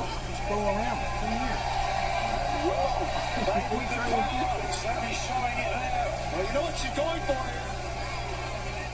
Looking for that ball in the corner. Oh, man. Could be an early end to this one as Willow. You be in jeans? Oh, no way. I'd hate to be in jeans for a street fight. Well, the idea is that a lot of times wrestlers will wear jeans for a street fight because sharp things or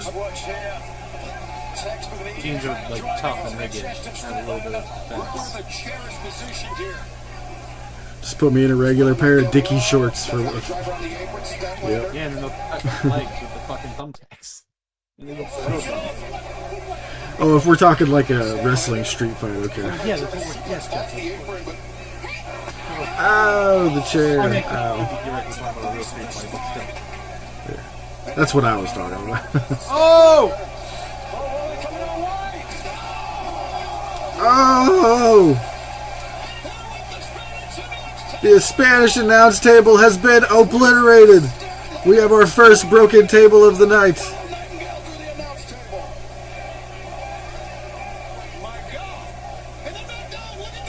Oh, and they're not done. More tables are coming.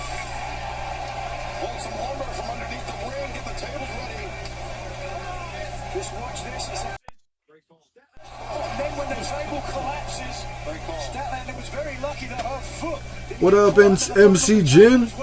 How you doing tonight, man? Street fights in general are so dangerous. Fellas, I would be very careful sitting with your legs near that table. I'm standing up. I would suggest you do the same. That's a great call, Nigel. I know, man. Why they always got to target the Spanish announce table first? Excalibur like points to the other table. He's like, not this one, that one, that one.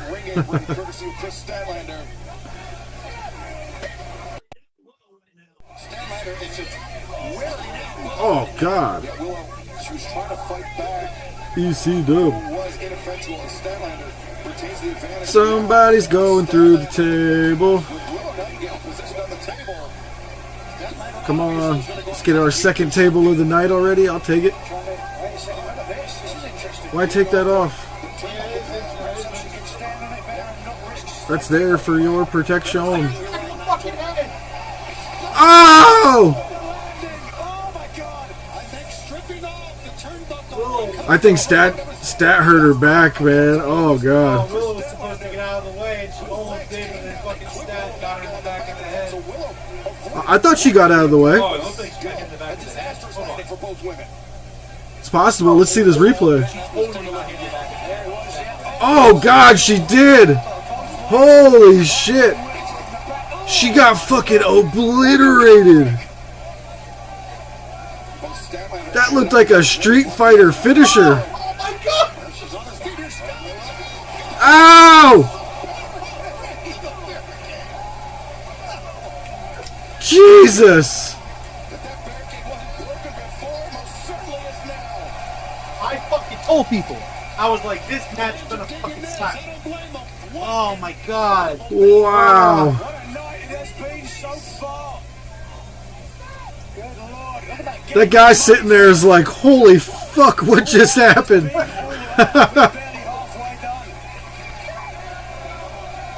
Remember, this Chicago street fight, pinfall or Wow. I still can't believe Willow's on her feet after that table spot.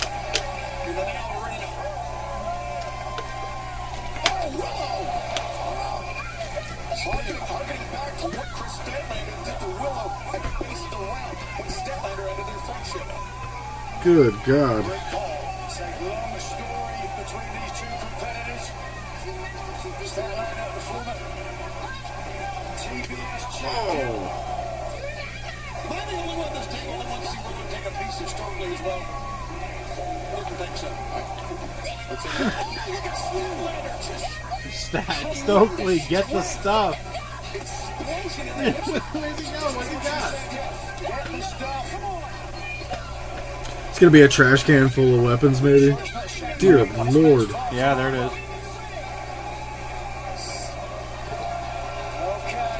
Stokely. The old trash can full of weapons that had to show up. Got a hockey stick, a baseball bat, Yeah. a barbed wire baseball bat. Oh God. I believe there was a colleague of yours that would refer to that as plunder. Yes. It's The Walking Dead all over again. No. Damn.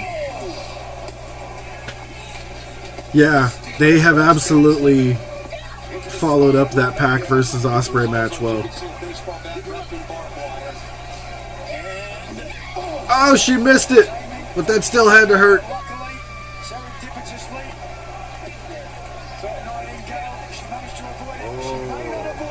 And now Statlander with that aforementioned barbed wire wrapped baseball bat. Oh! Whoa! Wait a second.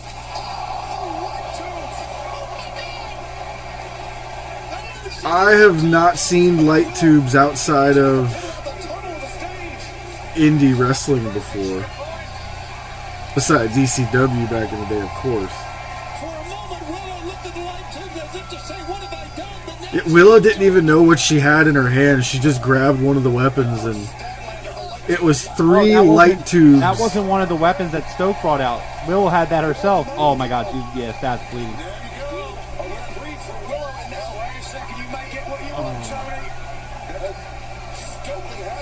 Oh, please don't stab her with it. Oh God, I was like, don't do the stabby thing. Holy. I was like, don't do the stabby thing. Don't do the stabby thing. They should move away from. This shit's got me feeling things.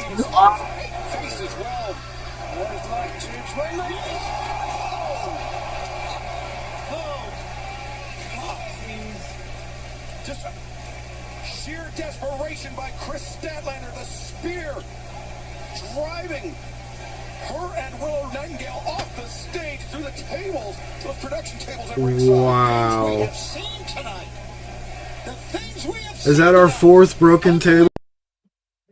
Girls with a shout out to the show tonight. Let's go, ladies. Just watch this.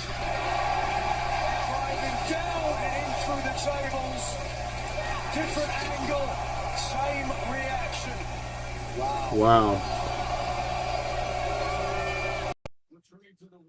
And now the action returning to the I love Statlander selling really well. I love the like stumbling down the ramp. Maybe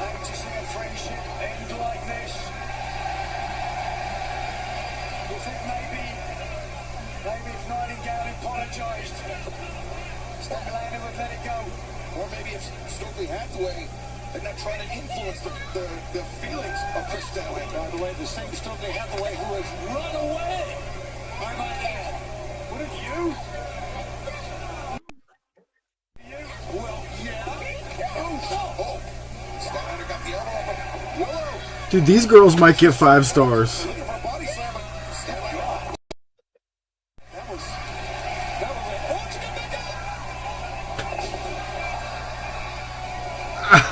it. This is awesome. Wow. Right, as you can tell, Paul Turner checking on the forehead there of Statlander. Looked over here to Doug Sampson. Statlander's reminded me of a girlfriend I had in high school. She got into a fight and her nose got busted. But she was just walking around with blood all over her face after the fight, looking like a badass. Oh shit. Thumbtacks are here. Cody, we have thumbtack sighting. And a chain, okay. I'd be like, hold on. I just grabbed thumbtacks. We got a chain? Hold on.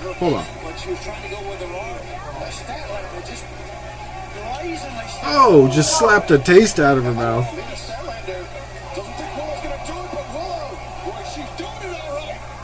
Smashing her with the chain. Rubbing the chain into the cut. Biting the cut. Channeling her inner Moxley. Or MJF. Oh! Get the tax. Oh no. Ah. Thumbtacks make me squirm in my chair. Both these ladies are battered and bruised and cut and hurt and keep going on. First? No.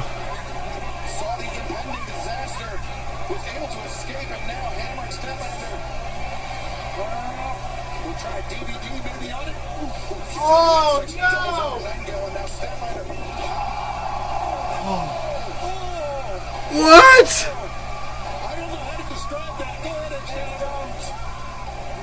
She did a clam slam on the tax. Oh my god. Oh, then a Death Valley driver. Oh, the ref has to have tax in his hand. The ref just did the count in the tax. This is insane.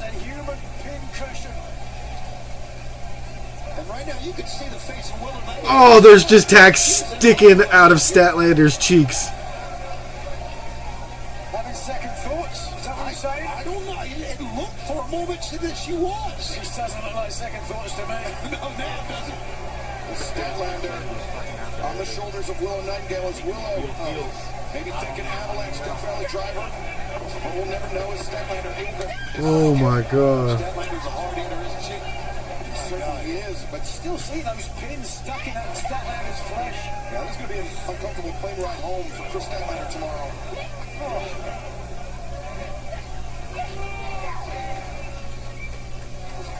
Willow, her feet on the outside of the ropes. These girls are, man, What are we doing? Spanish fly? Spanish fly, but can she capitalize? And there were plenty of thumbtacks on that landing as well. On the chain. She's got the chain, you're right. What a match.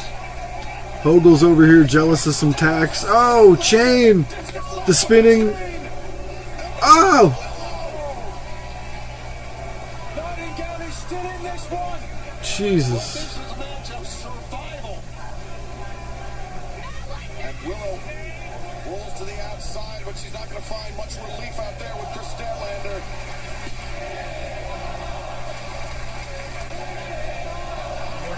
What is Statlander looking for now? Another chicken. It's a dog collar. If she attaches that to herself and Willow, that would be the coolest shit ever. Please, please do it. Oh, it's a wrist one. And look at this, Willow is so dazed. I'm not sure she even realizes what's That's cool too.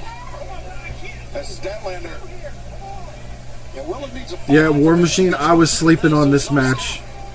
This is a 1,000 times better than I had imagined. She's strapping it to herself. As Jim Ross would say, and we'll hear from him later tonight, business is about to pick up. She's still got tax stuck in her ass. To join herself and Willow Nightingale together. Last time. Taking a book out of their lake. Oh! Ivan Koloff in a Russian chain match. Oh!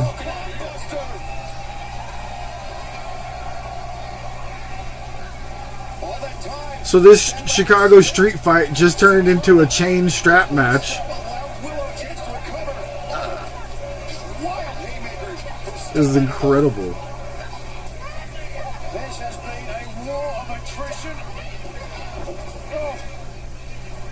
Yeah, both women just slumped down. And perhaps one final embrace for these former friends. Go Statlander. What a pickup. Oh! Tombstone. Saturday Night Fever and this. Oh, now a chain. Chain around her throat and in her mouth. Oh, God. Look at this Statlander. The chain is in the mouth. Didn't think that one was ending by submission. Wow. Alright, Rome. That match has just surpassed Bayley and Sasha for my favorite women's match of all time. I mean, yeah. That was unreal. Like, what the fuck else can you say? What are we even doing here? They went and they had back-to-back 7-star matches, 10-star matches, whatever you want to say, on this fucking pay-per-view card. And we're not even on the match that I'm most excited for. You know? That's where we're at. That's where we're at. That was fucking amazing. No, I don't think it was for that title. No. I think it was, wasn't it? I thought it was. For the CMLL? Oh, I don't think so. Feet's cut off. Okay, it's back on. Me too, for a second. Yeah, back. Yes, back. Well, ringside physicians checking on Will Nightingale as Chris Statlander. Look at those tacks standing up, man. That was such a great shot of Willow on the ground with the thumbtacks sticking up. Yo, Statlander looks so tough right here walking out with that chain around her shoulders. Still got a thumbtack sticking out of her ass. Wow. Simply download the DraftKings Sportsbook app and sign up with promo code AEW. And now for a word. That was incredible. Watching our special, aren't you? I think we would all volunteer to help. I don't think any of us would refuse to help for that. LeBron James has a guaranteed NFL offer. He says it's close. Go pass up. Seriously? Ooh. Somebody got to call a plumber. You got a leak. With DraftKings, new customers bet $5 to get $250 instantly in bonus bets and a month of NFL. Fantastic pay-per-view, huh, Brandon?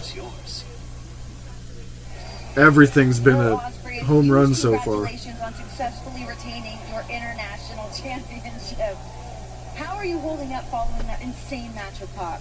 I mean, honestly, what can you say? Pac will go down as one of the best high flyers in the world today, and I needed that. That was my first ever pay-per-view defense. If Pac ever wants a rematch, you know where to find me. But the one person that I know is sitting backstage and watching, I hope he's not watching anymore, because he needs to pull his finger out and make sure he's not getting a payday. That's right, I'm talking about Ricochet. I hope you are backstage. Ooh, calling out Ricochet. His little brother. Oi, oi. Welcome.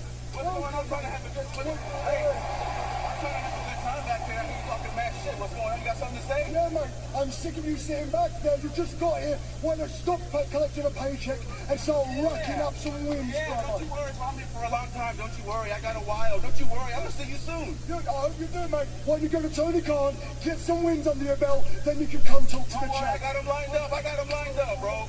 Don't you worry, I got them lined up. I'll see you soon. I'll see you real soon, champ. I'll see you real soon. Don't you worry. That was sick. Get better. I'll see you soon.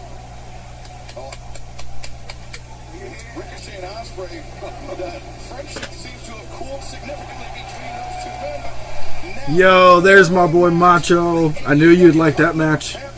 That just took first place. Greatest women's match of all time.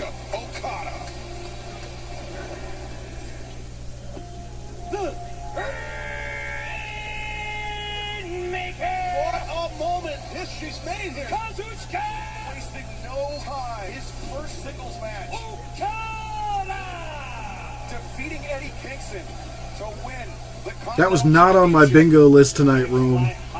Chris Statlander busted out the greatest women's match I've ever seen. That was not on my list of what was going to happen tonight. Oh, I saw it coming. I tried to tell everybody. Nobody ever fucking listened. I tried to tell you. I tried to tell everybody. I was like, everyone's like, oh, all out. With 2 weeks left, they're all in. Oh, I want to be. I was like, listen, I understand. I tried to win everything. Which match wasn't War Machine? Every match has been fire so far except the pre-show.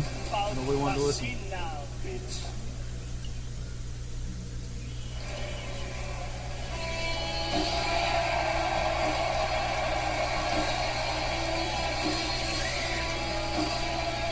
He's got to get some some wins under his belt. You could do it for next pay-per-view, but I don't know. It feels like you hold off. No, I think they're totally doing the next pay-per-view. Yeah. That was what I got out of that. That's why he's holding him, get some wins under your belt. She's going to challenge. The tag team match. It was still really good. Tagging out the human suplex machine, Taz tagging in. But before we get to Taz, I want to give a shout out to our very hard-working production crew who not only reassembled the Spanish announce desk, but cleared the carnage for that Chicago street fight in record time. But I could see you. I could see leaving that out of the fire list. Here we go. Taz, my man.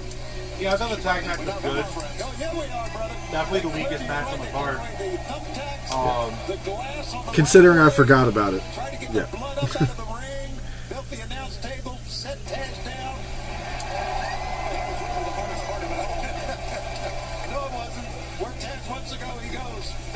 Accompanied by Don Callis from Osaka, Japan. Weight 232 pounds. The Alpha Kanusuke Takeshita. Last night on Collision right here from the Now Arena in Chicago. Damn, he looked badass right there in that entrance. Please make this guy a face again. I'm so sick of Takeshita being a bad guy. I love cheering for that guy. Oh, dude, the crowd used to go fucking ballistic for that dude when he was in the ring.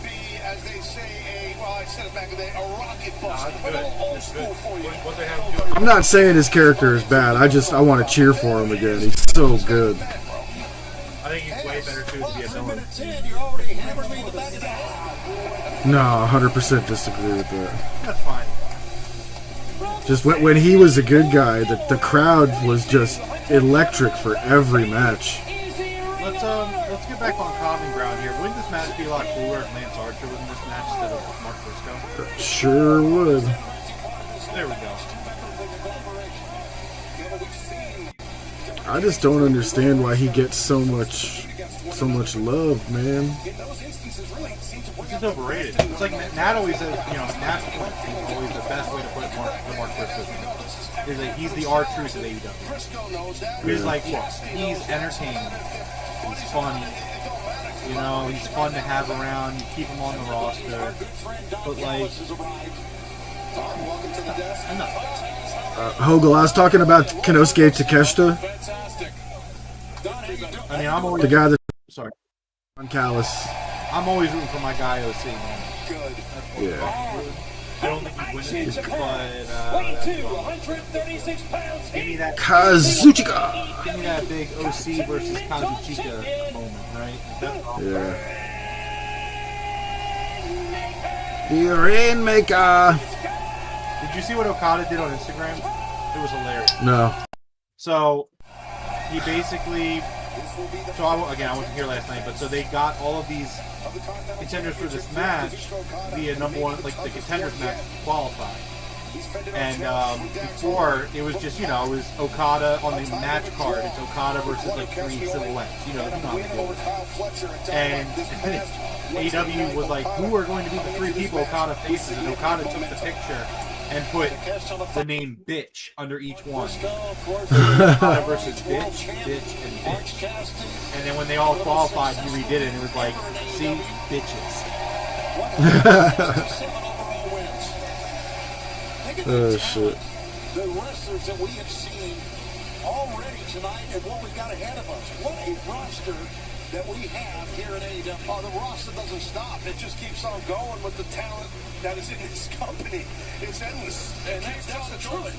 You're right, Taz. It keeps on going, all right. Right to the top. And at the top is the Alpha. The biggest big moment tonight, Don. Absolutely.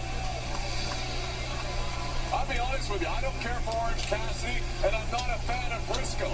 And Okada, he and I have had our back and forth in the past, so I think this is probably the one belt in AEW that I think looks very generic. This Continental Championship. I said this Continental Championship's the only belt in AEW that I think looks really generic. I like the Continental title. It's alright, but it looks like one that I could order online, like, you know, and design my own. Honestly, that's kind of how I feel about the only belt that I would say. The only belt that I would say I don't like the design of, just straight up, is the TBS title. It could be updated. It could be updated. I respect it. That was a great stare down, by the way. Yeah. Like, the TBS title looked good on it looked good on Jade. It looked like it was made for Jade, you know what I mean? With the double Hurricane Rana. Woo!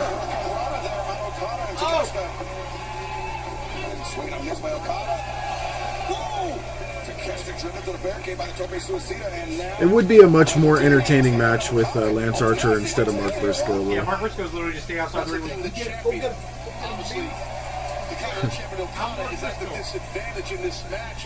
Everybody was probably like, we don't feel like getting destroyed by Lance Archer. Can we put the Geek in here instead?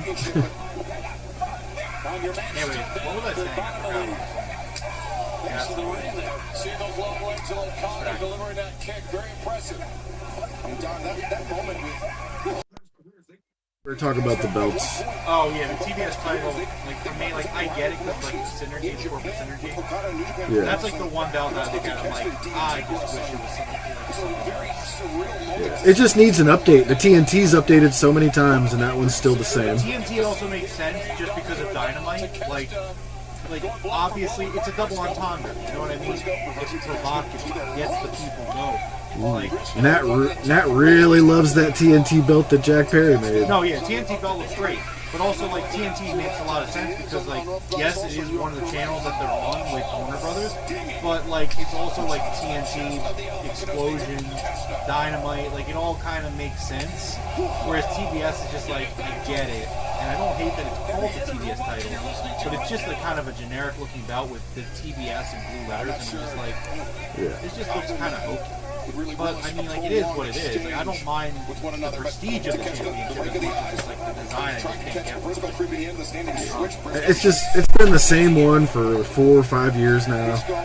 I still feel like it looks like it was made for Jade Cargill. You know what I mean? They definitely should have changed it after she was gone. I mean, I've always said it. I think the best looking championship is, I mean, it's like the big gold belt and AEW World Championships, in my opinion, the two best looking titles in wrestling. The international one that Ospreay has is my favorite right now. Very good too. Some of the older intercontinental designs are really good. Yes.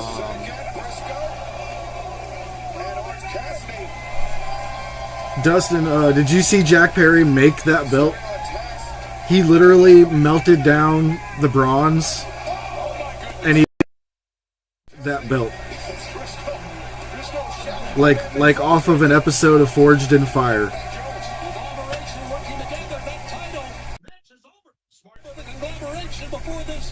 Shit, more than that. They don't even do the pouring liquid metal on Forged in Fire. I was impressed, man. I was very impressed. That video is cool. Conglomeration working in tandem. I guess they would doubt if there was a victory then by both men. They share the title. Fuck Don Callis chant going on. Damn, what did he do? He's just sitting there.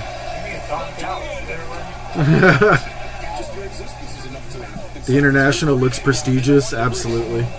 The American Championship that MJF turned it into, it might be my favorite belt of all time, just as like, you know, like a gag belt. But These three guys would be a worthy Continental Champion.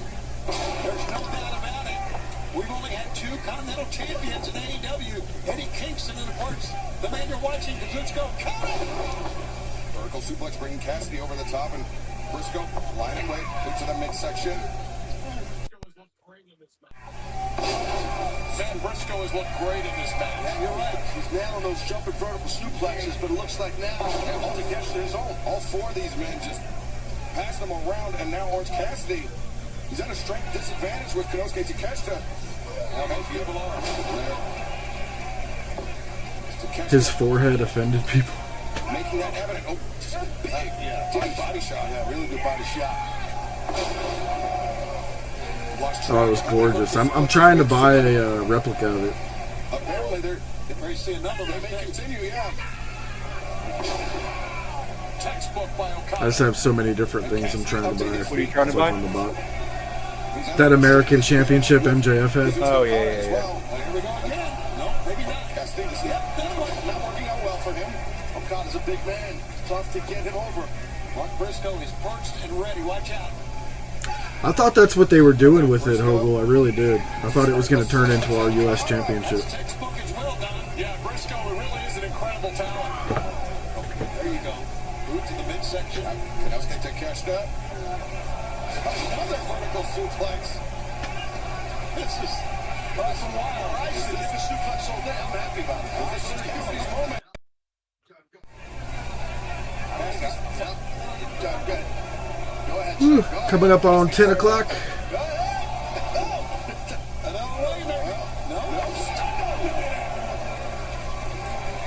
Beautiful counter. And now Orange passes it. Those two guys dressed like Orange Cassidy ringside are loving this. Double bicep city right there. Flexed it up. Looking like Dave Draper in 81.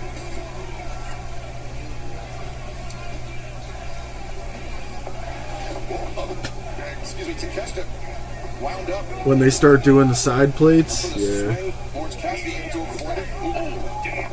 Into the jaw of Takeshita. Now in comes Okada. Drop kick Cassidy. Got some springs, doesn't he? He got up that he's an awesome athlete is Okada. That awesome athlete's caught and down. That thing came from Newton, Delaware right there. Mark Briscoe's bleeding, I do believe. Good. I think he was busted open last night. That match with You know what? Like, okay, so here's the thing, right? Here's my problem with this match, right? That, like, I'm watching it, and, like, admittedly, I do need a little bit of a breather from fucking bangers. So I keep looking at Twitter, and I look back up, and every single time, this match might as well have been a three-way dance.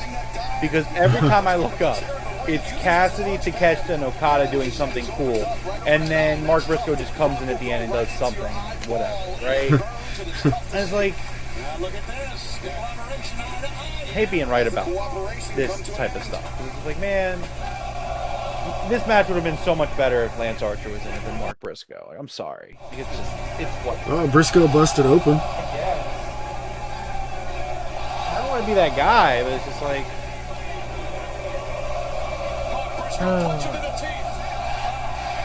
They high-fived.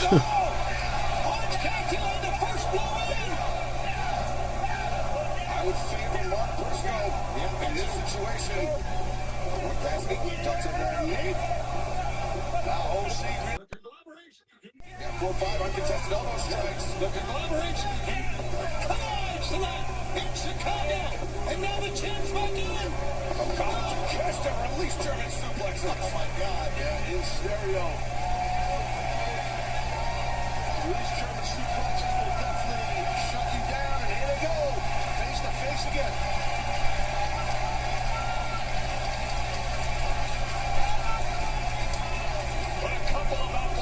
There's that stare down. Let's go.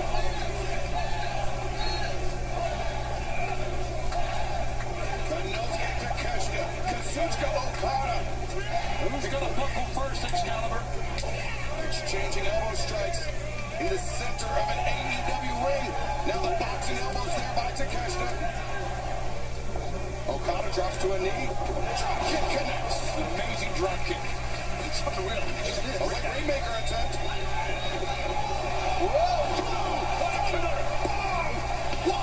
The least devastating move in all of sports entertainment.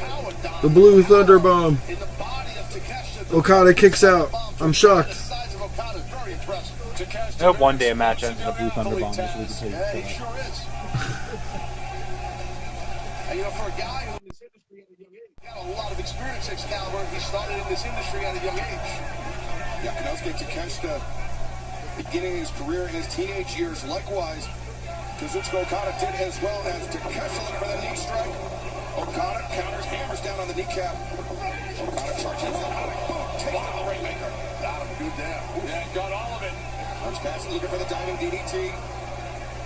More power on display here, Excalibur. Oh, God. A vertical suplex. His knees were sparked by Orange Cassidy, but I don't know, he's in trouble still. Yeah, he's tied up here. The knees stunning Takeshita, at least momentarily, as Cassidy tries to extricate himself from the corner.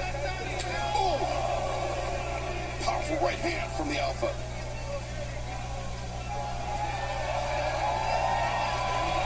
Takeshita. Maybe wasting a little too much time. Yeah, watch out. Super duper superplex done. Away by Briscoe. Froggy Bow. I guess his shoulder was literally up there, Mark. 1, 2, no. Okay. Okada saved his own championship, Shivani, right there. He sure did, Taz. Barely though. Did a smart thing, hopped down off the top rope so we could get there quicker to break up that pin. Well, he's a thinking man's wrestler. That's hence why he's the Continental Champion. Yeah, 171 days as champ since winning the title from Eddie Kingston. Now, Okada elbow drop on target.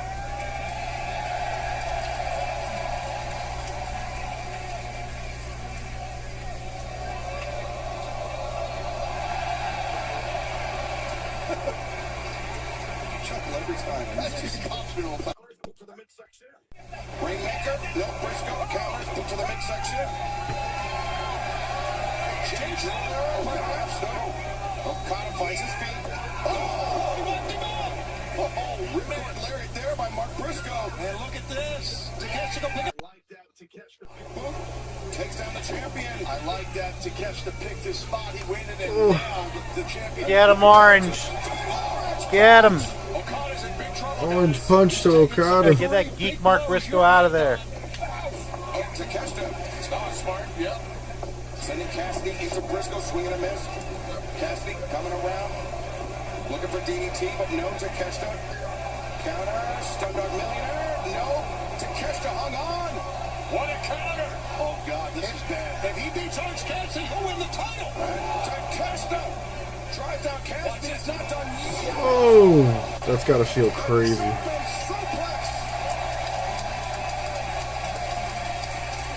champion is nowhere to be found. And now Takeshita maybe looking for that power drive. No, Mike Briscoe intercepts. Briscoe. Damn it, Mark. Oh, God, Jay Driller. That might be it. 1, 2, no, Okada there. Okada again saved his own. Oof. He saved his championship, but he is down. The champion is outside of the ring. And now Mark Briscoe has an opportunity to land another Froggy Bow. Could be a double champion right here. Takeshita, the knees up. Well, that is a great way to tear a guy's tricep. I can't believe that Takeshita's still on his feet. Of course you can. Oh, big knee to Briscoe. 1, 2. Oh. Cassidy at the last possible moment. Sneak. Big save. Big save. Yeah, that German suplex by Takeshita is insane. You've got to get rid of the other guys and isolate yourself and win the match. Konosuke Takeshita in search of his first championship in All Elite Wrestling. He was half a heartbeat away from that. And now the mind games for Orange Cassidy. Never ending. Wait, Orange Cassidy. Jeez. Let's go, Cassidy. I thought he tried to pin him there, but he's going for the punch. You better follow up. Yeah, Cassidy wants to make it a certainty. No! Takeshita to his feet. Oh, God, good night.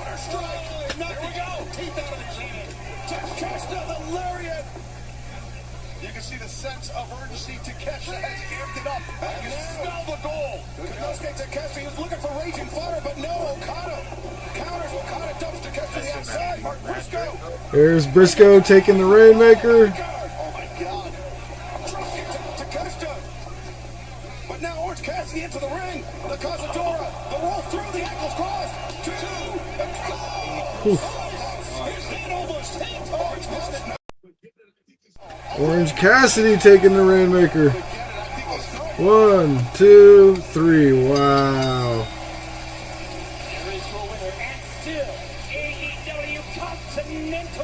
And still, Kazuchika Okada.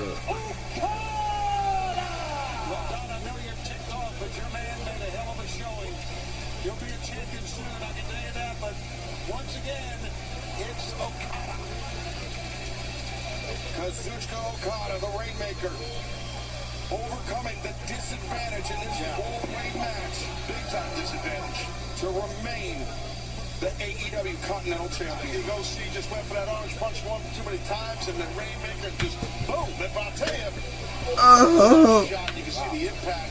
All four of these men, they all deserve a lot of credit. That was a hell of a match. Awesome athleticism and physicality. But with that orange punch, when you're Cassidy, unless your opponent is completely dazed, you take a huge risk in leading. That's a good match. Because it allows your opponent a chance to reposition their footwork. Surprised Orange Cassidy took the pin and not Mark Briscoe, but all right, no big deal. Well, we got to protect Mark Briscoe. Apparently. Right, Nat? That should have been 100% should have been Lance Archer. I'll take that to the grave.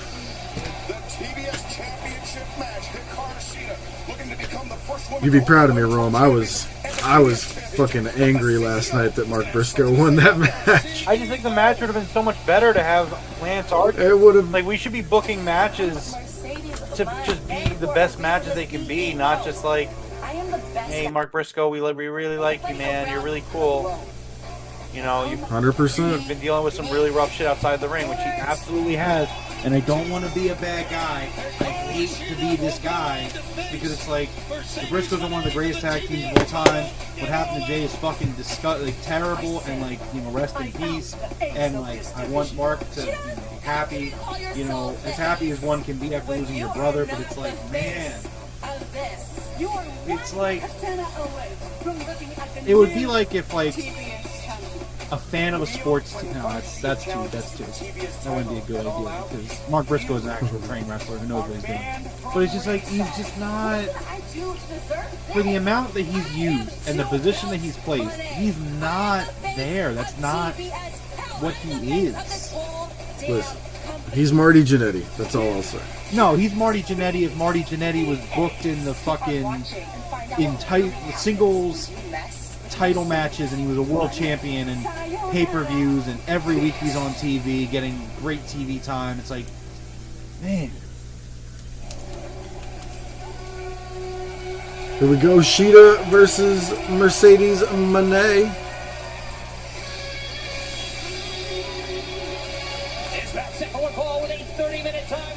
We got the ace of the division. Introducing the challenger from Kanagawa, Japan, Hikaru Shida. An AEW original, easily one of the most popular athletes in all elite wrestling. And now an opportunity for her to become the first women's world championship hold. The AEW Women's World Championship. That's what I was saying, Nat. He could have been in there kicking everyone's ass. It would have been so much more believable that he could have, you know, that he would have been the one to win the match. Instead, we all thought Briscoe was just there to take the pin, you know? Yeah, it's a shame. It really is. But, I don't know. What else can you say about it? I'm going to go grab a beverage before this gets started. She's a tremendous competitor for sure. I like the fan artwork with Karashida. Wasn't he, Nat? But will she be Ichiban tonight, or will this be the night of the CEO? CEO. CEO. CEO.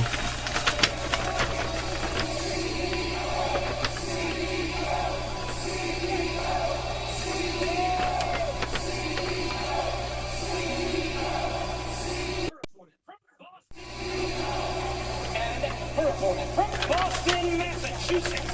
She is the TBS champion, the CEO, Mercedes Money.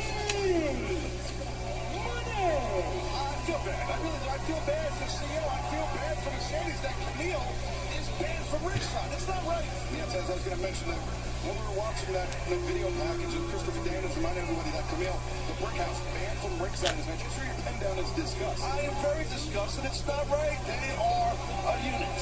Okay, Camille, the brick house, along with Mercedes. I mean, listen, it's a cohesive unit, Shivani. Camille should be out of here. It's unfortunate. Well, she doesn't have her enforcer, but listen, she has 2 titles. It's like Sunday without shit. You remember that, Okay, Shivani? yeah, I remember that. You were probably married 10 years at that point. She's got 2 titles. She's got the New Japan Pro Wrestling Strong Women's title. She has defended titles over multiple continents. She can handle herself. Don't you think? All right, don't get upset. Yeah, she can. I know. Yeah, Nat, I agree with you. You're fine with Mark being used as like a tag or trios guy. I completely agree. Like, ironically enough, the spot that Dustin Rhodes is in right now is like a spot that's the spot Mark Briscoe should be in as well. Where it's like pair him with like a younger guy and let them be in like this tag team, and it's like the old vet and the young pupil or whatever. Like, you could make it work. A little ankle pick right there by Mercedes, who's holding the rock in the red, white, and blue, by the way. Mercedes with some USA gear. I'm digging it. That's the kick from Sheeta, but Mercedes Monet targeting the knee early on. Right away, you're right. It's got Mercedes is sewn it in right on that leg, and Sheeta knows it. She's fighting her butt off here. Maybe Mercedes trying to neutralize that katana, that spinning knee strike that Hikaru Shida favors.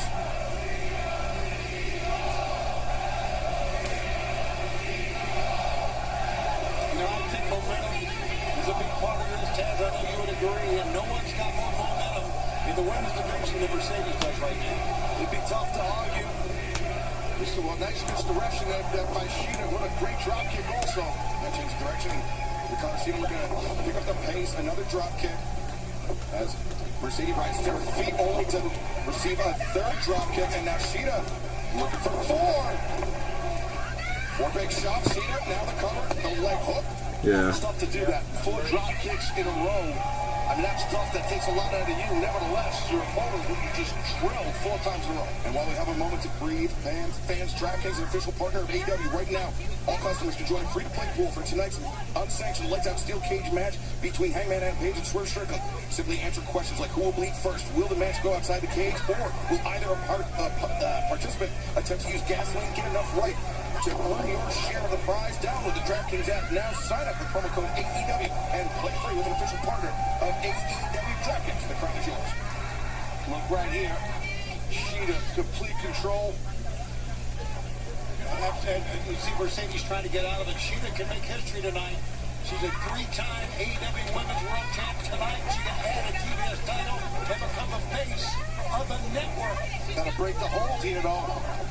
Mercedes forcing the break, getting her hands on the rope. Sheeta Did we, Nat?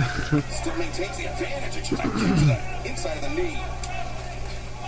Yeah, man, I tell you, the way this thing started, I got the, if you saw how aggressive Mercedes was, and somehow, somewhere, I think it was those 4 drop kicks, Sheeta turned the tables. And she certainly did. Sheeta, a low drop kick. I guess Those are sometimes the worst you take. They nail you right in the Oh, yeah. Are you surprised, Taz, at all just how aggressive this match is? I know these 2 women wrestled recently, but there seems to be no feeling out process whatsoever. No, you're right. And I'm not surprised. You know, obviously the TBS Championship's on the line. Oh, my God, watch this. Big knee strike, lifting, rising knee. It's a one-on-one match. There's Mother covered. 2 more matches? One-on-one because Camille banned from ringside. You know, I don't know. I think there's got to be 3 more, right? she was at ringside right now. Be looking any opportunity for speculation. You guys don't know. You're just speculating. I'm just looking at what time it is. We're not making it to midnight. Maybe we do, I guess. Decades, Taz. I've seen great champions on TBS. These are two of the best champions. I know. You're doing it so long. I know, Tony. You're doing it 600 years. That's what they enough. That's like over here. As now, Mercedes the knee strike catching Sheeta in the ropes, and now Mercedes looking for power. Oh! Connects. I think Sheeta tried to block it, but Mercedes underturned the knees. 1, 2, and you see the intensity, the frustration right there in Mercedes. And Mercedes now again. Sheeta kicking out, and look at those. Look, grinding her forearm or elbow into the face of Hikaru Shida. And the physicality that Mercedes can bring. Dude, if we get out of here before midnight, I'll be happy. But Swerve and Hangman might go an hour. Hey, screw the rules, I have Monet. Oh, I love that sign. Jeff, you probably have no idea what that's a reference to. Mercedes finding her boot into the jaw of the challenger. Love it. Yeah, it's not ringing a bell. It's from Yu-Gi-Oh! The Abridged series. Okay. So basically, I mean, you know what an abridged series is? Yeah. It's like when they take the show and someone like shortens it, makes their own jokes on it, stuff like that. Yeah. Yu-Gi-Oh! The Abridged, Seto Kaiba, he has a catchphrase, and it's "Screw the rules, I have money." Gotcha. Like in the show, like Kaiba just does shit all the time, and it's just like, I don't know if you should be allowed to do that, Kaiba. And so the thing is like, he's like, screw the rules, I have money, I can do whatever the fuck I want. So to do that with Mercedes Monet, that's really good. That's a deep cut that I definitely appreciate. Absolutely. Mercedes with a straight Great jacket sign. locked That's in. a sign of the Sheeta night. backing the champion up to the corner. A second time trying to Is Taz out here now? get Mercedes to relinquish the Taz has hold. been out here for like Mercedes sidesteps and A tries few to matches. I haven't paid attention. I was just thinking about it. Sheeta trying to get the boots up. Oh, Mercedes popped her in the jaw. When I get that old, I'm just shutting myself in my room. Get it. Cover. 1, 2. Listen, just think about that, guys. Your stomach is exposed like that, right, in midair, and then the someone comes down with their knees right on your. Like 2 matches in the Taz being out here. When did Taz get out here? And here's the thing, Taz. Mercedes Moné, it's well known what an incredible professional wrestler she is. As we see this. Well, earlier someone in chat pointed out he wasn't here yet. And then I didn't pay attention when he did show up. I wasn't thinking about it. Not that she needs. I mean, they're a cohesive unit, Camille Mercedes. It's not that she needs her. You know what I mean? I'm not arguing that. It's just that they work well together. I mean, really, I was just trying to make Yeah, I'm pretty sure Hangman and Swerve's going to be an hour. Mercedes control of the head.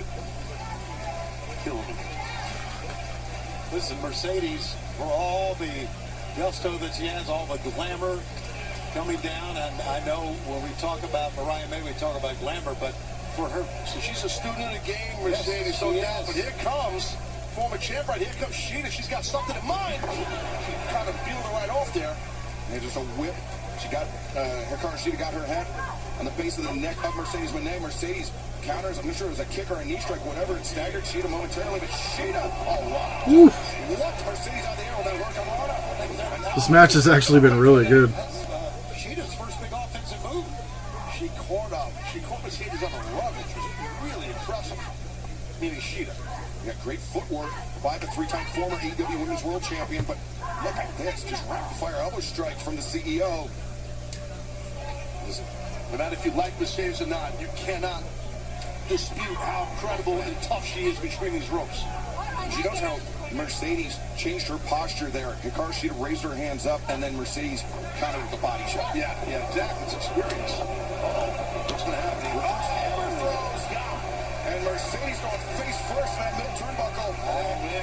She sees her moment, does Sheeta? You're not kidding. Hikaru Shida missile drop kick. Well, she needed that. Sheeta needed that, and it hit the mark. The Sheeta's still hurting her, Taz. The champ is hurting for sure. I'm sorry, the champ is hurting in the corner. Sheeta's definitely hurting, but she's definitely not hurting as much as Mercedes. Mercedes trying to pull herself to an upright position, but in doing so, opens herself up For these punches in the corner from Hikaru Shida. Mercedes trying to shrink, but Shida. Oh wait. Shida finds her feet. Mercedes. Oh, Shida. The only reason you're saying it's meh, Cody, is because we just saw two of the greatest matches of all time. This is still a good match. Yeah, I think it is. I'm still kind of in need of a cooldown because guys to Okada and Orange Cassidy is also really good. That's across the jawline. Yeah, this is a really good match. Yeah, this is fun. Decent position. She could, scoop that leg over. When she freed that right arm from Shida, that gave her more range, more mobility, despite being in the submission hold by Mercedes Moné. Great match sense, knowing where you are in the ring by the former champion there, Shida. And look at Mercedes before she let go. She got the blows in, didn't she? She did. That's legal. Otherwise, she should do a clean break. You know, I mean, she's trying to defend her title against an extremely credible woman. Now Mercedes going after the legs. Hikaru Shida recognizing the danger, trying to find a way free. What a clothesline. How did Shida get on her feet? Yeah, I don't know. She kind of twisted in the air. That was pretty impressive. That was, man. Here we see, take another look at this. Yeah, Shida, great footwork there. Absolutely. Holding on to the top rope is what got her balance that time. And if I did that, I'd still be tied up in the ropes. Have to cut the ropes out of the ring. Call paramedics. Great women's match. Oh man, corn dog. I haven't had a corn dog in so long. I love those. Yeah, corn dogs are good. I love corn dog. Admittedly, I got a little sick of corn dogs because when I worked at I was at Aldi last year. I was the assistant manager or whatever. When I would go on break, I would buy corn dogs. Do they sell them there? Yeah. Ooh, I gotta find some. Yeah, taking ketchup and mustard, equal parts, mixing them together till they're orange is my favorite dipping sauce for a corn dog. Yeah, no, I think that would be the problem. How would you get them to the couch?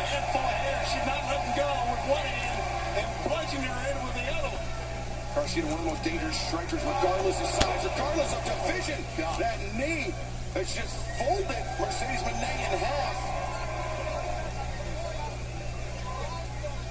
And Mercedes is stunned. Hikaru Shida. Mercedes needs to get out of the way.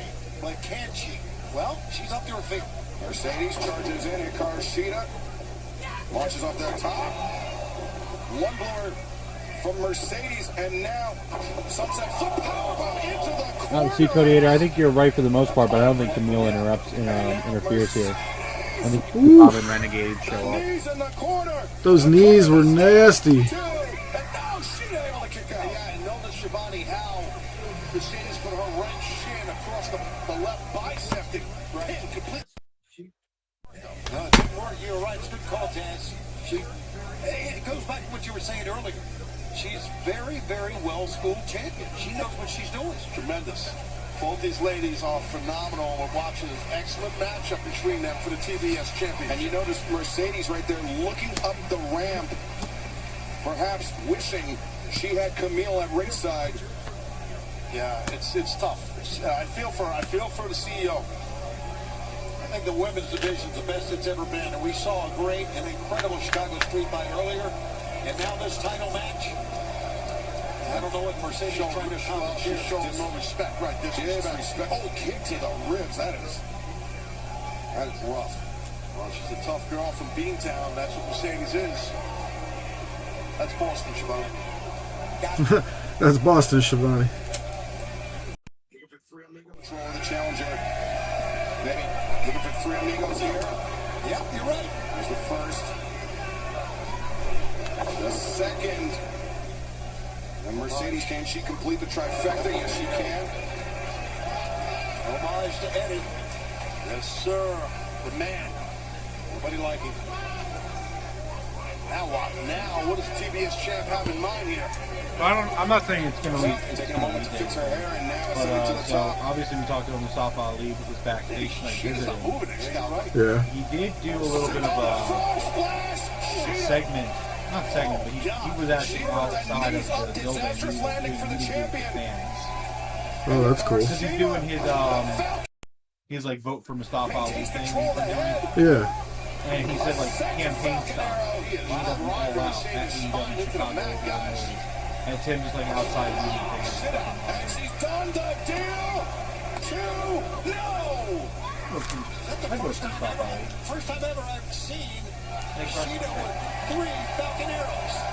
You might be right.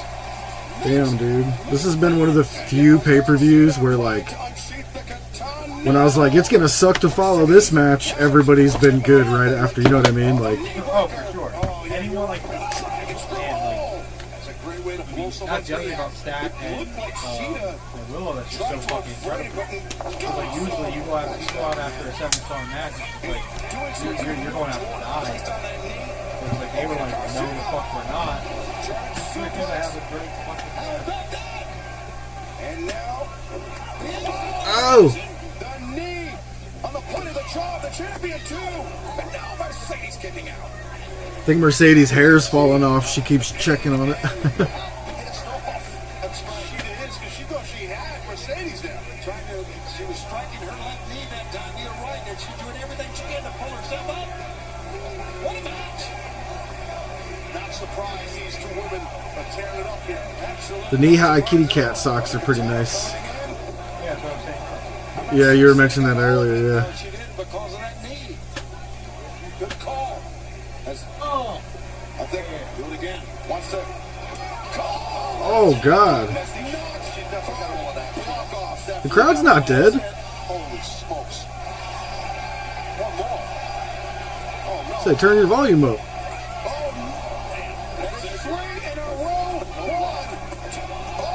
No way, she just kicked out at 1. Mercedes is rolling to the outside. Awareness, she's getting herself out of bounds. She needs to recover, Mercedes. That spot she got out of the ring. Like it or not, it was smart. It was. And the shock look on the... Oh, wait a minute. The kendo stick. Oh, champion challenger. Their hands on the kendo stick. Pull her into the rail. The tug of war. Shoulder right there. Front of the shoulder hit that ring post. Railroads is warning Sheeta. Where the interference is going to happen. Aubrey's going to take it away from Sheeta. And Carson, she doesn't need to do this. You're right. Another katana will do it. Oh, Sheeta. Don't let your frustrations get the better of you.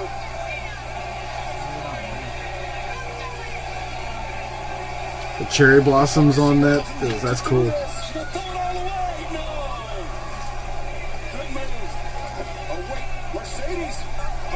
Oof. Question mark kick. Drops Mercedes down now. Hikaru up to the middle rope. A meteor. No. Oh. That left knee for sure. Yep. And now Mercedes has Sheeta up. Looking for the moneymaker. But no. Oh, just a chop block to the knee. Again, that banged up knee, the left knee. And the moneymaker. 1, 2, 3.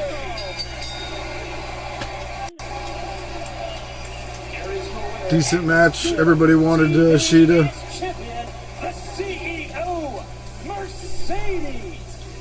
Mercedes Phone. I like that. Mercedes Phone. Good sign too. Good sign in that match. And what a victory for the champion right there for Mercedes. And here is Camille. Camille celebrating with Mercedes Moné. That's teamwork. Kind of. Boo. Celebrating together. Yes. The other match was better. Yes, all the other matches were better, but that was still a good match. Mercedes didn't need Camille. Oh, my love, to me enough. I got it. I hear you. How many more times are you going to say this? He's his own Mercedes and still a champ, Excalibur. Well, fans, the action continues tonight. Our final sanctioned bout of the evening. And this one is for the AEW World Championship and potentially the end of the career of the American Dragon. Oh, Cody Hayter's got a new word for his Mercedes hate, huh? Mercedes Phone. Finally, Bryan Danielson, the American Dragon, is the AEW World Champion! What's next? Brian, you don't know your future. I had to create my own future. My future is to be the world heavyweight champion. My future to retire Bryan Danielson. You know, they say you're not really a champion until you defend your championship. It's probably time for me to go home, but not yet. I am going to fight for this championship. This will be your final sacrifice, Brian. I'm going to take your title. As soon as I lose this, I'm going to end your career. my full-time career is over. The future is mine. But that's not going to be anytime soon. At All Out, Jack Perry, you're going to get your head kicked in. That's when he knew he fucked up. The first half of our double main event here tonight at All Out in Chicago. Jack Perry gonna get a wholesome pop over it. Oh yeah.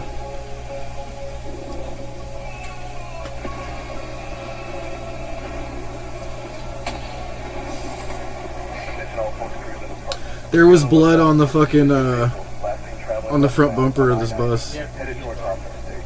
Yeah. The vehicle is described, small bus, spray painted black, red marks along the front bumper. We're being told the vehicle has white lettering displayed across the front that says scapegoat. They just showed that Chicago flag too.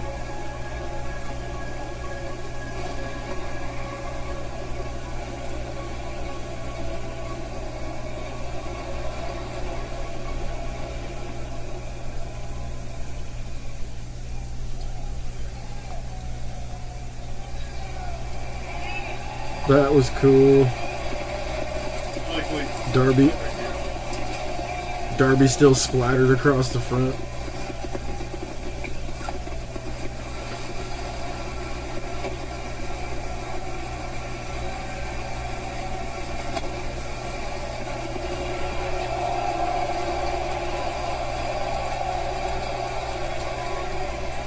The Scapegoat Bus Company, Blood, Sweat, Fire.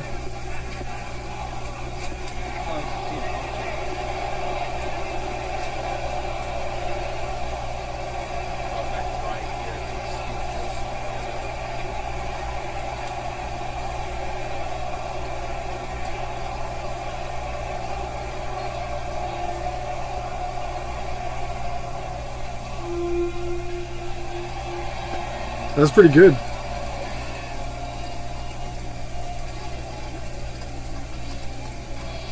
Well, as we await the arrival of the challenger for the AEW World Championship, we welcome our colleague, good old JR, Jim Ross, the Hall of Fame. Is he getting the Cody Vader treatment? No, okay. Thanks, man. Appreciate that. Good to be with you guys. How you doing, JR? I'm doing great. This is you, brother. Amazing. Two huge main events, and we got Taz. Jimbo, what's up? Jack Perry, who interrupted the championship celebration of Bryan Danielson.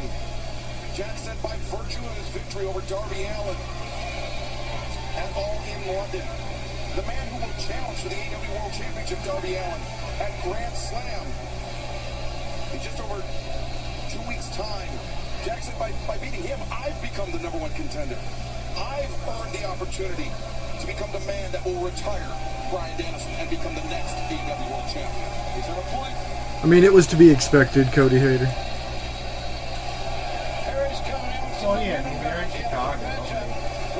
Look, like, I enjoyed the hell out of it. They knew what they were doing booking him here. if they wrestle both times, do I watch it in WWE? No, I don't. Like that, like, people are going to chant CM Punk when Jack Perry is there in Chicago. You could be an AEW fan and still love CM Punk. People are going to try to chant CM Punk no matter what for the rest of Perry's career.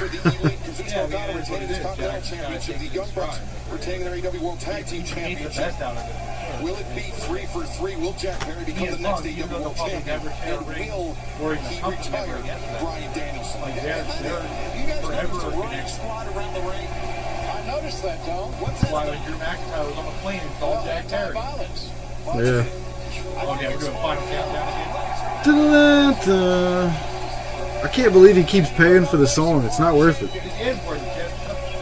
Respect. It is not worth $250,000 to play this song. Jeff, respectfully, shut the fuck up. I'm sorry, no. There's no way this song's worth that much money. If Bryan Danielson fucking wants Final Countdown, he's gonna get Final Countdown. I will gladly pay for every pay-per-view to ensure that it happens. So, again, be quiet. Here, what's 250,000 divided by 50? Does anybody know? Is it I'll make 22,500? Fine. I'll chip in where I can.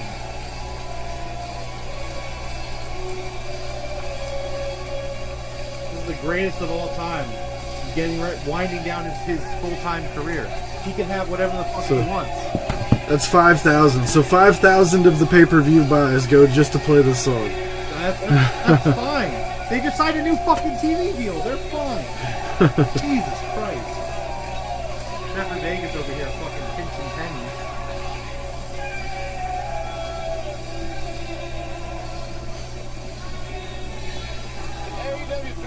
Oh no, Nat Stream died again. No.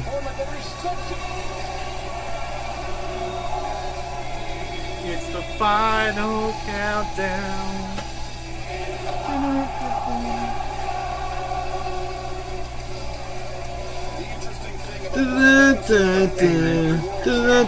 Fucking repertoire of absolute dog shit tapes.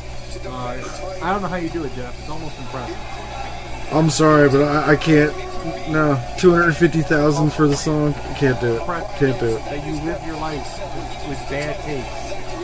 I'll take Flight of the Valkyries any day over paying 250 grand for that. Flight of the Valkyries is great, but like, Yeah, this is the greatest of all time. he wants this song. So guess what? He's gonna fucking get his song. Yes, yes, yes, Yes. yes. Damn it, I hate that I cut my hair. I had that exact fucking haircut, man.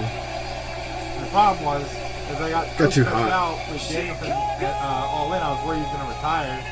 I was a mess. I was a wreck. I sat there. Oh no. I barely even react when he won. It wasn't until I like decompressed the next day where I was like, let's fucking go. Oh.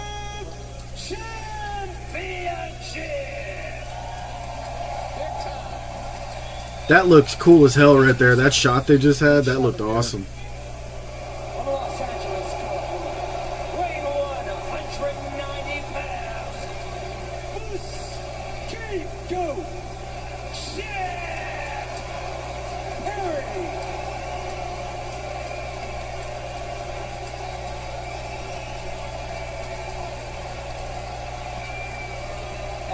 Jack's breathing heavy. He looks nervous. I'd be nervous too, wrestling the greatest of all time for the championship. Biggest match of his career. Yeah. Also, he's in Chicago. Champion, the American Dragon, Bryan Danielson.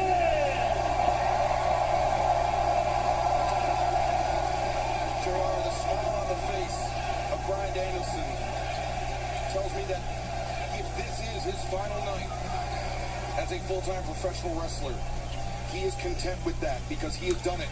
Oh, look at that belt. He had it taken away from him once, Look at it. but now It's so beautiful. it's his decision. That's a great story. It's a great story. He's a great representative of pro wrestling, not just here in the AEW, but in pro wrestling in general. Right, Nat? Be throwing up. Jack Perry's got nothing to lose, Taz. Right? No, you're right. I forget what team it was. There's a guy in the major leagues right now that every time he's up to pitch, he throws up in the middle of a pitch. He's always so nervous. He's just pitching and he's just as he's throwing the ball.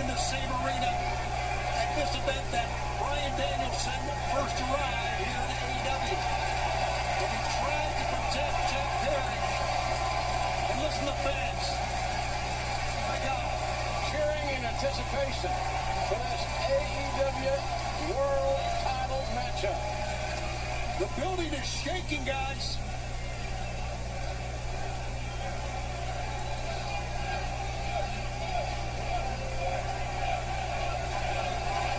road to becoming champion. Bryan Danielson winning the Owen Hart tournament in Calgary. Getting the Hello, shot welcome back. and all in. And winning the match over Swerve Strickland with the most emotional life we've ever spent. Yeah, it's great. I just hope Jack has a game plan, because you need to come into a match with Danielson with a game plan. Nice out of that lockup chair on that drag, that arm drag now. Yeah. Fans, before this match gets too far underway, I want to remind everybody that DraftKings is an official partner of AEW. DraftKings, the crown is yours. I think we have to go back and remember what the Elite said, what the Young Bucks said. They will do anything it takes for Jack Perry to bring the world title, as they say, back to where it belongs in the Elite. Well, remember in previous iterations of the Elite, Kenny Omega Whoa. held the AEW World Championship. All right, Jack. At the time, he was estranged, shall we say, from the Elite. He was a former... I mean, the last thing I would want to do is piss off Bryan Danielson in the middle of a match. Why these men hold themselves in such high regard. The Young Bucks 3-time.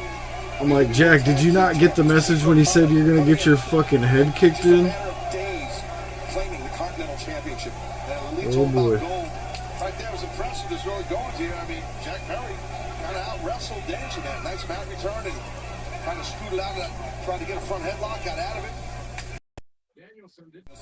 How about the fact that Danielson didn't have any qualms about pulling a little hair?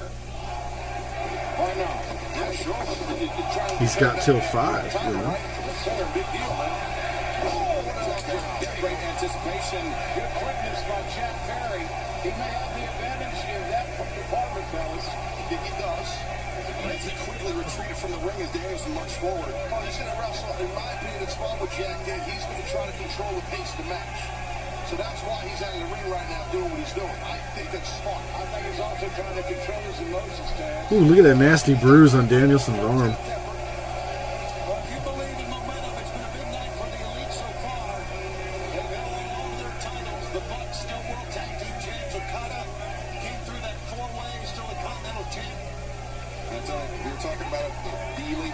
Can they make it 3 for 3 tonight?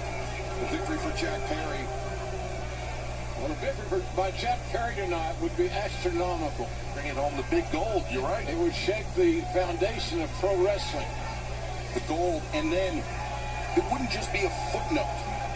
It would be right there, center of the page, that Jack Perry ended the career of Bryan Danielson. That's heavy. Right, that's heavy. Yeah, that's heavy. And he's a former World Tag Team champ. He's now the TNT champ. He's a former FTW champion. I know it's not recognized, but it needs to be mentioned. Yes. How about that? Good call.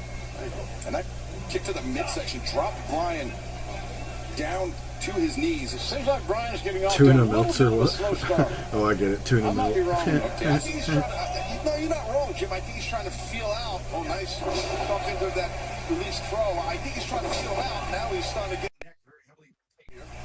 Bryan Danielson, you can see with that neck very heavily taped up. I don't feel like I'm disclosing anything because Danielson, he said this to a room full of people, but he said, oh, look at that neck. Just caught him out of the air. And nice sweep by Danielson, and now perhaps looking for the Romero special on Jack Perry. Not a bad idea to focus on the legs of Jack Perry to cut down a little bit of that advantage that he has, apparently, as far as quickness and speed are concerned. He's going, he's stepping on the hamstrings, stopping the breathing in the nostrils. To answer the point I was going to make, and you might have actually been present in the room, as Bryan Danielson was talking about, because of the injury to his neck, he's had to change, he's had to radically alter the way that he trains, and not only that, his nutrition, the way the amount of calories he takes in. And so he is... Oh, I've loved this move since I was a kid. Was this called the surfboard or something? Fucking loved it. Oh, man. Ah. Now it's even worse. And keeps going, puts those fingers in the nostrils. This is why I've always said it's got to suck to wrestle Danielson, man. God. That's how you get. Ow. You get some vegetation on the side of the head like that. JR, back to the point about Danielson training the way he trains, changing the way he trains. To do that at this stage of his career, which we know is big, is in the final days, and to be wrestling at the level that he is, just how adaptable Bryan Danielson is. He is absolutely amazing, one of a kind. He does things at this stage of his life that you're not supposed to be that good at. He's absolutely amazing. Danielson drop kicks through the ropes. Perry sent reeling. Wait. What's he thinking? Maybe there's some sort of a springboard here. Danielson. Oh! My God. Throwing his body at Jack Perry. Good chance, good risk, no fear by the champion. Jim, the things you were talking about as a bench coming at us. Holy shit. Part of his instincts, but also part of his hard She's like, what are you doing? his career. Yeah, he's a relentless worker. He sure is. And he continues to try to improve himself. Oh, she's doing it too, see? One might wonder. She's doing it again. Oh, what does he need to improve upon? Yes. He's a champion. Perry blasted across the ring. Jack almost landed in Milwaukee. When you're Bryan Danielson, What happened to our when you lose the championship, LED boards on the side of the... They were like, this shit stinks. They got rid of it. Good job. Great. I liked it. lose some teeth right there. And wait. The LED boards are like, they're too much. I don't know. They're just too much. I thought they were a little much on the ring, but I liked them on the barriers. So if you're going to get upset about them using great entrance music, but you're not going to get upset about them overdoing it on the fucking barricades, get real. They were probably breaking them all the time. Exactly, get They're real. like, fuck this. Yeah, get real. You know, the risks that we've seen Bryan Danielson take thus far in this match, it's because it's not just the AEW World Championship on the line, it's his career on the line. There's no reason to hold back. Leave it all in the ring. Ooh, the crowd doesn't seem to like Jack very much. That's the shoulder that time. Yeah, Danielson's hurt. You can tell he's in bad shape. And Jack realizing, Jack, he's feeling good. Don't get too cocky, kid. A full head of steam, and Danielson, I think the back of his head bounced off the top of the barricade. Might be a good time to chuck him in the ring and go for a cover here, but you got him, I think. But that good call there, coach. Brought him right in there. Danielson, the lateral press. Or excuse me, Jack Perry, the lateral press on Danielson. Did the right thing. I mean, it's just you gotta try and press him now, cover him, meaning the champion. Force him to kick out, force him to exert energy, meaning Danielson. Perry resorting to some biting. I never understood that. You're not going to beat anybody with a bite unless they stop it because of blood. It's unlikely. I think it's just the emotion of the moment, JR. Probably is. I agree with you, but I think that's what we got with Jack. I'll say, what was the Twitter opinions on that women's match? That was insane. Oh, no, it was very positive. Danielson attempted to put some distance between himself and his aggressor, but unsuccessful as Perry closes the distance. Perry's so quick. Oh no. Nice neck breaker. Neck breaker, the cover. You gotta wonder just when it was going to be that Jack Perry was going to pull the trigger on working on the neck of the champion. Yeah, you can't take too many of those, JR. I don't think Danielson can.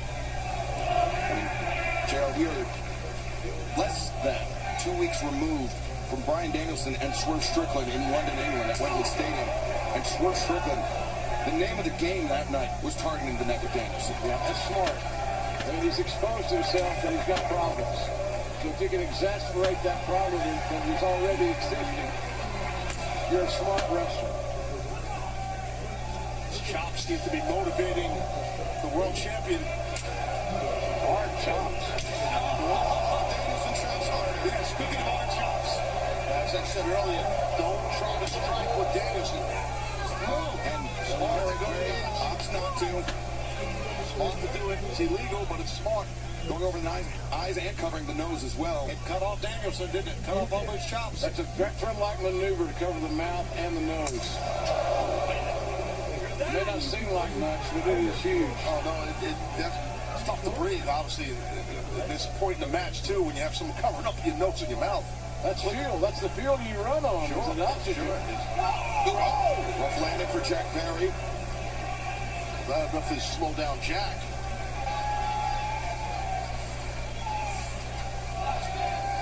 Perry. Boy, look at Danielson just pull himself as best he can up to the top.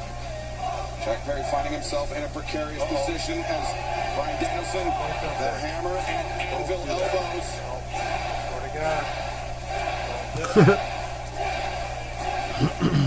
Elbows to the ear. Hey. No. You gotta get to locking that. Oh, he's going to the top rope, Danielson. Danielson bringing Perry up. Yep. Don't fucking do it. Perry has no defense right now. Don't do it. But not for long. Won't even do it. A drop for Jack Perry, but Danielson did not. Not allowed to jump there. You know they're not allowed to jump there. You knew he would? I mean, that was a high risk on both ends. Especially with the issues we've been documenting about the neck. Oh, Danielson, he landed hard there, but obviously the challenger landed a lot harder. It's getting rough sitting here for 5 hours with my back. He's going to need neck surgery before the end of the year.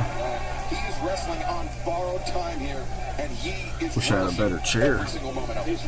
You know, Jeff, they have AEW chairs now. You can get a sponsor for Jeff. I don't know if you saw that. I didn't actually. Yeah, they partner with like a chair company. They have like AEW branded chairs and stuff like that. Right in the sternum. Right in the sternum.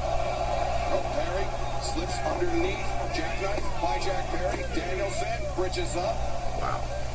Rolls through, looking. No, not backslide. Instead, lapel lock. What a count. What a pivot down. That was a heads-up move by Danielson. Lapel lock locked in. He pivoted. He had something else in mind and snatched him up right there. Great job by Danielson. Look at Jack maneuvering himself to the near side ropes. I'm telling you, he called it audible there. Danielson, it worked. Bryan Danielson may be the best counter wrestler. Dear God, ow. AEW. Perry, though, trying to pivot off of his hip to get his boot on the rope. Danielson identifies him. But Perry gets to the rope to force the break. Got duct tape on his boot. Jack against a master chessman. A lot of credit has to be given to Jack Perry. Jesus. In his time away from AEW, in his hiatus. Yeah, his hiatus. Such is the right word. Jack Perry would describe it, I'm sure, differently. He went to Japan. He competed in New Japan Pro Wrestling and really came back a different wrestler, a more complete wrestler. And this is already somebody that's held championships before that in AEW, JR. Yeah, and he had the ability and the will to change himself. A lot of guys even would not allow it. Let's see if those changes can equate to becoming the new champion. Perry reverses Danielson on the hammer throw. Danielson falls off, lands on his feet, ducks underneath, and Jack Perry had it scouted. Great drop toe hold. Nice drop toe hold. Looking for what was known as the snare trap. Yeah, that's exactly what I think he's going for. Really pounded on the traps in the neck. Oh, the arms captured. Oh, Perry. He can do cattle mutilation. He is.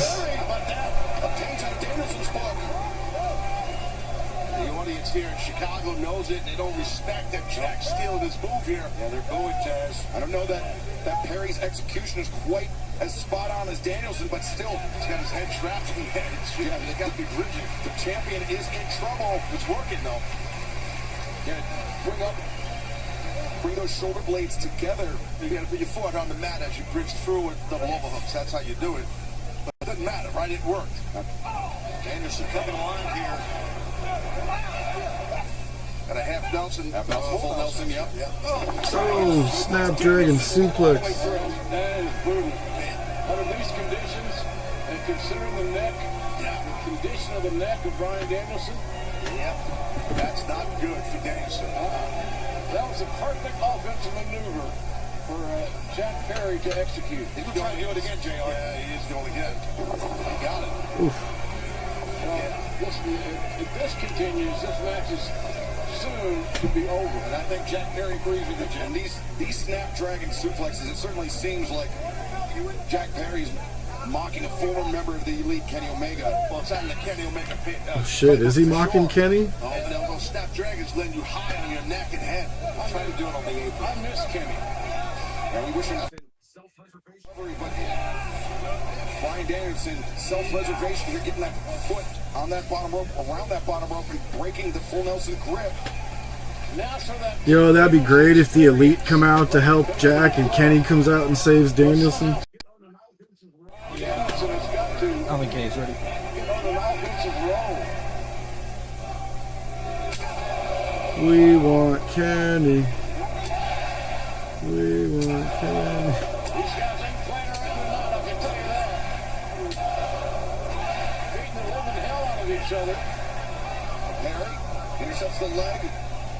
Calls for the big prize, Jim. You know how that goes, man. The big one. The big money. Oh, look at that. So The butterfly suplex. Danielson looking on both sides. Oh my God! Tell the way Danielson was looking, he was going to go for the. Yeah, we heard Kenny is scheduled for early next year, Ned. I believe that's what I heard. I'm sure you did.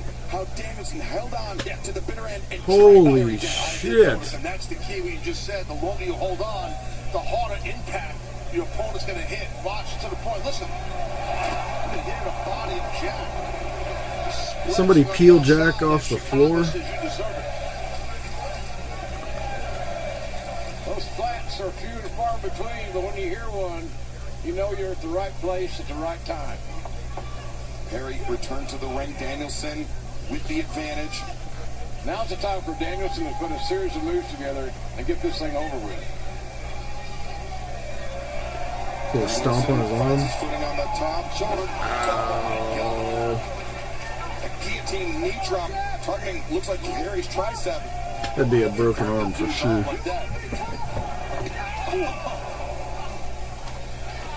Danielson showing a lot of emotion now. Yeah, and a lot of aggression.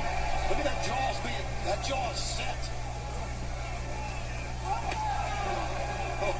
He's kicking the shit out of Jack. You can hear that leather on the flesh.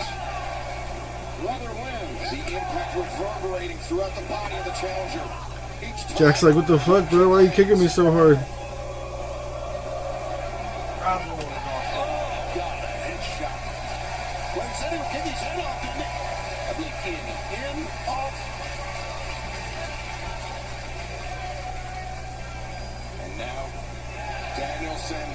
Perhaps a psycho knee in the future of Jack Perry. That's a good call. I think it's coming. But notice how Danielson has that right arm drop close to his sides as, yeah, he's hurt. Yes, he missed it. Nice counter. It's a nice counter to the Psycho knee. There's the snare trap. There it is. That's all so lucky because they know that the end is very near. That's right. That's a super hard hold to get out of. Your legs are locked up. He's got that rear choke there. Danielson sees the ropes just beyond arm's reach. Looks like Jack's got a real good gable grip going over his hands. I kind of looked off the monitor. You can see it right there. That's a tight grip. But look at that toughness in the heart. Oh, God, he's grabbing his eyeballs. I'm telling you, I don't care that much for Jack Perry, at least what he's become. You got to admit he's wrestling a hell of a match tonight, guys. Sure thing. It really is. There's a great chance he walks out here with the world belt. Mocking Bryan Danielson there, the old refrain of I have till 5. Well, he's right. I mean, not just the AEW World Championship, Taz, but also ending the career. Yeah, the Hall of Fame, the legendary career of Bryan Danielson. It's massive. Cry me a river. Nice. Justly. You only care about yourself. Recently, Danielson said that he's disappointed in Jack. Oh, Danielson slips behind, sends Perry. Lariat. Danielson spun for a loop. Big time Lariat. Chance to make history here. The TNT champ can become the world champ as well. Oh, and Danielson counters inside cradle. 1, 2, no. Man, that was a tight inside cradle. I'm telling you. And Danielson. Roundhouse kick, knocks Perry back to the corner. Momentum has changed once again in this AEW World Championship matchup. It's been going back and forth. Oh, Christ! Oh, damn! Jack Perry just put the referee into Danielson's path. Rensburg got nailed. And now, Danielson, He got folded up like an accordion. We got no referee. Anything could happen here. Tony, you alluded to it. Where are the Bucks? Where Jack Perry's head gets caved in. There's no referee, though.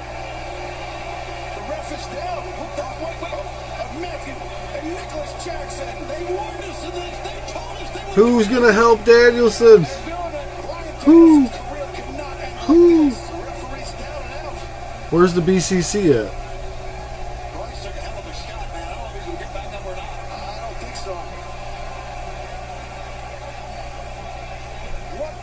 Ooh, here comes a TK driver.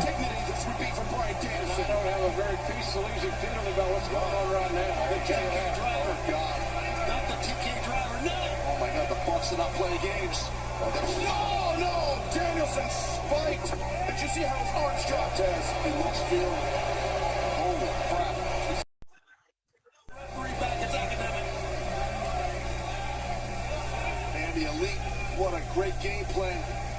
It's got to be definitely a contrived plan. Here comes the EVP trigger. Alright, there's the Blackpool Combo Club. Wheeler Yuta wanting cleaning house, man. After Nicholas Jackson out. And hopefully outside the arena. Well, the damage is down still. The damage may have been done to Danielson. Yeah, but Jack knows he's alone now. I think you're right about the damage. Not like this. Oh, he's going for the kill shot. Oh, that knee to the side of the head. Has he done it? Should be in. 2. It's over. That's guts and determination by the AEW champion. That's the heart of a champion, Dallas. American Dragon's not done yet. Danielson survives, but how much more can he withstand? You never know, because you know these fellas are going to push themselves, put themselves to the limit. Perry, a grin on his face. Right. That affects the neck big time.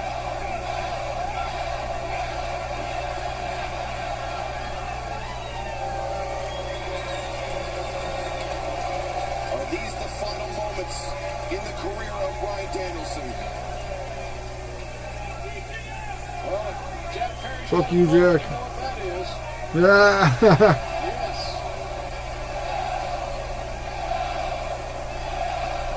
That's great.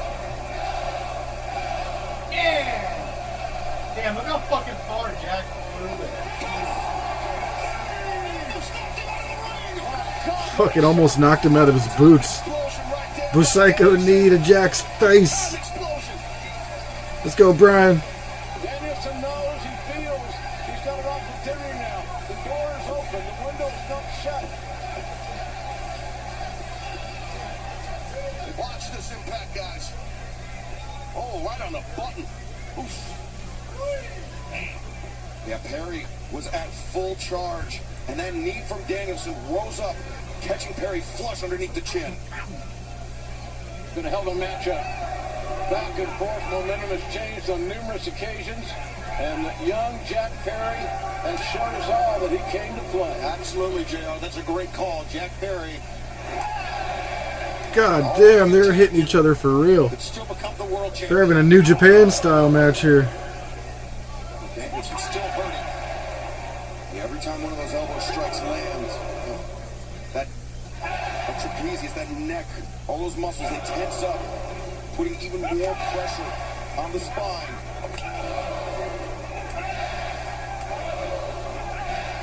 He's got to put a little sauce, a little barbecue. Danielson drops. Danielson drops. I don't know if Jack should have did that. I might have woken Danielson right back up. Look at the eyes.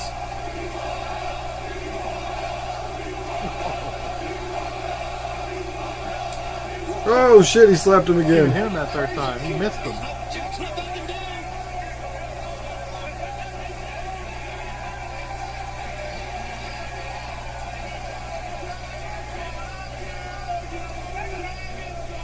Just like in Pokemon the first movie when Clone Pikachu was smacking the shit out of Pikachu and Pikachu was like, Nope. Oh! Oh my god.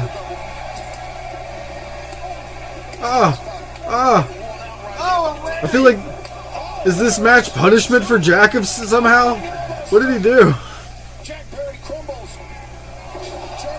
Oh shit, he did a backflip. That was dope. But go! Another Busaiku knee. Oh shit. It's time to kick his fucking head in, huh, Brian? I think it's time. This match might finish via KO.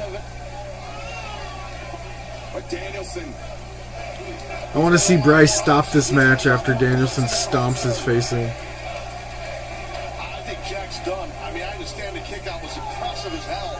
That might have just been Dude, he got the crowd to say it with him. He can't even say his catchphrase on TV. That's so bold.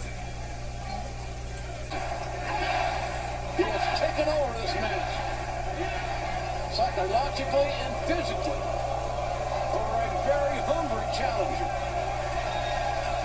One more time, he says. I want my hair back. Call the match, Bryce. He's dead, Bryce. Call it.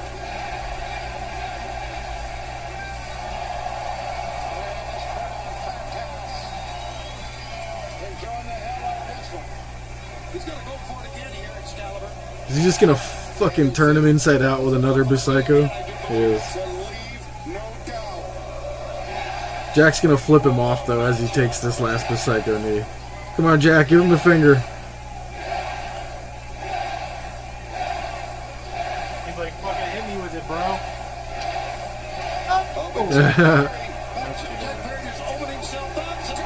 That looks dope, dude. That was awesome. That was dope.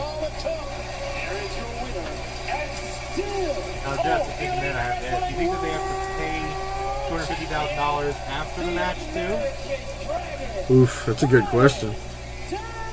I sure hope so. We got fuck you money now, Jeff.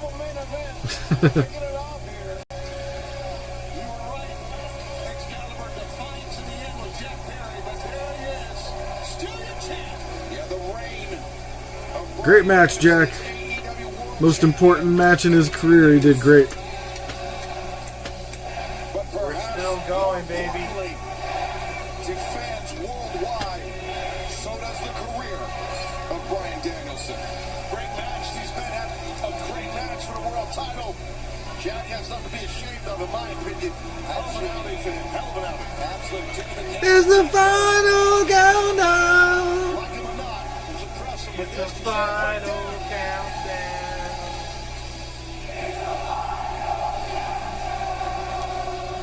Chad, should we ban Jeff from enjoying the final countdown after his fucking blasphemous? Nobody said I'm enjoying it. No one said I'm enjoying it. Oh, who's here? Oh, shit! It's Luchamosaurus.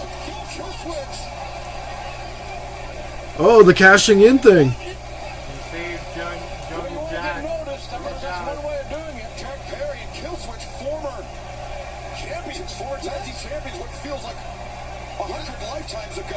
Jurassic Express. Well, these two men have changed a lot since then. What the hell is going on? I don't know. Oh, wait a minute. No way. Now we know what's going on. Here it is. Oh my God, Excalibur. This was one of the questions earlier.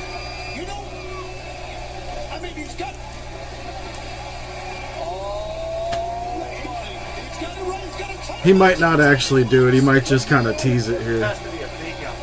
I mean, you Yeah. can say it retroactively or proactively. Christian Cage is the one to retire Bryan Danielson. That's dog shit. So that's why. Oh shit! When did you get here? Whoa! What is going on here? He's gonna turn around. He's gonna let Christian go through. Laughing. There's no chance Mox is actually gonna let this happen. Like he's not gonna. He's a heel. He's gotten rid of all BCC affiliation. They're gonna walk away, and Moxley's gonna get in the ring. Or Moxley's gonna hit Yuta in the back of the head here. He's real close to the other. Where's Marina? Well, that's what I'm trying to figure out. Smart move. Discretion, perhaps the better part of valor. Absolutely. Put it in reverse. Oh, Christian's not dumb. He's not dumb at all. Pick your spots. Pick your spots. Is this where they turn on? Are they gonna turn on Danielson here? Well, those are 4 tough hombres right there, let me tell you. Very I don't know. timely intervention by the Blackpool Combat Club and But they make it seem like Mox is definitely not part of the Blackpool Combat Club anymore. That is brothers in the BCC popped up here. There you go. Well, Yes, here we go. Mox in the attack dance. what a moment, what a night. I don't know. We'll see. Yeah, definitely BCC into the ring, celebrate with the reigning AEW. It's been a while since I've seen these two in the ring together. It's going to go really poorly, really quickly. Oh, it is. Oh no. Right? No, no. I feel like the whole BCC is about to turn on Danielson. Oh no. Oh no. I don't think I can take this. The BCC. Have they gone their separate ways? But no. The love is there. Especially the weird things John Moxley's been saying. Oh no. Yo, they're about to suffocate Danielson. What the fuck's going on? What? Oh, Yuta's not a part of it. Yuta's not down with this. Yuta's like, what's going on? Yeah. Can we get somebody out of here? We do not need this. No, we don't. Oh, Marina What the fuck? wiped out Bryce Remsburg. What the That bag is legit closed. Buck Simpson's trying to get in. Oh, God. Come on. Look, you don't want to stop it. Enough is enough. You've made your point. I was going to say, I was... Just turned on Danielson. And look at Wheeler trying to get to him. He's in tears, Yuta. Get that damn bag off his head. Somebody's going to stop this right now. Insane. Danielson, police, he's going out, and Yuta, Yuta looks like he's in tears. He is. There's no need for this. How far do you take? You're pissed? We knew this was coming, Nat. He's working there. This is sick. Are there some damn police in the building? This is murder. This is murder. This is murder. Mox wants to retire him now, maybe? Okay. There's no reason. There's no rhyme. There's no reason. There's no... How can he... This is absolutely disgusting. Moxley, it's disgusting. Doc Sands is not... Oh, her stream died. I didn't see that part. Wait. Oh, okay. I don't see it say that. I didn't get that message. Damn, so what is Yuta going to do? Yuta's one of the trios champions with them. This is not good pro wrestling to me. He's going to be very conflicted.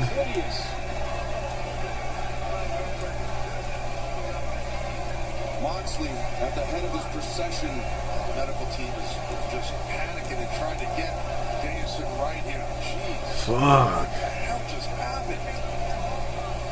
I can see it right here now, but it's not on my feed on my screen. Yeah, where it says I'm pissed. The next one before that says, what?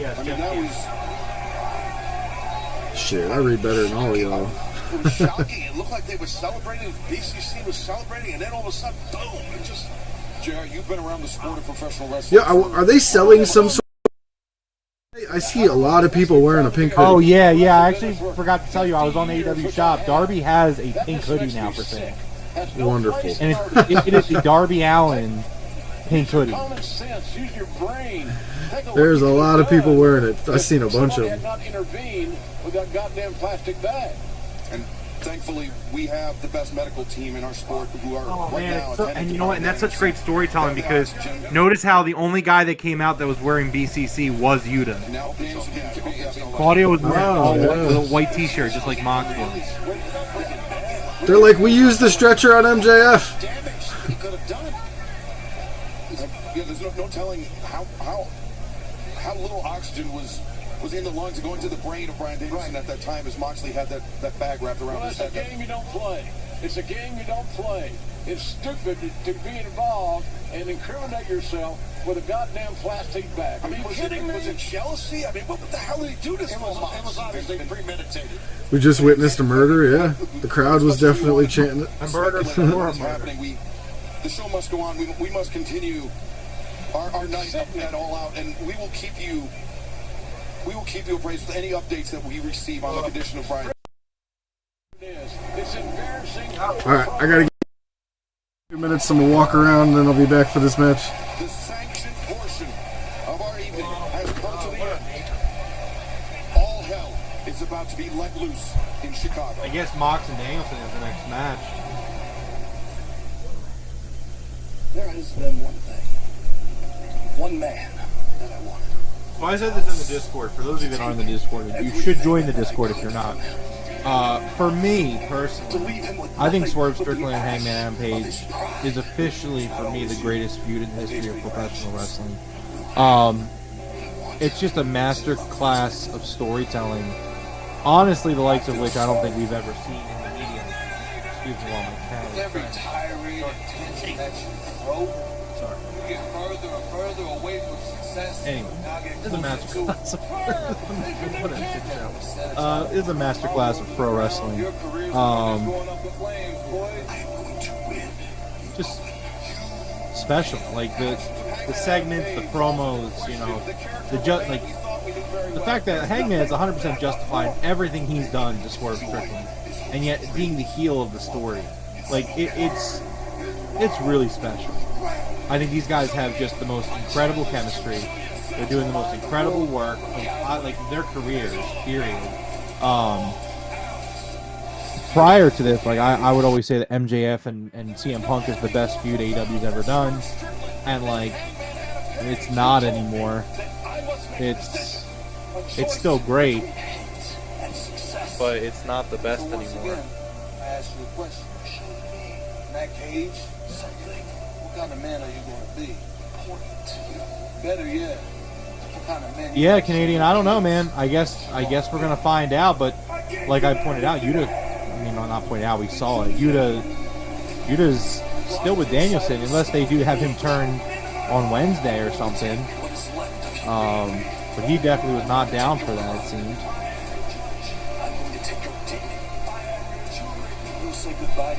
No, Macho, I disagree. I think that it made a lot of sense. The problem, Macho, is that Pac and the Death Triangle were supposed to win the Trios titles at All In, but then the Lucha Bros decided to be dumb, so they went through with it.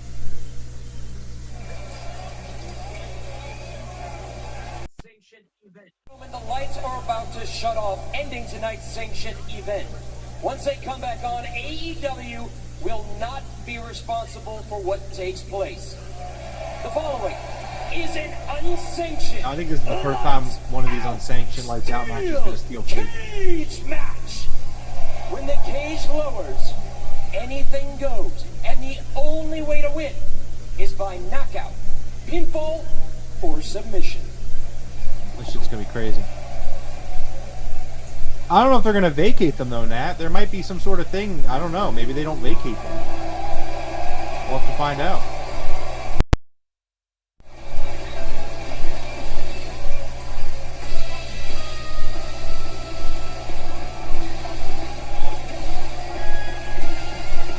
Introducing the participants first. From Aaron's Creek, Virginia, weighing 229 pounds. Fucking barbed wire wrapped around his fucking fist already. Hey! We see the security detail flanking Hangman Adam Page. He and Swerve Strickland in their changing rooms all evening. Not only from attacking one another, but we have seen that these two men, so much hatred, so much animosity between them, they have no regard to who gets caught in the crossfire. And it was for the safety of everyone, production, family, friends, other competitors, everyone that was in the backstage area. I think AEW over the last couple of weeks. So would you guys agree? Yeah, absolutely. Burning of the house, what happened to Bryan Danielson. Even before that, Swerve Strickland invading the home of Hangman Adam Page. Enough's enough. Right? Let's settle it. I caught a lot of lights out matches in my career. Starting all the way back with a guy like Murdoch and Carl Cox. Killing Carl Cox. And his opponent, being accompanied by Prince Nana from Tacoma, Washington, weighing 230 pounds. So ready. Jared just said it too. This is one of the greatest rivalries he's ever seen in his career. He's been doing this longer than I've been alive. I'm pretty sure. But I agree. This is the greatest rivalry, greatest feud in the history of professional wrestling.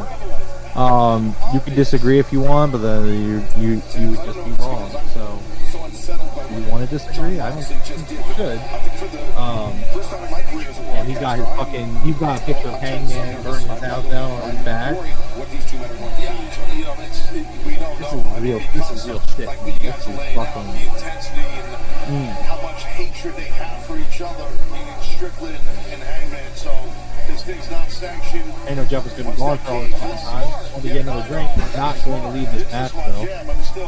Because we're going to go walk around. What does he mean walk around? What an old guy. What an old human being, honestly. Gotta swap the hats out. The hats give me a headache. Did I miss any like special awesome entrances? Yeah, Swerve has Hangman's the picture of Hangman burning his house down on his back and on his tights. It looks like Hangman's got a wire wrapped around his arm the second he came out.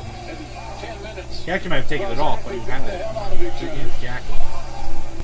Obviously, you'll think the blood will flow in this one. No, I actually think that's going to be an interesting story, Nat, of how is Wheeler Yuta going to exist on his team. Because they would have attacked him, too, if they were going to do something, you know, splitting him from the team. They did that specifically. They didn't attack him, they just held him back.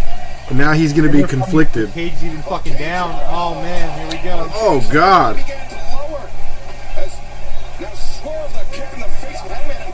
Now the cage is lowering over Swerve and Hangman. Yeah, Swerve looked up. Swerve's got a game plan here, boys. Yeah, his game Oh, plan is Swerve got something in mind already. He's going to put him down and try to let the cage come down on him. before the cage is lowered, he's throwing all these implements into the ring for Swerve to use. Yeah, that cage is still coming down. Oh, they got to break It's too slow. It's too slow. Oh, fuck. That'd be scary as fuck, dude.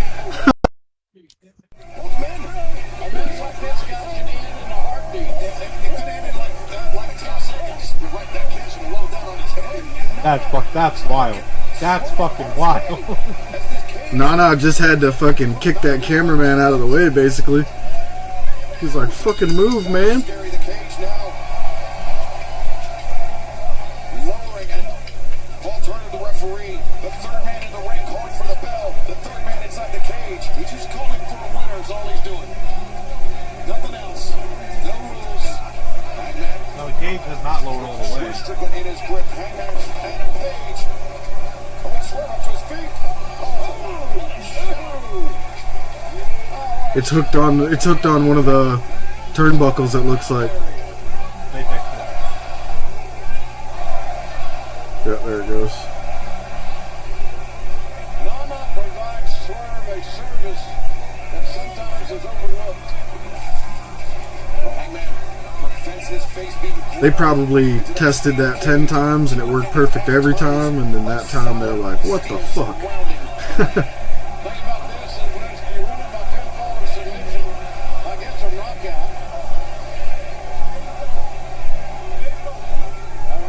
This is an interesting steel cage. Have you ever seen... Is this the normal one we get in AEW? Because there's a lot of square steel here.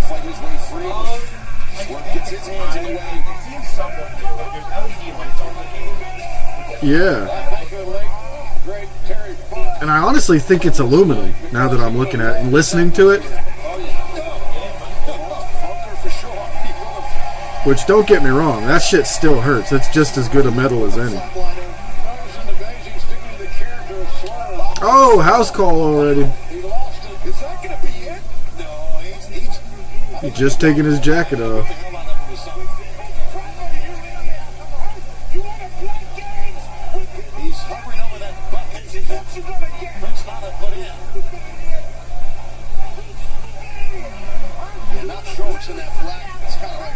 Nana just talking mad shit to Hangman.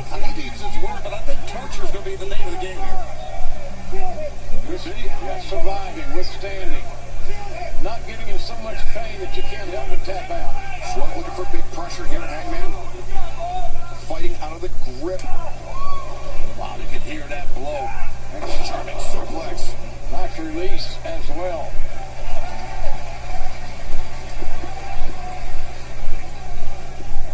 Now, maybe find out what's in that bucket. Yeah, I believe we are. Hangman. Who puts a cinder block in a fucking Tupperware tote? Oh, the staple gun, man. Swerve just loves taking the staples, doesn't he? Shouldn't be allowed. I don't give a damn what kind of match it is. No, it's anything. Ah! He's just laughing at him. I guess you can absorb all those, right? Apparently.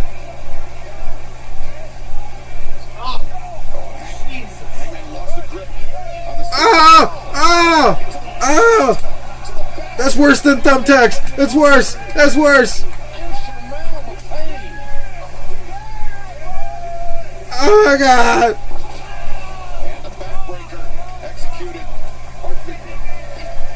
Look at him in his chest.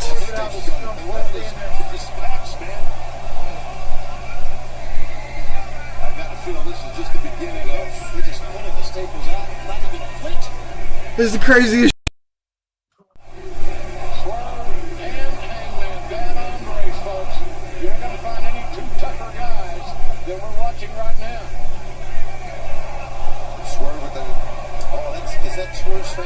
That's his family, and then that's going to be the house behind it, right?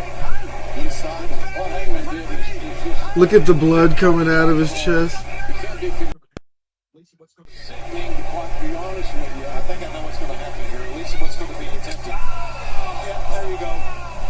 Right in the heart. Fuck.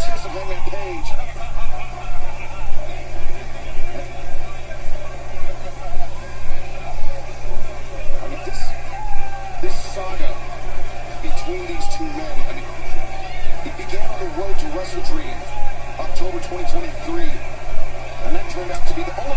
He's doing it to his face! Ah! Ah! Too much. Just too much. A human body, a human being should not... He ripped it off. Either die. Just shows you how truly personal this feud, this rivalry, this hatred is with these two men have towards each other. To the level it's at. To call it acrimonious would be a massive statement. It was then Swerve who upped the ante. Nat, did you get your feedback?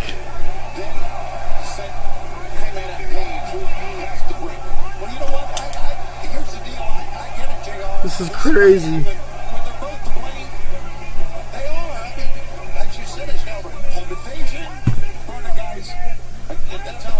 Too much. It's too damn much, fellas. That was the thing, though. Hangman, when he returned to AEW, when he came back to a world where Swerve Strickland was the world champion, where Swerve Strickland was being cheered around the world.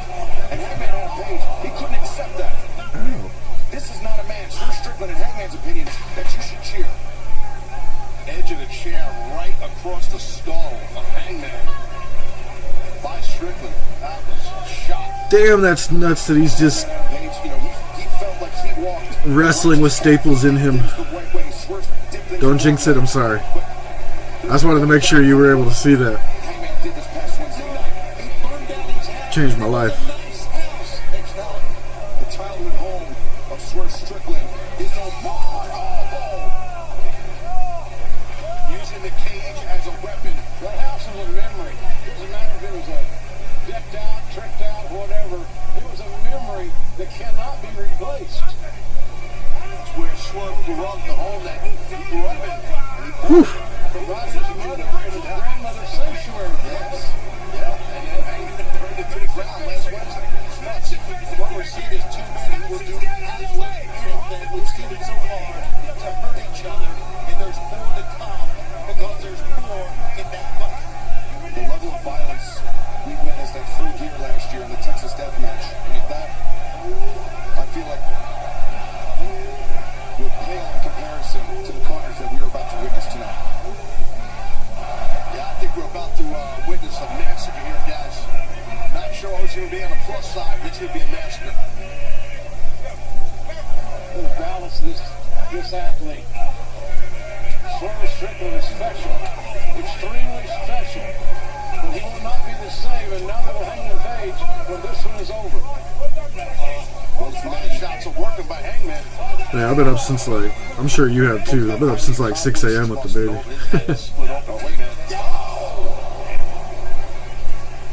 Both men former AEW World Champions. At some point in time, the loss of blood by both these men, if it comes to that, is going to be a huge issue. You're going to start running out of steam. Yeah, the fatigue begins to set in. Your limbs become heavier. The oxygen becomes harder and harder to come by.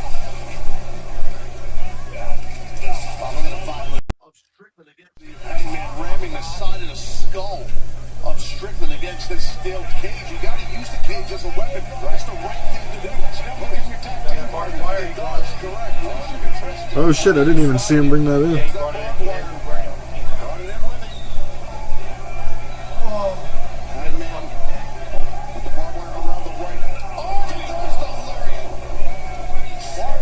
God.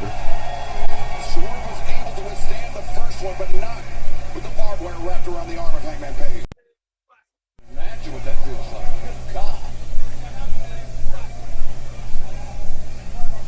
Hangman now weighing his options, surveying the available weapons in the ring. Yeah, he's gassed. Good Hangman Page. His back is bleeding from getting stapled. God, you're right. Look at that back. There's a bruise on his right shoulder. Look at that bruise on his arm. Oh my God. First. You got to mix the cages from your tag partner if you can. Straight out of the fence. That your man. That's her man. Well, that was the man. That is the man that these fans cheered, which infuriates Hangman. Where did Hangman get that bruise from? Oh, that had to hurt. Is there any blood? Yes, there is, Cody Hayter. There is blood everywhere. Hangman's face is bleeding. Swerve's got staples all across his chest that are bleeding. Hangman's got staples on his back. I mean, no matter how this thing ends up, no matter who's the victor or whatever the hell happens, neither of these guys are going to be the same after this. No, it's impossible. To have a victor or survivor. He's got the. And again, Hangman Adam Page and Swerve Strickland are going to have to wake up, not just tomorrow, but every day. One of the best pay-per-views this year. Yeah, this is fantastic. To another human being. I'm sure what Hangman has in mind. He took that barbed wire and laced it through. Every time I've ever doubted Tony Khan, he just completely blows me away. I was like 2 weeks after a big pay-per-view in London. I don't know how great All In can be. Look where we're at. We're having an all-timer right here. Hangman drank Swerve's blood. That was...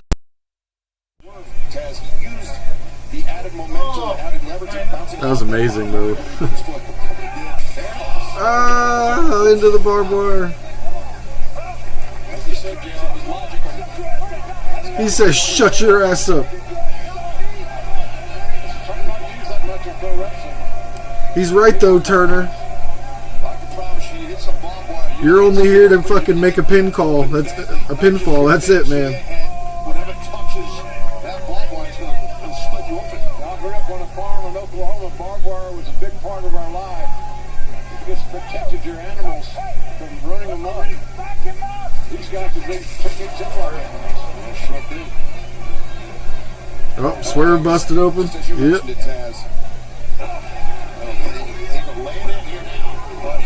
Hangman knows there's an open wound there, Shivani, right? So you go for that open wound. Absolutely, that's exactly what you do. JR, you notice how Is Hangman gonna drink his blood again? that bottom knuckle trying to open up that wound wider and wider. Absolutely. That's a mark of an experience. That's one of the craziest things I ever seen, man. Remember that shit? I was at your house for that one. We were both like, what the fuck? It's the best feud in the history of wrestling. Yeah, one of, for sure. No, I'm gonna say it right now. It is the best feud in the history of wrestling. You don't learn it, you don't get taught it. No. Today's barbed wire class, kids. Yeah, right. This is not something you can teach. This is just an example of the lengths, the levels of depravity that the human mind can go to when you feel your family has been jeopardized. Oh. When your child. Man, Swerve just touched his head to the mat and he left behind a fucking puddle of blood. I think they expected it, but I don't think after they saw it, they really knew what to expect. No, this is. Well, it's getting sickening. It's getting disgusting. Good grief. Good What grief. the hell has this become? What the hell has this become?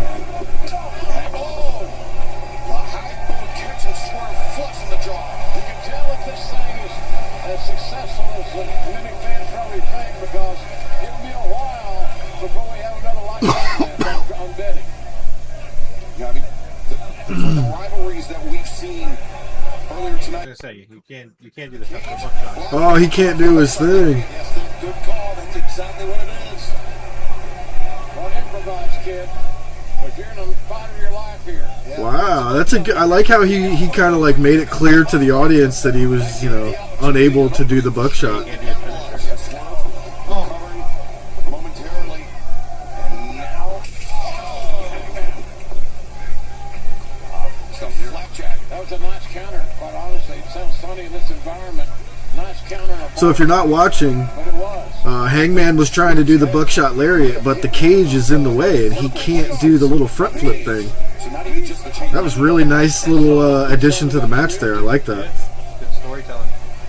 Oh, look at that bruise, dude. Whatever caused that fucking had to hurt. Pro wrestling war in this environment. And Paul Turner doing the only. When you get a bruise within like 3 minutes of something happening, you know that shit hurt. Oh. That's a steel on spine. Keep the score at home. I can tell you that's you're gonna feel numbness. And remember, they're both still doing this with staples in their bodies, guys. Swerve still has a couple in his chest, and Hangman has a few in his back. The nerves just shut down. Fans so lucky that Turner's trying to apply some sense of sanity in these rooms. Look, you can see the staples in his back. Oh, house call. He was too worried about fucking with the ref. Just wanted some human decency. There was an opening there, but there is not to be found as buckshot off the referee's. He just did the buckshot off the referee's back. That was cool. Swerve did anyway. That was cool. Talking about the Hangman, yeah, but Swerve turning the tables on Hangman. Yeah, smart. It's hard to watch. Pro wrestler, the Swerve Strickland. Loving this. Why is it hard to watch, Cody? You don't like the blood? This is incredible. Oh, this is what a lights out steel cage match should be.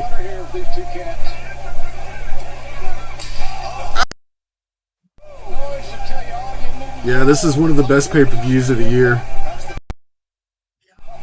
Possibly all time? I don't know. That's a quick thing to say, but feels like it. So disturbing that see that steel, that chair, impact the spine that way. He can break a man's back easily with that chair, the way he was swinging it. Now the chair is wedged. Swerve perhaps looking to lawn dart. Hangman had a page into that wedge chair. Oh, like a freaking lawn dart. Face first into the chair in the corner.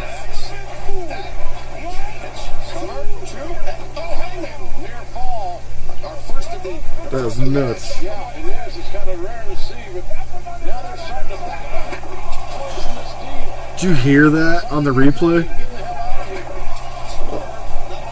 Just thud. Hangman's head hits that chair and just makes just a thud. Oh man. Seems that way, Tony. There's the cinder block. Swerve's old standby. I got hit in the face with a cinder The stomp on the cinder block, maybe? I got hit in the nuts with one. True story. Taz said, I got hit in the nuts with one. True story. Thanks for informing us, Taz. We've seen Say, who did that? Sandman, probably? Tommy Dreamer? Strickland. He doesn't want to give Hangman Page a second chance. He's going to try to choose Tony. Oh, Jesus. Is he going to Alabama slam him on that thing? Oh, God. Desperation. Skull crack. Oh, no, wait. Danger zone here. Oh. Look out. Don't do it.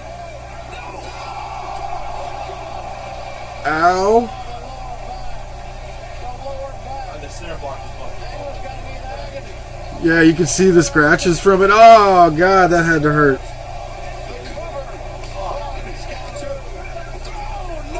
Oh. I don't know what that move is called, but he just dropped him straight on his back on a cinder block.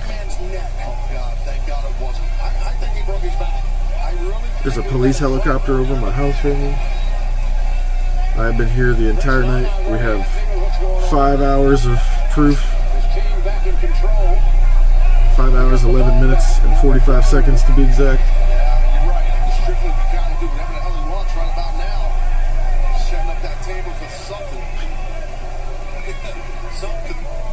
The setup can't be too long because Hangman Page is going to run on pure adrenaline from here on out, and that can mean anything. Holy shitballs. I would be surprised if Swerve is done with the cinder block. I mean, think about what we've seen Swerve do with that cinder block in the past. Yeah?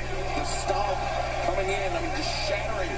It's still 20 fucking minutes. Shattering the cinder block on the Where's Keith Lee? Think he still has health problems? I'm not sure. COVID almost killed Keith Lee. He doesn't want to do business, and also they'll leave the company as soon as his deal's up. So then, okay, there you go. There you go. Keith Lee turns down creative, doesn't want to do jobs, doesn't want to do business. I mean, he's also been dealing with personal stuff too, but yeah.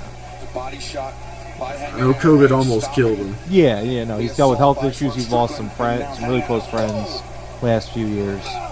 But oh God, look at his back. These men are sacrificing their bodies for us. Oh, he's gonna do the crazy backflip thing on the table. The crowd's just shocked, Cody. They're probably exhausted. He's about to do a swerve stomp. Oh God. Oh, he's gonna double stomp him. That was one of the dopest table spots I've ever seen. That was one of the coolest table spots I've ever seen. That was incredible. I don't either. Just instincts, I think, fellas. Something that simple. Swerve can't believe it either. You saw the look on That was awesome. this nasty match. Yeah, maybe he sees a silver lining here, a chance to inflict even more pain on the Hangman. Oh, Deadeye! You should have Deadeyed him on the bricks. Might still be coming though, you never know. Yeah, Macho, these dudes are fucking bananas, huh? Again, weighing his options. What's he looking at? He was eyeing something. I don't know what that was. Maybe not.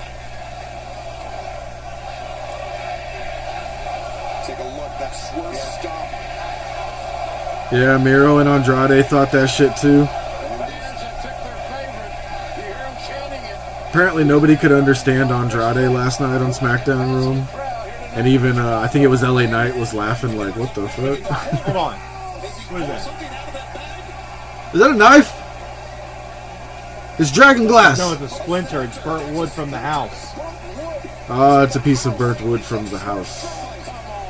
I thought it was dragon glass. Jesus. It's a wooden stake. Because Swerve dresses like a vampire. Trying to stab him. It's the only way. Trying to stab him. It's the only way to kill a vampire. The wooden stake through the heart. Although he's aiming for his face. Take it from him, Swerve. Take it from him.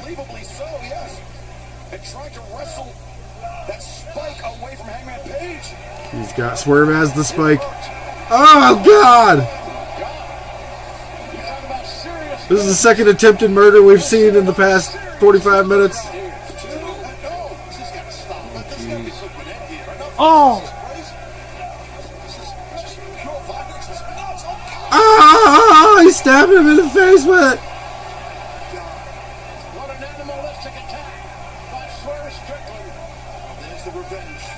Oh, that's right, Nat. Their hearts are in their brains. Okay.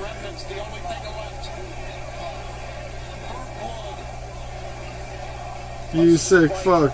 You sick fuck. You sick fuck. Like, he made me do this. He should be screaming that. He made me do it.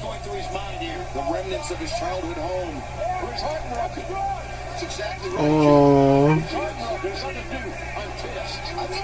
That's all that's left of the house. Look at the blood dripping off his face.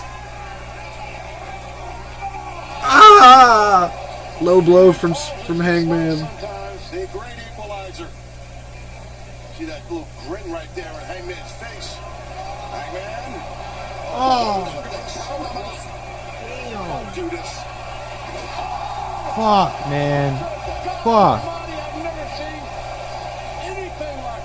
A fucking straight up power bomb onto the brick, and it did not break.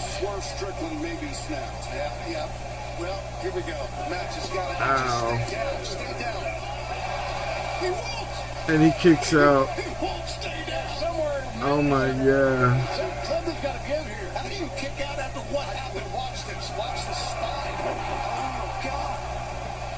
Why show that again?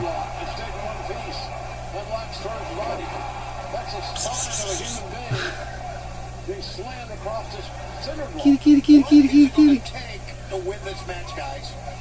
Yeah, that's a herniated disc, or bare minimum, that's pain 20 years down the road, 10, 15 years down the road. These guys doing some serious damage to each other. I don't know if winning's even important here.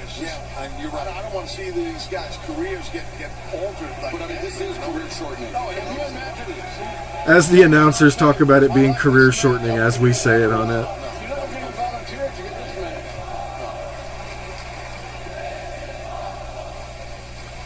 This is awesome.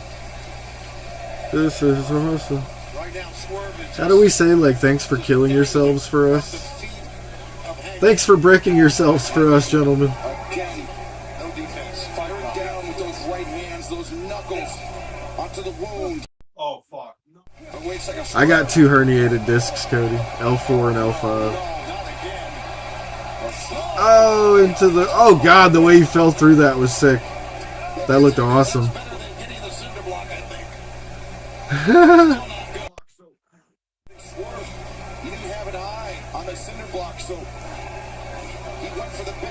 Give him a house call into it. Yeah. Oh, that looks sick. That was dope. Looked like he got shot in the back of the head with a bazooka. I love Taz. No, Swerve may be looking for the house call. He may be looking for the knockout. As Hangman on hands and knees. And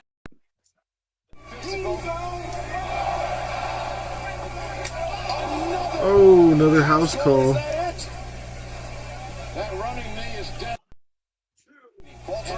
All right, chat. Who do you guys think should win this?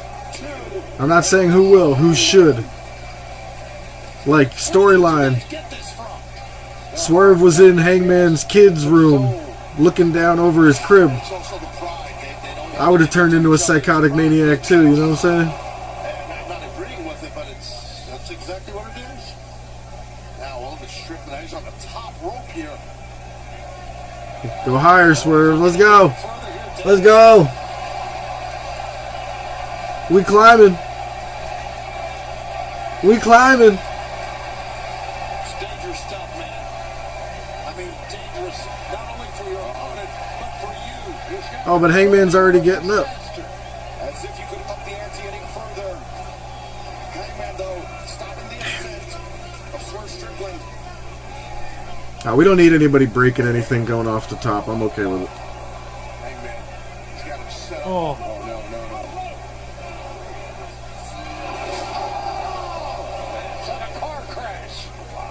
With a pedestrian involved, getting run over at a high. Oh, that was a power bomb off the top. And they're both still trying to get to their freaking feet. Essentially, Everybody saying Hangman? Yeah, let's go Hager. It should be Hangman to win. Cowboy shit. Cowboy shit. Cowboy shit. Boom. Deadeye.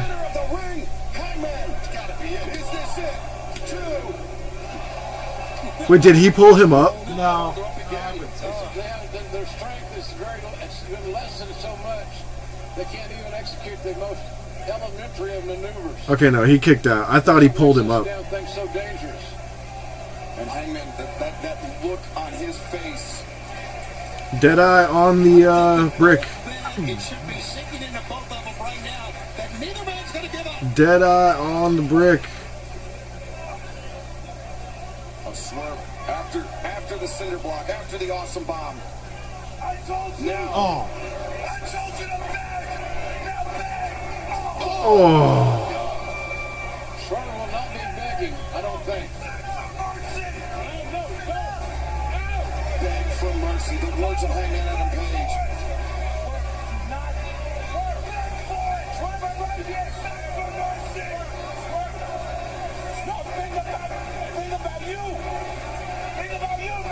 Oh. Shot the edge of the chair. That's 2 chair shots to the side of the head from Hangman. Swerve's laughing. Blood's pouring down his forehead. He's laughing. That is such a badass shot.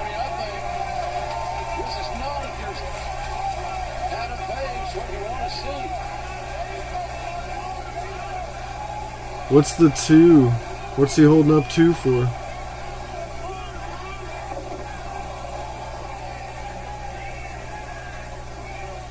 Swerve drops at the feet of Hangman Adam Page.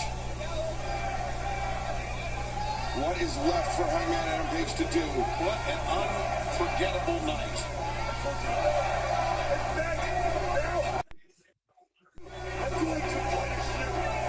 Oh shit.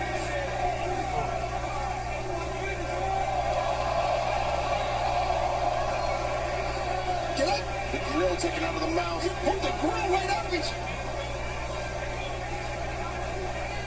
That's just nasty. That's what that is. He's going back to the bag. Oh, guys. What is that? What the hell? This is a syringe. Oh my god. What is he doing?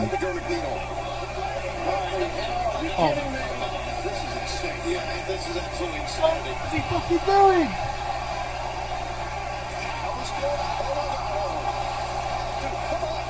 Whatever it is, I'm not watching. Oh my fucking god. Oh my fucking god. God in heaven, what are we seeing here? What is this become? Madness! What are we witnessing? This is a horror movie unfolding before our eyes. What is he? Oh! Holy fuck! He put the chair through his head. KO. Hangman wins. Your winner via knockout. Hangman Adam Page, my God. The last chair shot was to the head, and he put his head through the chair.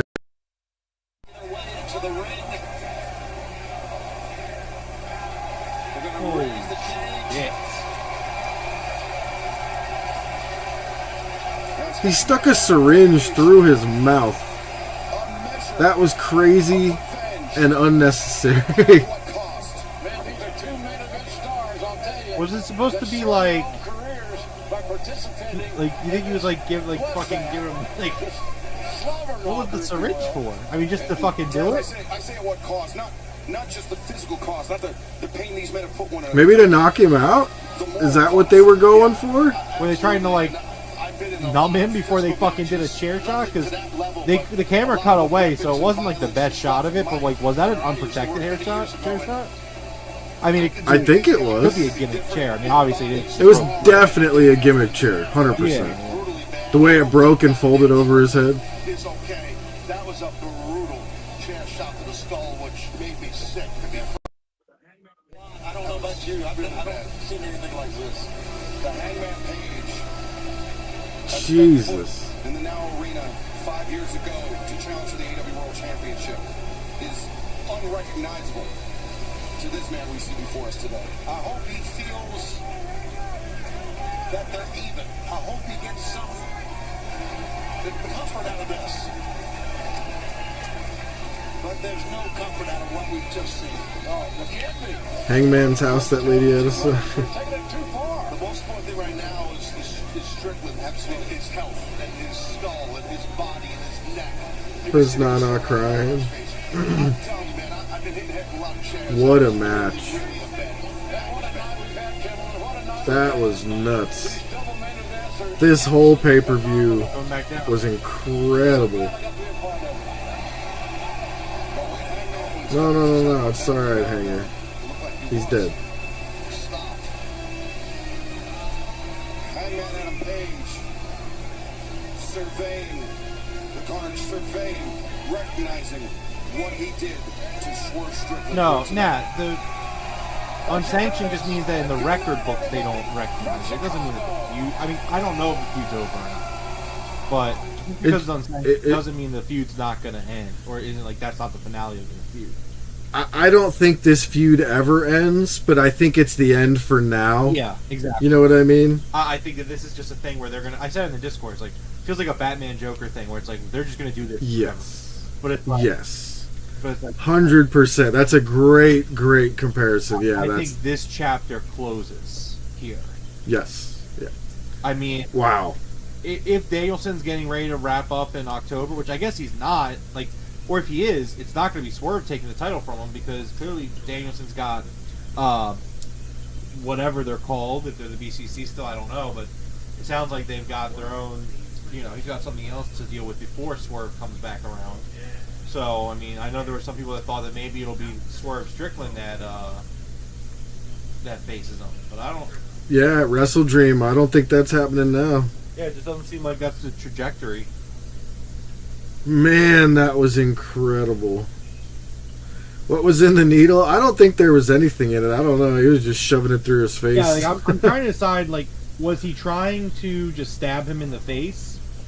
Yeah, I think they just wanted the visual of a needle sticking out of his mouth, and I'm like, it wasn't really necessary, but it didn't ruin anything. That was unreal. No Jericho that whole show, huh? Yeah. Huh? Yeah. That's fantastic. Yeah, that was as close to a 10 out of 10 pay-per-view as I think we have seen in a long time. There was nothing that I didn't enjoy. I mean, I disagree because I still give All In a 10 out of 10. But I mean, I also give this a 10 out of 10. So I definitely get your point on that. It's a very good show. Better than it has any right to be would be what I would say. Right. Because again, like we talk about, you know, you got 2 weeks removed from it All In. It's like your biggest show. But I said this in the Discord a couple weeks ago. where All Out has a luxury. Like, we need to change our mindset, right? Where it's like, oh man, how are they going to build a pay-per-view in 2 weeks? It's like, no, like, All In is part of the build for All Out, and that's really good because, like, back in the day, one of the best WWE pay-per-views of the year would be Backlash, which would happen right after WrestleMania, and it would have WrestleMania as part of its build, and most times, Backlash was better than Mania itself in terms of an all-around pay-per-view. I don't know Man, that was good. if Fallout was better than All In, but I will sit here and say that for me, All Out had 3 matches that I would say over 5 stars.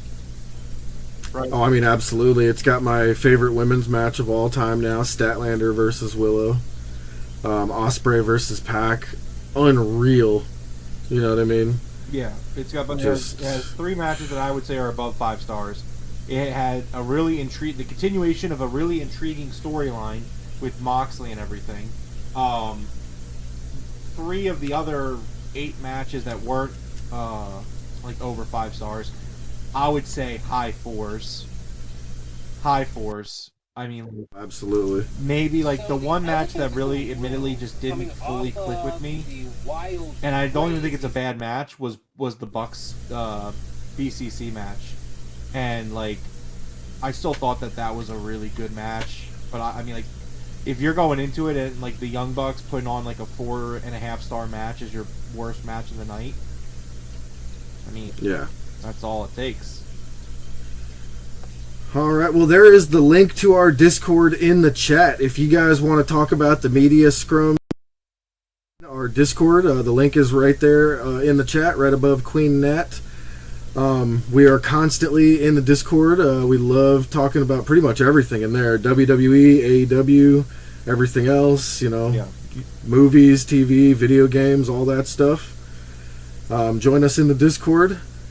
Rome, can you give tonight a 10 out of 10? I mean, if it's not, it's very close.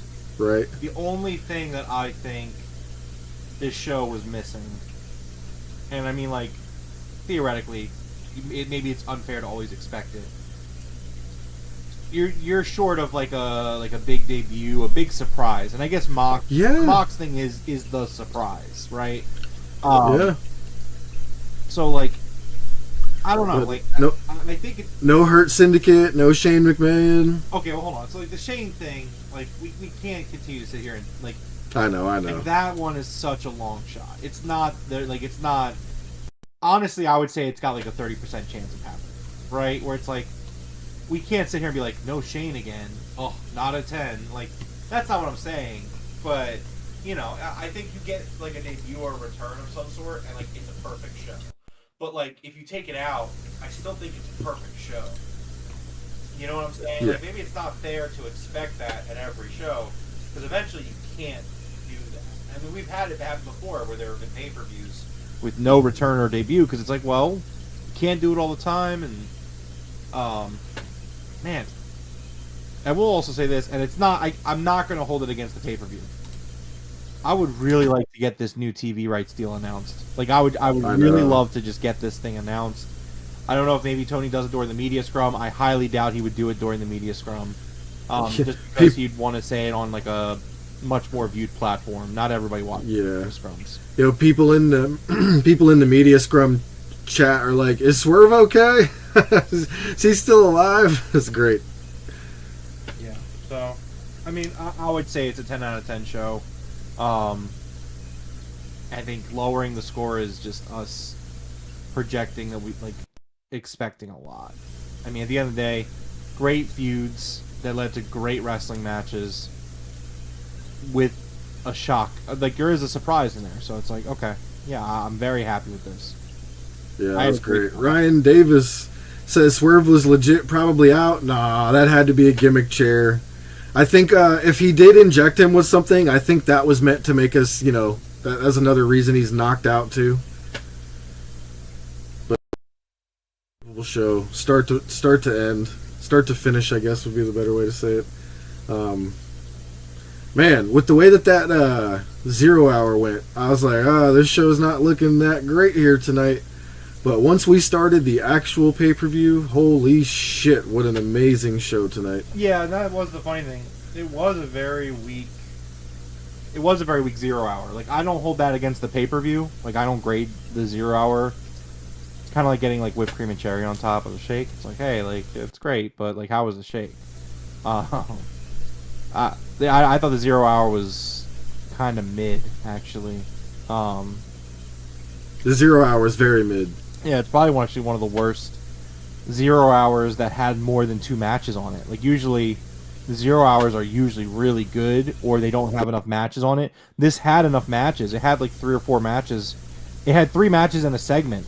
The Mariah May segment was good, and the last trios match was pretty good, but other than that, it wasn't a very good 0 hour. So it's like, okay.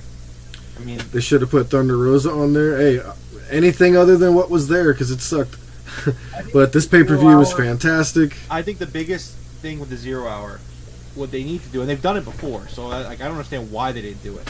But whoever your biggest stars are that didn't make the main card, like maybe they're just kind of in a middle, they're in between feuds right now. Maybe they're just doing something else. Maybe you want to kickstart a feud here. Like your 0 hour should be your biggest stars that aren't on the main card. Like, yeah. I'm not even from a trolling perspective, or well, I'm not trolling when I say I hate the Iron Savages, but I'm not saying it's a dog pile on. There's no way that the Iron fucking Savages should be booked on your 0 hour when people like Thunder Rosa or FTR aren't. Yeah. Like the post-media scrum's already starting. They got Daddy Magic and Lexi Nair up here with RJ City already, instead of us waiting 30 minutes of a screen. They've been doing this for the last 2 pay-per-views. Nice. Yeah, they've kind of, so the media scrum starts more like a recap of the pay-per-view kind of thing. All right, man. Well, for us here tonight, you want to go ahead and close us out before we get out of here? Yeah, absolutely. This has been a watch along of AEW All Out. Thank you everyone for hanging out with us here tonight. Thank you to Ryan Davis, Canadian War Machine, Young Macho, Cody Hayter, Brandon James, Nat, Coach was here earlier, and everyone else that hung out with us here tonight. Thank you so much for watching and supporting the show. Make sure you subscribe on your way out, join the Discord, hit the like button. We really appreciate it. If you like video games, I will be back on Monday night with the Game Room Podcast over on our other channel, which you can find in the description down below. I don't know exactly what the main story is, but it's going to be a good week. I mean, we're getting into the holiday season. Big releases are coming up, so exciting stuff going on. Actually, there's a rumor about GTA 6 that I'll be talking about, that I have more people talking about, so definitely want to check that out. Other than that, we'll be back next Wednesday, or this Wednesday, I guess, with the AEW Dynamite watch-along that we usually do, Wednesdays, 8 p.m., and then Collision watch-along as well on Saturdays. But until then, Hangman's the fucking man. For real. My God, that was good. Alright, well, thank you guys very much, everybody, for joining us here tonight. Like Rome said, please please hit that like button and the subscribe button on your way out. Scroll up in chat and join that Discord link if you have not already. We'll be watching the scrum, well, a little bit. I'm not sure how much of it I'll be catching, but I'm going to try to watch most of it, but probably not all of it. Yeah. Let me know if anything awesome happens in there. I'll check it out. But thank you guys again very much for joining us. Till next time, top guys.